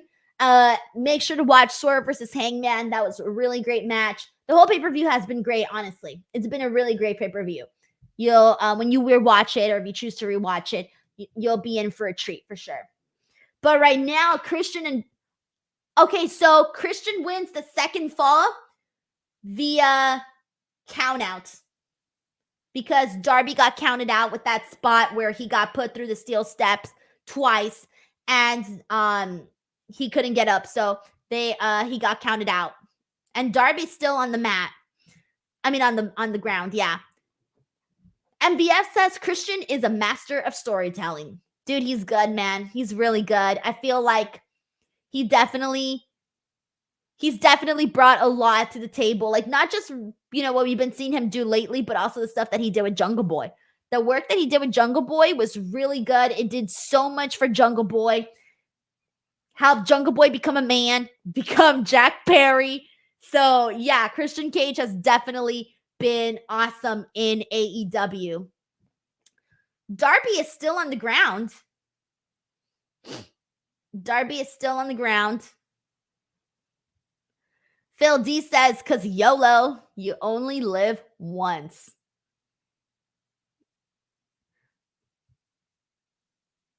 Yeah, he's there just replaying this a bunch of times. Now it looks like they're going to stretcher him out. So now it's looking like they're planning to stretcher out Darby Allin. Oh, it's brutal, guys. And actually, I just noticed that on the replay, Darby's elbow hit the... So when Darby landed on the steel steps, his elbow was right behind him. And so when he landed, oh shit. See, my shoulder just cracked, showing the demonstration. When he landed on the steel steps, his arm was like smushed in there. So he like, with his body weight and the steps, he like literally squished his arm. At least that's what it looked like in the replay. So I think that's why he's like kind of holding on to his arm, because that was sick, bro. Even just showing the demonstration right now, I cracked my arm and I'm just here demoing. So also, while they're doing whatever they're doing with Darby, Christian is removing the mat from the ring. So he is exposing all of the wood. So Darby's going to do something crazy, guys. Darby's going to do something crazy. Christian's going to the top rope. And he just did a frog splash on Darby on the stretcher. It was a bad camera angle, so you really couldn't... I didn't like the camera angle for this, so I hope they replay it, because they were supposed to zoom out so that we could actually see Christian Cage do the frog splash. Here we go. They just changed the camera angle. Better camera angle. So they did a replay with a way better camera angle. Yeah, so he just did a frog splash onto Darby on the stretcher. Yeah, the first shot I didn't like, because instead of zooming out so we can actually see the frog splash, they zoomed into Christian Cage's face. So you knew he was doing that, but it wasn't a great shot the first time around. So glad they quickly got in that replay there. Furryhausen says, holy Sheeta, that dive. Let's see what else we got.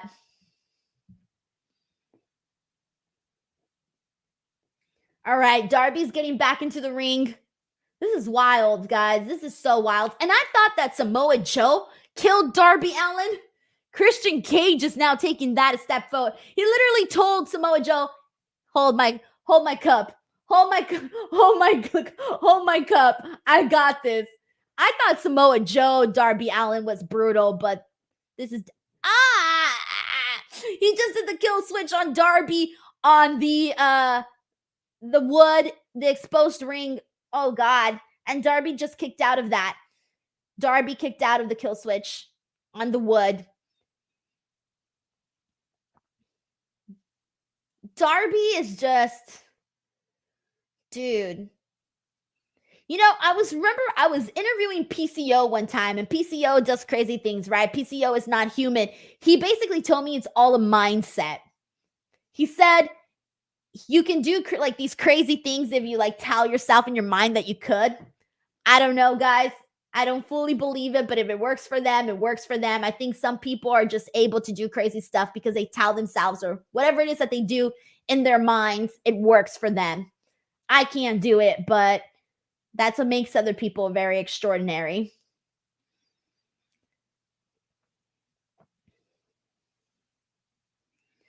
God.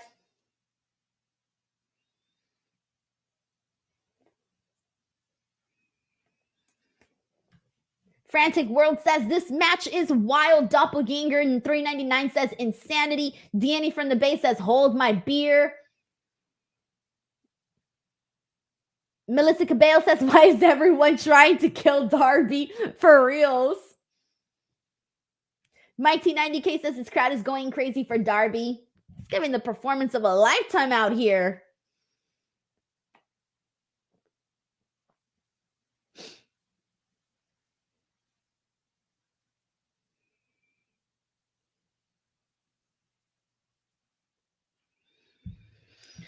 Roberto Arsenal says Darby needs a 3-month vacation after this. Well, he's trying to climb Mount Everest. This was something that he said, that he's trying to climb Mount Everest.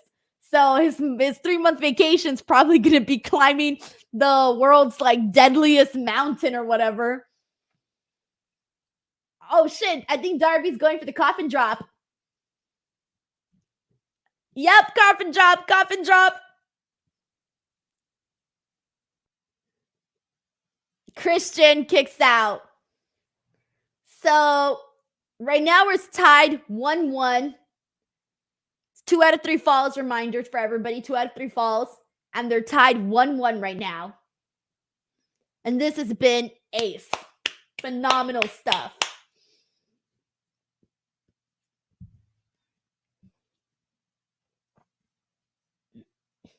We got Jordan Saylor who sends in a super chat saying Darby better win after all of this. I don't know, man. You can make a case for him not winning after going through all of this pain, right? Who knows?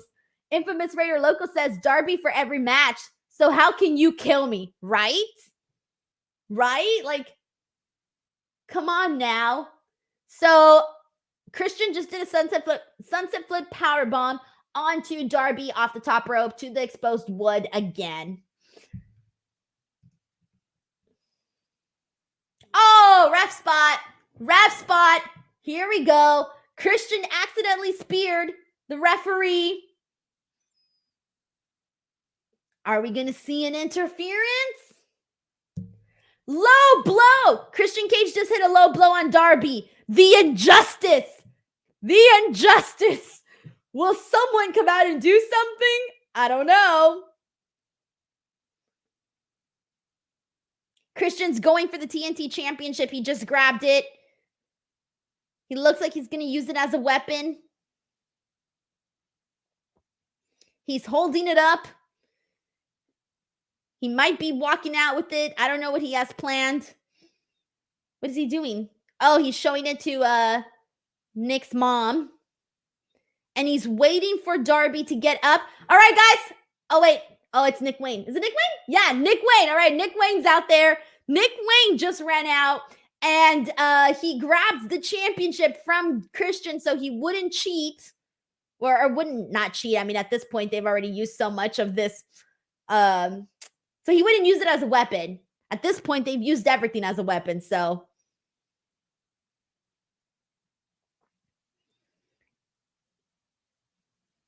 Darby is somehow still standing. I don't even know how. And I think Nick Wayne is going to hit him with the belt. Oh, no! Nick Wayne just turned on Darby Allin. Even his mother is shocked. Nick just smacked Darby Allin in the freaking face with the TNT Championship. He's aligning with Christian. He's aligning with Christian. Oh my God. Everybody's freaking out. Some people knew it. Some people are freaking out. And Christian gets the pin. The second one. Christian Cage retains the TNT Championship. Oh my God. What a phenomenal freaking match. Nick Wayne. Why, Nick? Why? Why would he do this? He went after your mother and he spoke about your dead father, bro. Wow. Wow. Oh my gosh, gosh, now he's putting his arm around Nick Wayne. Oh, this is going to be exciting stuff, man. They're hugging. They're embracing. He kissed him on the forehead like he's his new father. Oh, what am I seeing? What am I seeing? He literally embraced him and gave him a kiss on the forehead. What is all of this? This is nuts. MBF says, what a match. Aaron Cave says, Christian is the best dad. AU says, heel Nick Wayne. I see clearly. All right, so Nick Wayne and Christian are continuing the attack on Darby, slapping him. Will anybody come out to help Darby? Nick Wayne is stomping him as Christian Cage holds him down. Nick Wayne is now punching him. Anything? They're both beating him down. This is 2-on-1 attack. The man's already been through so much.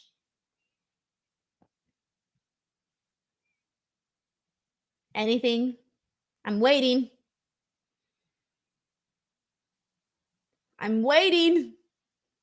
Nothing yet. Wait, the crowd's cheering. Guys.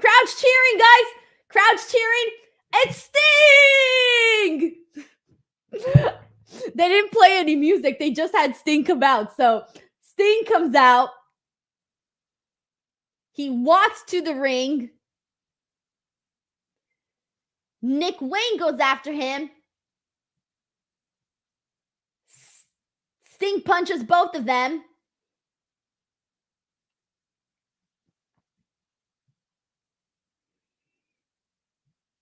All right, so Sting's handling business right now with Christian and Nick Wayne. Darby is still laid out. Luchasaurus just popped in. And now Sting and Luchasaurus are having a moment. And Sting is choking Luchasaurus. And now it has become a 3-on-1 attack. Nick Wayne, Christian Cage, Luchasaurus attacking Sting. And Darby is still down. They're literally stomping on this man's head.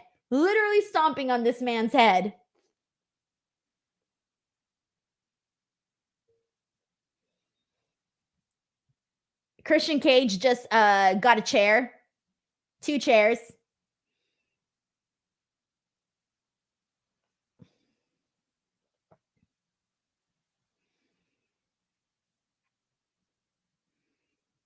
And they're still continuing the attack on Sting.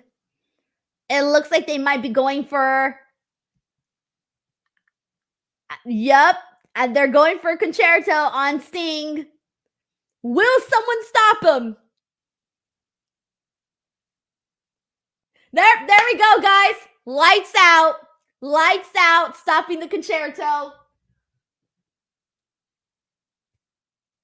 And we are getting a video that says our feature presentation. And there it is, guys. We are getting a video. And it pretty much looks like Edge, just based on the little jacket and the hand that we have seen. At least I think so, based on the little clips we've been seeing. Little teases. Little tiny teases. Yup, and there we go. Crowd is going nuts. Let's see. Oh, there it is, guys. You think you know me. A little bit of a different version. But Edge has just came out and made his AEW debut. And his music is playing. It's pretty much the exact same thing. He comes out. Christian Cage is just staring at him. He's like completely shocked. Edge is like going crazy. He's like super hyped. Edge is in AEW, guys. There it is. It happened. Shit ton of pyro for Edge. I love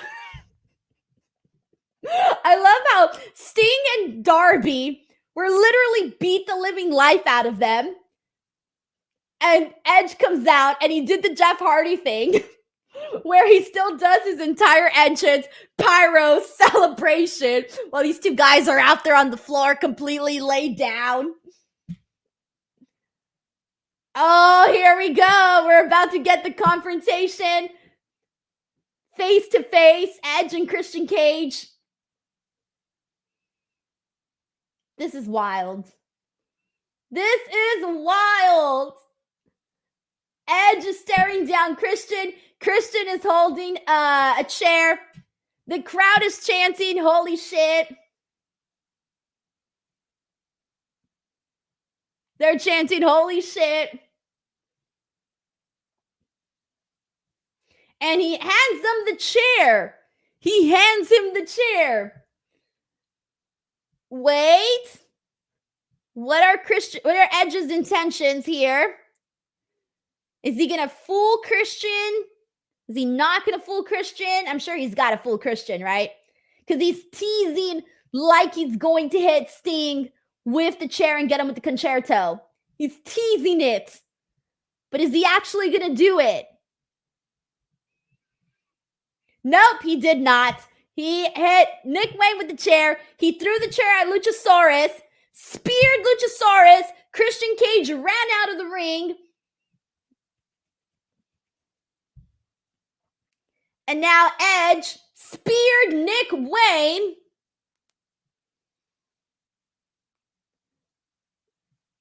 And yeah, he's now Adam Copeland. Well, not now Adam Copeland. He's always been Adam Copeland, but Adam Copeland on AEW TV. And Christian ran off all scared and stuff, holding on to his precious TNT championship.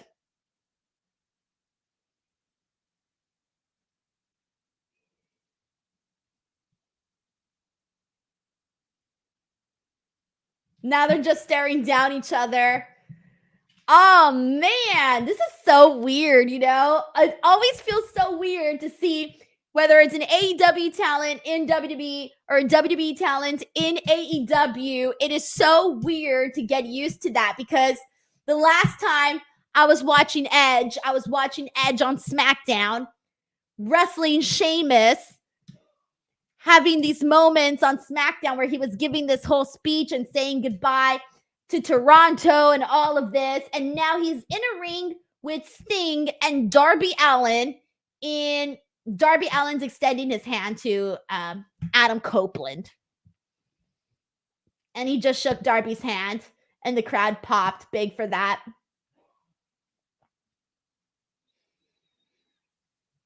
Wow. And Christian's just standing there watching this all unfold right now.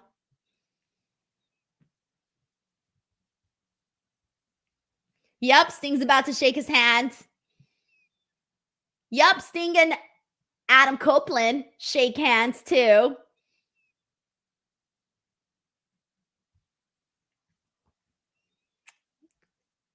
And there you guys go. WrestleDream is closing out with Edge. And next Wednesday is the 4-year celebration of AEW Dynamite. Oh my God. All right, guys, let's get some reactions here. How do you guys feel about seeing Edge in AEW? Are you excited? What things do you hope to see? I mean, this has just been like a whole lot. So this has been very, very a wild evening. We got a super chat here from Infamous Raider Loco who says, even though we knew it, it doesn't make it less special. I love wrestling, been watching it since age 2. I'm 37 in 10 days. Gotta love both companies. That's how I feel, man. I'm not into the tribalism stuff because if whoever's got good shit, I will tune in to watch whoever's got good stuff going on for sure. So yeah, I know, like you said, even though this was pretty much expected, very well known, or not well known, but pretty much people all expected to see Edge in AEW, right? But now that it actually happened, it's pretty interesting to see him just like in the AEW environment. Most Valuable Fighter says, what a time to be a wrestling fan. 9 out of 10 show. Dude, this was honestly my favorite pay-per-view for AEW. Like, I feel like I really love this show. I think I even enjoyed it. I don't know if I enjoyed it more than All Out because I did love All Out a whole lot with that strap match. Ooh, I would have to compare the cards right now and really think about it, but this was definitely a strong, strong pay-per-view. Mike T90K says the pro wrestling world has just been shaken up once again. Can't wait to see Edge's matches. What a pay-per-view. I loved it. See you all again for Full Gear. Thank you so much to Mike T90K for being part of this watch along and hanging out and having a good time. I appreciate it a whole lot. Nathan Snilty says, oh my God, such a fun ending. Roberto Arsenal says Tony Khan will make Edge the CM Punk of Collision. Yeah, that was supposed to be Bryan Danielson because he had said in the conference, the press conference, that he was pretty much expecting that to be Bryan Danielson. And Bryan Danielson has been, appearing on Collision and all of that.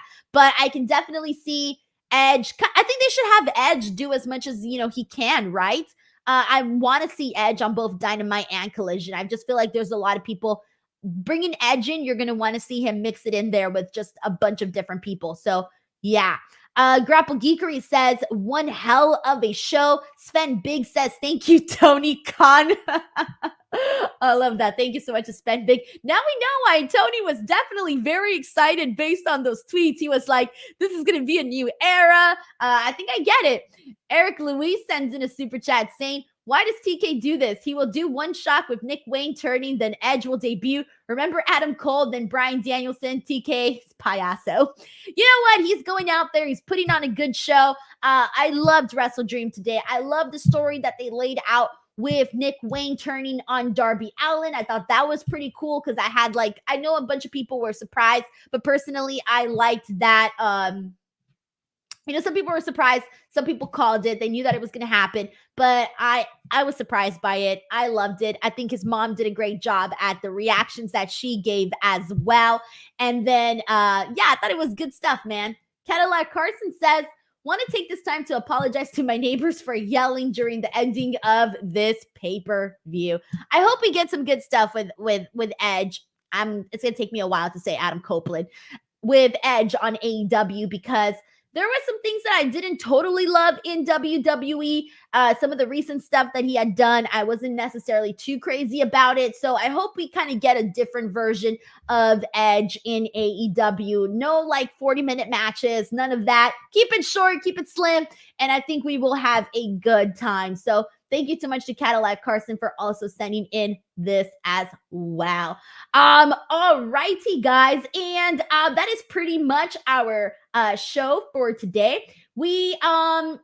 I'm going to go ahead and get another super chat. This one's from Delayed Gratz, who says, so does that mean we're all edging together now?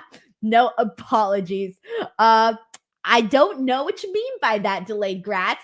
So unfortunately, I did not get the joke on this one. But thank you so much regardless for sending this in. I appreciate it, man.